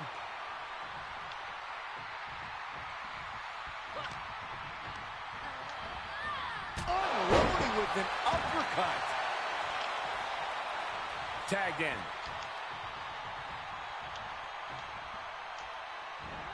Solember's interesting. Suplex. Can she do it here? Save! Still got more fight here. Getting there. Solember's that's a good angle to start a feud on. Flash on the side, off the ropes. Whoa, what a moonsault. She's trying so desperately to get back up to her feet. The Archerverse, that's how the story is starting, because the reason for the second attire. Arm drag reversal. Thank goodness for the teammate. Just quite in time. I am sorry, this is so boring, folks. And I have returned. I believe that pretty much covers the 10 minutes of bliss. Okay, so let's see. I gotta go back. What is the name of our newcomer? It's Dev T. So welcome in. It's Dev T. Appreciate you stopping by. Make sure you check us out on Discord and follow the community there, as well as on YouTube, because of course we have a live show on YouTube every week, as well as dark matches that are of course uploaded each and every week. So there's always constant action, whether it be YTD Dark, YTD Academy Clash of the Titans, or live here on Twitch with Wrestle Wars Genesis. Today, of course, is a Gold Rush tournament, but welcome in, and we appreciate you for being here. Don't forget to smash that follow button so you can catch our shows in their entirety if you haven't already. I just started looking at the chat room again, so I don't know if you've already clicked that follow button. But we would appreciate it if you did. Become an official member of the Fam Jam. Soul Ember says that's how the story is starting. That was the reason for the second attire. Gotcha. Okay. So there's gonna be a feud between Briar Rose and Ashley Sky, and of course Ashley Sky, after today, has other business she can tend to as well. But again, if you haven't already figured that in, I'm not gonna release any spoilers. That's a goof angle. Nice. Nice, Strife. He corrected it to good, but I have a feeling he meant goof. Soul says, I'll watch later on. Yeah, you'll be very interested to see what happened. So what I will tell you, Soul, is that Ashley Sky was in a 6-Vixen Elimination Royale matchup. That's all I'll tell you.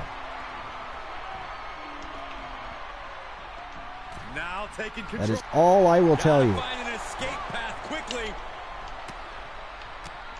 So a PV-themed wrestler should do an armbar submission and call it the pull-out method. Oh my God. Alright, so I don't think I'm missing anything else. Look at this now, yes, applying the submission hold. Strife was... Wait a minute, who got close to the redemption earlier again? Was it Strife? Do you remember? It's been a while since we talked about it, but I feel like it might have been Strife. I don't feel like scrolling all the way back to find out. Strife, were you the closest to the Channel Redemption Award? We are within 1 point of the YTD review. Oh, the YTD Redemption, okay. And as far as I know, nobody's come close to the other one. Unless someone targets me. Play. 722 unlucky. 096 also unlucky. Numbers are, I believe, 444 and 928. So far, Strife the only one close to the 928, which is of course the YTD Championship opportunity. Rewards to choose from if you are the chose. So, who is the TWA Women's Champion again? That is Alice Blade currently. Oh wait, no, sorry. Hold on. I think Alice Blade is actually the Grand Prix champion. It is Kaiva. Kaiva Blade is the Women's World Champion. I always get those two confused. It doesn't help that they have similar attire. And they look alike, and they're family. What's this gonna be? Wheelbarrow! I mean, I completely blame Sir Jack for all of that. And she keeps delivering shots It's very rare for me to cut a promo nowadays. Soul says it's very rare for me to cut promos now. Yo, I know, I saw that. I was shocked. I was like, wow, a vignette coming out of Team Soul Ember's camp. But it was a good one, too.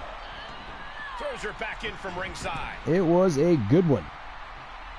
I don't do promos much unless somebody targets me. Well, that makes sense. I mean, Solender's all right, good to know. not everybody's going to promo all the time. Have not went for anyone else. World Championship singles match. Shayna Baszler versus Kaiva Blade. Shayna Baszler versus Kaiva Blade. And a lockdown match. After Shayna was maxed out. That is a good one. I got plans for Sky and Bubba was doing his thing. Oh, she's out at 2. That sucked all the air out of this place. Yeah. It looked like a done deal. Yeah, we'll definitely take care of that first. But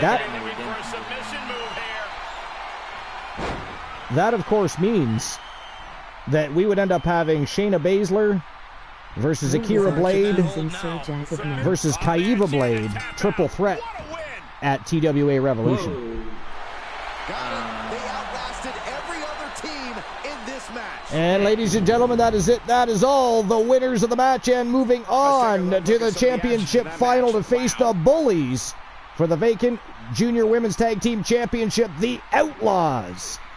Dr. Britt Baker and Svetlana Vedroska are your victors, and moving on for the right to hold the gold. Congratulations to, of course, Sir Jack and Joe Link, the team management behind the Outlaws and the Toxic Outlaws. Wow, I didn't see that one coming. I didn't know it was going to be a triple threat. Well, because this is final push week, so there's no championship matches. There's junior title matches if they're necessary, but there's no more championship matches until Sunday night.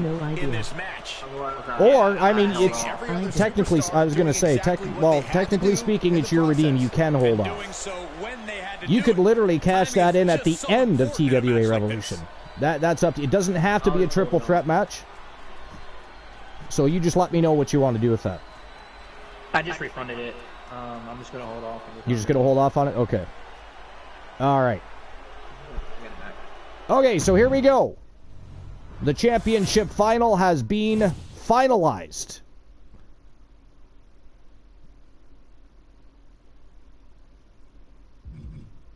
So, up next, the final match in the Gold Rush tournament. It is the Bullies versus the Outlaws. One of them are walking out as the new Women's Junior Tag Team Champions. The question is, who's it going to be? Is it going to be the Bullies or the Outlaws? Who's got most left in the gas tank? Because, I mean, it's been a very grueling tournament. These women have gone to war. It wasn't just battles in the quarterfinals and semifinals. These guys went to war. So who's got the most left in the gas tank? Who has the potential that is a hard one. to walk out of here as the Junior Tag Team Champions? The Bullies or the Outlaws? That's the question you have to ask yourself right now. Now, Oni, did you take care of the betting line already? No, but I'm about to. Okay. So Oni's going to take care of the payout for the last betting line and set up the next one for the final championship match. Who won again? The Outlaws. All I got to say, who's gonna win us they took out the Blade don't Runners. have to suffer again, LOL. And I'll be honest, that is complete shock to me. I actually thought the Blade Runners would have beaten the Outlaws and moved on to the finals. But, as it is, I was incorrect. It is Svetlana and Dr. Britt Baker, DMD, challenging Sonya Deville and Ronda Rousey. The Bullies versus the Outlaws is next. And we're just waiting for the betting line to open, and then we'll get the final match. No problem. And then, of course, we'll have one more match after this, and it will be Lila Frost challenging Alice Blade for the Women's Grand Prix Championship. That'll be our final match of the afternoon. And looks like the new betting line is set up, so we're good to go there. You guys can start betting on the match. Who do you think walks out the new Women's Junior Tag Team Champions? The Bullies or the Outlaws? We're going to find out right now. Let's turn and burn.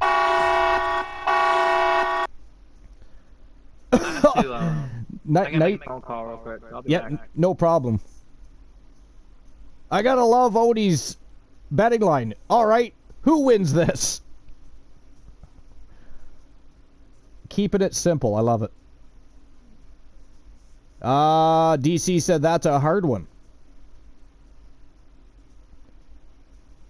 What am I accusing Sir Jack of now? I have no idea. I mean, we've had a multitude of conversations where I blamed Sir Jack for things.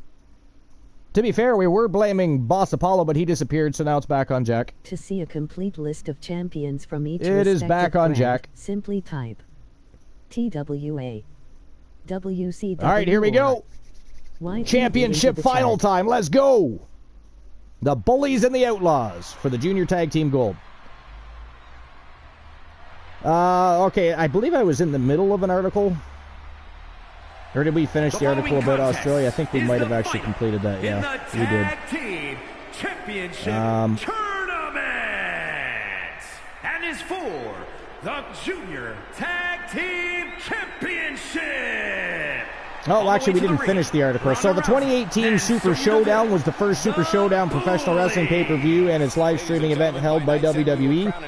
And, of course, it did feature wrestlers from WWE's Raw, SmackDown, and 205 Live brand divisions, and occurred on October 6, 2018 at the Melbourne Cricket Ground in Melbourne, Victoria, Australia. The event marked WWE's sole pay-per-view event held in Australia to date, and they held another Super Showdown in 2020, but that was Saudi Arabia, and that's when we kind of left off there. And I did say that was weird. I don't like when they do things like that. I mean, Saudi Arabia already had a name for their Super Show. And their opponent every year, and I don't care if they use that same name twice, but I don't think we should be taking other successful pay-per-views and handing it over to the Saudis.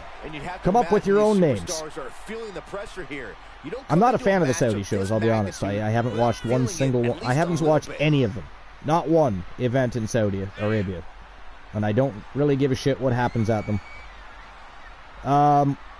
Anyways, Australian fans haven't seen a WWE show in far too long, and it appears the hiatus is about to end. Of course, only time will tell how long it takes for WWE to confirm the show. Odds are they will wait for the perfect time to maximize all the benefits they can out of the hype. But that's pretty much all there is for news and rumors today. I don't see anything else really noteworthy or anything that I want to dive into. So that said, I mean, I do have a list. We've only got 2 matches left of the evening. I don't know if I have time to complete it, is the problem. But the list is from thesportster.com by Tevin King, and it is 10 most hated WWE champions ranked. I'd say we've got one of the best in front of us right now. I'll admit, I've had my fingers crossed it would work out this way. Being on top as WWE champion means that you will have plenty of haters that want to see you fail. Fans get tired of seeing the same old champions and would like to see new champions crowned, and WWE Chairman Vince McMahon's company was dominated by Hulk Hogan in the majority of the 1980s as WWE champion. Traditionally, a face would have a long reign as champion with the heel chasing. However, the late 90s would see that change with heels champions starting to have longer runs with the title. Many fans will boo great heels and heel WWE champions, as sometimes it is not the person who they want as champion. Also, the ability to draw heat in the modern era is a lost art. So we're now going to take an in-depth look at those 10 WWE champions that were universally hated. Now that I've started reading it, I almost feel like we've read this already. Yo, Uzi! What's going on, Uzi? Welcome in. Archer needs some dick. Hey, Glenn, go give it to him. I mean, I don't think Glenn's going to be up for the task, but you know, it doesn't hurt to ask. All right, I have updates, so I need to disappear. All right, Soul Embers, lurk away. We'll catch you over in Dog Stream. We're going to be heading there after the final match of the day. Strife says, you did... Okay, that's what I thought. I did read that one, yeah. That's why I stopped. But I was pretty sure I had. Once I started reading, I was like, wait a minute, we already did this. Look at this, just unloaded. Let's see. And a stop to the gut, too. Amazing jump. Shoulders down. And they're still in this. What else can we dive into here? Is there anything anybody would like to know about the history of pro wrestling that we can look up without looking for another list? I mean, we can go that route as well. She had it scouted. Is there anything anybody would like to know? Any questions regarding pro wrestling? Whether it be a match, a pay-per-view, Raw, SmackDown. Tag's made. Whips across the ring. Double shoulder block. I had that well scouted. Archer list top 5 PPV. List the top 5 pay-per-views. Archer, all right, hold on. There was a redeem. Joke time. Well, I mean, that's not a break time. That is a joke time, Glenola.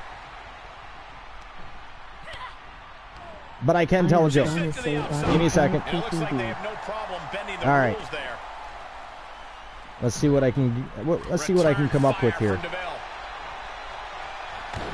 how you take an opponent down. And now she's looking to go top rope. All right. So Glenola, did you hear about the slice of bread who was a criminal mastermind? Did you hear about the slice of bread that was a criminal mastermind? Are we going to see it? There it is. It's your favorite move, Saxton. Beast bite. Trapped and nowhere to go. Froggy was going to say the bottom 5 pay-per-views. This is going to be bad. Can she take much more? DC said no. Froggy says less work.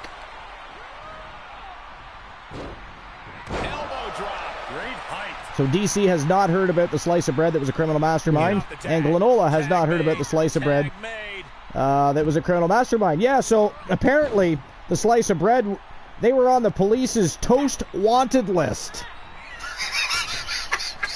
They were on the police's toast wanted list. There we go. Joke time fulfilled. All right, so now I got to look for five worst pay-per-views?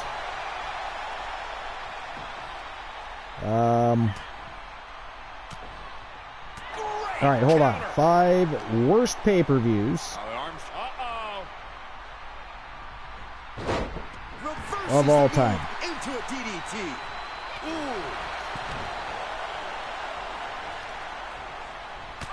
Of course, it wants to give me 10. Oh wait, 5 worst wrestling pay-per-views of all time. Okay, here we go. Now this is a list from 2019. Back elbow puts a stop to things. But I'm sure it probably still stands the test of time because that runs us through the COVID era, and then of course we're pulling out of that now. But anyways, this is from thewrestlingestate.com. I'm just looking. It looks like David Gibbs is the one that published the article. Oh, short arm chop. Hang on. All right, so in this edition of Wrestling Estate Roundtable, we list our 5 worst wrestling pay-per-views of all time. David Gibbs' 5 worst pay-per-views are Victory Road from 2011. Apparently paid full price to watch someone I liked having their reputation get completely destroyed. It was really weak. WrestleMania 32. This Mania was about drawing and touting a crowd, not putting on the best possible show. A still viable Undertaker was wasted on Shane McMahon, and we all had to watch 15 minutes of Brock Lesnar working with Dean Ambrose as little as possible. Hardcore Justice 2010. I appreciate peak ECW pay-per-views and super shows as much as the next guy, but trying to put one on 5 full years after the success of the WWE's original one-night stand was an awful decision for TNA. Looking back, this was one of the beginning of the end moments for Dixie Carter's group, as the best ECW talent really didn't look like themselves, and the crowd got Tony Mamaluke and C.W. Anderson putting in time. Next on the list is Starrcade 95. This is David Gibbs' 5 worst. There is another person from the wrestling site that also lists their 5 worst, but I'm going to finish off with David Gibbs. So, International All-Star Game sounds like a great idea in a lot of wrestling fans' heads, but maybe that's where the idea belongs. In spite of all the great names and a ton of talent, this show is incredibly dull to watch. Dare I say unwatchable. The best part is that they had to shoot a dark main event after the pay-per-view to get the U.S. title off Kensuke Sasaki, who didn't do a job, but did a finish they could edit into looking like a job. What a mess. Last but not least was Starrcade 94 for David Gibbs. Hulk Hogan versus his best friend, who isn't over, Mr. T, of 80s fame in the mid-90s. Sting beats the big guy everybody beats because he needed to beat somebody big. What's to like about that? So that was David Gibbs' 5 worst pay-per-views. Again, it was Victory Road 2011, WrestleMania 32, Hardcore Justice 2010, Starrcade 95, and Starrcade 94. Now, we still have his partner in crime from the website, Steven Jackson's 5 worst wrestling pay-per-views of all time, and I'll get to that in just a minute, but my wife would like for me to give her a bit of a phone call, so I'm going to do that really quick. So I'll be right back. If anybody has any jokes they want to tell, I will read them live when I come back, but I will BRB. Out of the way in time. Right across the face. She's staying elusive. Reversals, and more reversals. Return fire from DeVille. Reversal on top of reversal. Check out the latest plays in TWA merch. Way to hang on. Purchase your coffee cup, tea or ball cap right now. URL.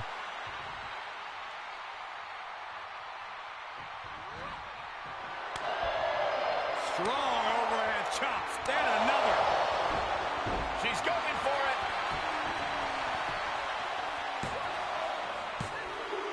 Eliminated. Sonya Deville has been eliminated. Out of here. Rousey got countered there. Boom. A leg drop. And listen to this place. It's deafening in here, Michael. Ooh. Headlock cinched in and just tossed their opponent.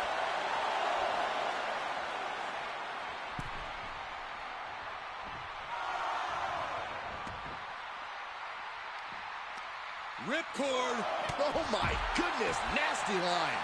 Ronda Rousey weathering a major storm. Now Ronda's got to turn the momentum around.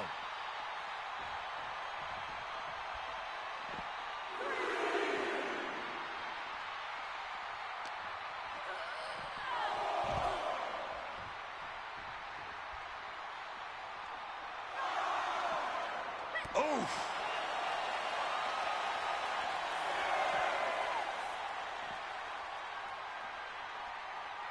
Action needs to return to the ring and fast.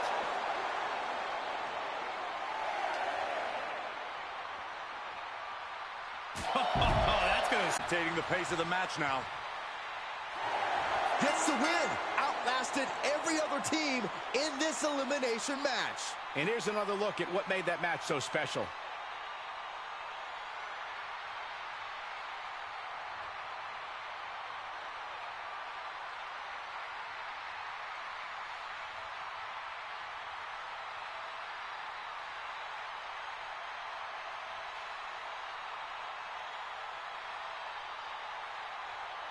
Here are your winners, and the new Junior Tag Team Champions, the Outlaws. And with the ref's count, this match has ended. I hate a count out. I feel cheated, and I know the WWE Universe feels cheated.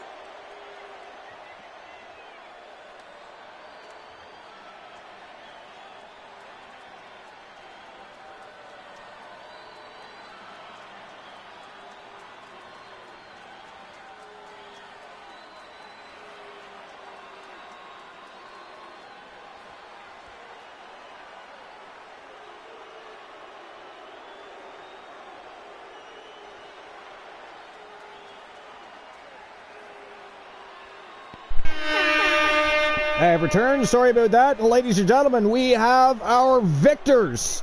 The winners of the match and new Junior Women's Wrestling Tag Team Champions. Again, from Team Surjak the Greatest and Team Joe Link. They are the management team behind Dr. Britt Baker, DMD, and Svetlana Vedroska. And they are your new Women's Junior Tag Team Champions. Congratulations. Man, what a tournament. It's been a great day of matches, and we have one more match to get through. So we're going to get to that here in just 1 second. Oni is not here, so I'm going to have to issue the payout from the last match. So give me a second while I do that. The winners of the match were the Outlaws. 2,645 Archerverse bucks being distributed. And even though we don't normally open the betting lines for the go-home happy match of the day, we are going to do so. And we're going to get to that matchup here in just a moment. So again, a fantastic tournament. We have brand new Junior Tag Team Champions heading into TWA Revolution next Sunday. That is going to be a thrill ride of a stream preview. You do not want to miss it, and you don't want to miss any more action from TWA or YouTube. Throughout the course of our final push week, there will be no championships from YTD Live or TWA on the line until TWA Revolution next Sunday. However, any vacant junior titles will, of course, be fought over, and we'll see lots of tag team and faction wars. It's still going to be a great week of wrestling action. You just won't see any championships on the line until the next big SPV of 2023. But what a fantastic tournament. The Outlaws, your victors, and look at who they went through. Damage Control, the Blade Runners, and the Bullies. And now the Bullies via countout, but it is still a big W in the tournament, and they go home with the Tag Team Junior Championship. So here we go. And, of course, a tournament, the only time that you can lose. Now, is an elimination matchup. That's why that happens, because in a regular matchup, if you have a draw, which is a countout, the match would be restarted. They would not award you the victory. But because it's an elimination, you can still be eliminated by countout or disqualification in this tournament because it was elimination under traditional rule set. But here we go. Time for the go-home happy match of the day. And this is going to be a Falls Count Anywhere matchup. So is The Rock between Lila Frost, who is the reigning defending Junior Grand Prix champion. It would be an excellent match. And the reigning defending YTD Academy Grand Prix Wrestling champion, Alice Blade. And that'll be our final match of the day. And then we're going to invade Team Dogface. All right, so here we go. Lila Frost taking on Alice Blade.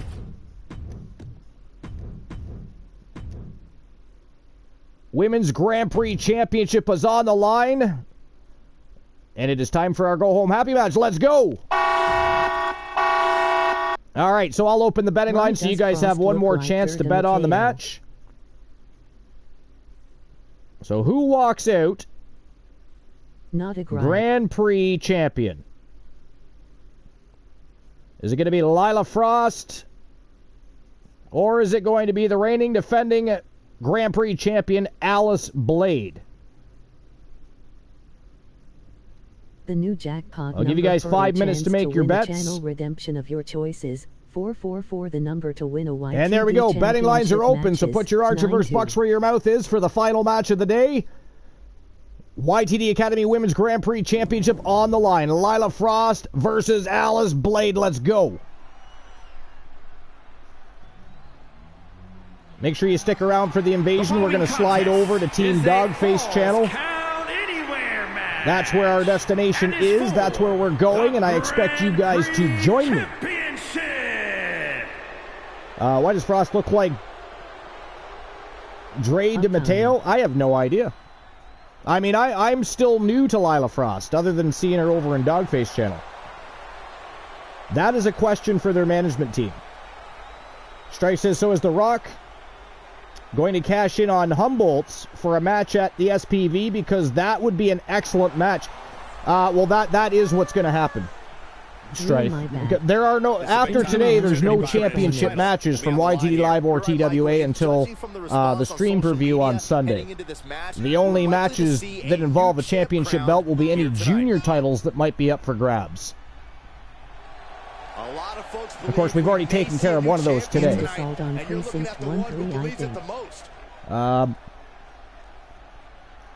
Adriana from The Sopranos and Assault on Precinct 13. What? Oh, you're listing where we might know that person from. Okay. You had me fucking lost there for a second. I had no idea what you were talking about. So far, over 2,000 Archiverse bucks in the pool. Make sure you get your bets in. Participate in the betting line. Have some fun with the community. See if you can't win a slice of the pie.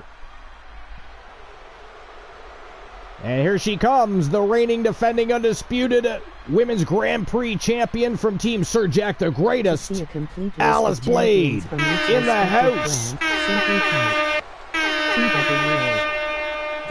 All right. So you guys have about 3 minutes left to make your bets. Get your bets in, guys. It's the final match of the day, and then we're going to Team Dogface. Now, do pay attention to YTD Academy later today or later this evening. Boss Apollo is going to be running a pay-per-view, Bad Blood, on his channel at 10:30 p.m. Eastern Standard Time, but we will likely be having some dark matches this evening as well in YTD Dark, so you're going to want to keep your eyes peeled. A win here cements her as one and then, of course, later in the week, at some point, we're going to have YTD Academy Live episode number 31, Clash of the Titans. Going to get the ball rolling once again and continue to add fuel to the fire that is the road to TWA Revolution. And then, of course, Saturday night, our final Genesis before the stream preview. Introducing the challenger. And who knows what the hell's going to happen then. The night before, a lot of villainy could get stirred up. It is going to be an interesting week here at TWA and over at the Shark Tank on YouTube, so make sure you pay attention to both. It's going to be a lot of fun this week. But I appreciate everybody for being here. I mean, you guys, your unwavering support and dedication to the Archerverse TV is always appreciated. You guys are fucking awesome. The best community in all of Twitch and YouTube, in my opinion. We had to ban some people today. Life is Great was very busy with her mod duties today, as we had some trolls that thought they were going to walk in and troll the professional trolls and rabid wolves that is the TWA community. That did not happen. Life is Great dropped the ban hammer. Ladies and gentlemen, we and sent their asses packing.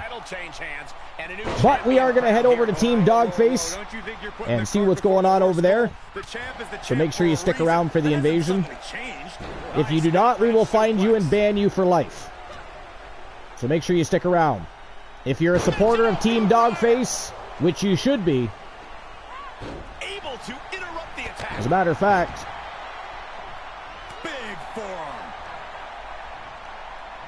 I'm going to give a shout out to Dogface right now. If you're not already following Team Dogface, make sure you click that follow button. He runs an absolutely sensational wrestling promotion. He's got a fantastic community that has been intertwined with the TWA community for a long time. Team Dogface and the Weapons of Mass Destruction were the very first. They were the OG invaders of the Archerverse that came over from another promotion and started leaving a path of destruction and winning titles. So there's a long history between Team Dogface and, of course, the Archerverse TV. So make sure you stick around. Go over, show them some support and some love, because as soon as this match concludes, we are going to be heading there to give him a big fat hug and support his show. Short arm clothesline, not finished just yet. All right, but anyways, will the third time be a charm? Alice Blade and Lila Frost for the Grand Prix Championship. I believe the betting lines have closed. There's 2,110 Archerverse bucks in the pool.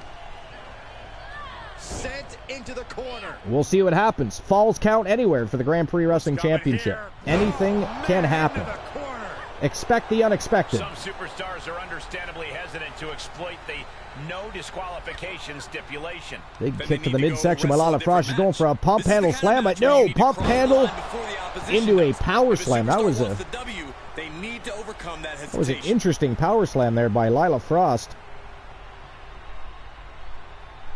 Dragging her to the side of the ring. She's going to look for that 3 count, I think. Nope, she's setting her up. She's got Alice Blade in her sights. Oh, Alice Blade, the champion, kicks her off and goes right back to work on the newcomer, Lila Frost. The reigning defending Junior Grand Prix champion. Now that's after this matchup will officially have been vacated. And the new victor of our match from earlier tonight will be awarded that championship belt. We did have a matchup earlier today for this championship, knowing that Lila Frost will be vacating immediately after the show. There she goes. Which means the new reigning defending Women's Grand Prix champion will be heading to TWA Revolution to cash in on whomever walks out of here tonight as the Women's Grand Prix champion. Oh, and she got out of there. Elbow smash. No. Both of these individuals, very impressive superstars, formidable. This one's going to be decided by the smallest of margins. No telling what's under. Especially Alice Blade. Again, I'm still getting to know Lila Frost, but man, have I been impressed by what she's brought to the table since inking a contract here in TWA. I mean, coming into this matchup, she is undefeated. With a clothesline. Coming into this matchup, she is undefeated. She's sent flying into the corner. But she is facing a badass. Solely focused on punishing the leg. Alice Blade. Oh! Big lariat from Frost and another going for a trifecta. Oh, went for a boot to the midsection, but Lila Frost catch that, sweeps the leg, and the champion is down. The champion is down.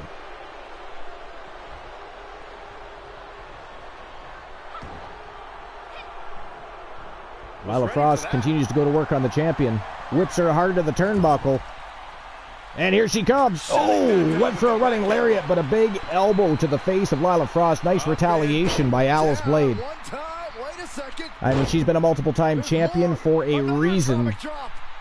Oh, that was gaslit. Multiple atomic drops. That'll do some damage to the spine. And now a lariat from Alice Blade and another little payback. Oh, and she kicks her right in the face. Kicked her right in the lippies. Got her down for the 3 count. 2 count only. Everyone thought that was 3. 2 count only there. Incoming. Alice Blade coming out with a kendo stick. No count out as she takes. I think we're going to see some ruthless aggression coming out of Alice Blade here. The champion pulling out all the stuff to try and retain her title. Weapon in hand, just throws Frost back in the ring, and here she comes back into the ring with that kendo stick. But look at this. Lila Frost attempting to lock on a submission here. And Alice Blade's in trouble. There are no rope breaks. She can reach those ropes all she wants. It will not break the submission. But Alice Blade's fighting it. She is not giving up. She's still in it to win it. And Blade, oh, she reversed it. Reversed it and kicked Frost off. Looks like she's limping a little now, though. Damage might have been done. We'll see what happens. Oh, nice brain buster by Alice Blade. Goes for the pin immediately. But again, 2 count only. Lila Frost kicks out. Whoa! Lila Frost staggers out of the way just in time. Literally, she did not move. She staggered out of the way. Alice Blade came crashing down with nobody home. And look at this. Air Frost. Diving elbow drop off the top turnbuckle right to the spine of the champion. Listen to this place. It's electric. Big overhead. Nice reversal by Alice Blade.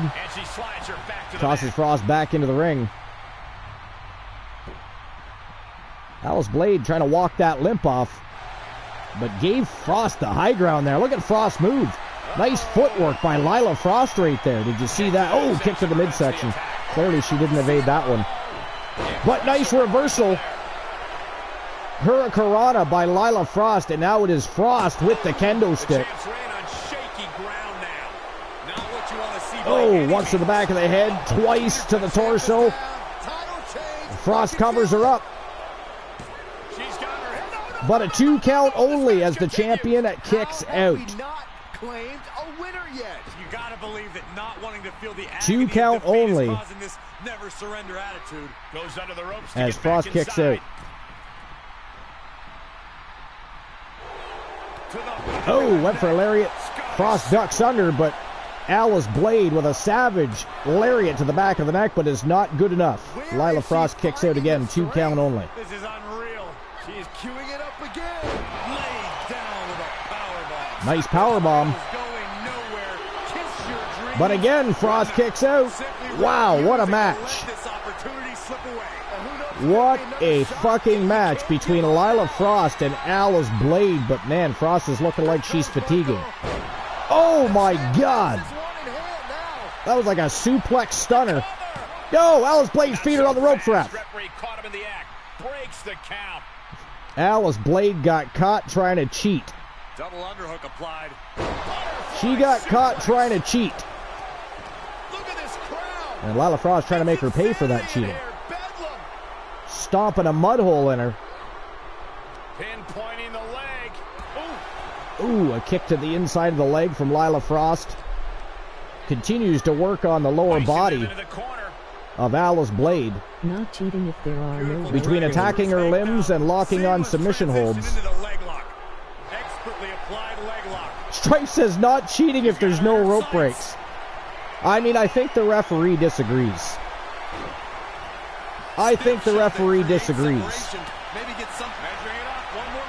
I mean, she gave a fair warning to Alice Blade there. And ladies and gentlemen, that is it. That is all. The winner of the match, and still YTD Academy Women's Grand Prix Wrestling Champion from Team Sir Jack the Greatest, representing the Blade Runners. Alice Blade, still your reigning and defending and undisputed Grand Prix Wrestling Champion. Congratulations to Alice Blade. Actually, congratulations to Lila Frost, too, because that was a badass matchup. But, folks, that is it. That is all. We'll see you later tonight on Boss Apollo's channel. He's got his Bad Blood pay-per-view, 10:30 p.m. Eastern Standard Time. Watch for dark matches potentially to happen later on YTD Dark. And then we'll see each other for episode number 31 of YTD Academy later in the week. And Saturday, our final Wrestle Wars Genesis before the big SPV on Sunday night, TWA Revolution. Have fun, sweet dreams, and remember... It is now that time of day. You do not have to go home. You do, however, have to get the fuck out of my channel. And it is now time to go and visit Team Dogface. And see what he's up to. Show him some support. Show him some love. Enjoy the community. Enjoy the show. Thank you for being here. You guys are all fucking awesome. As usual, sayonara.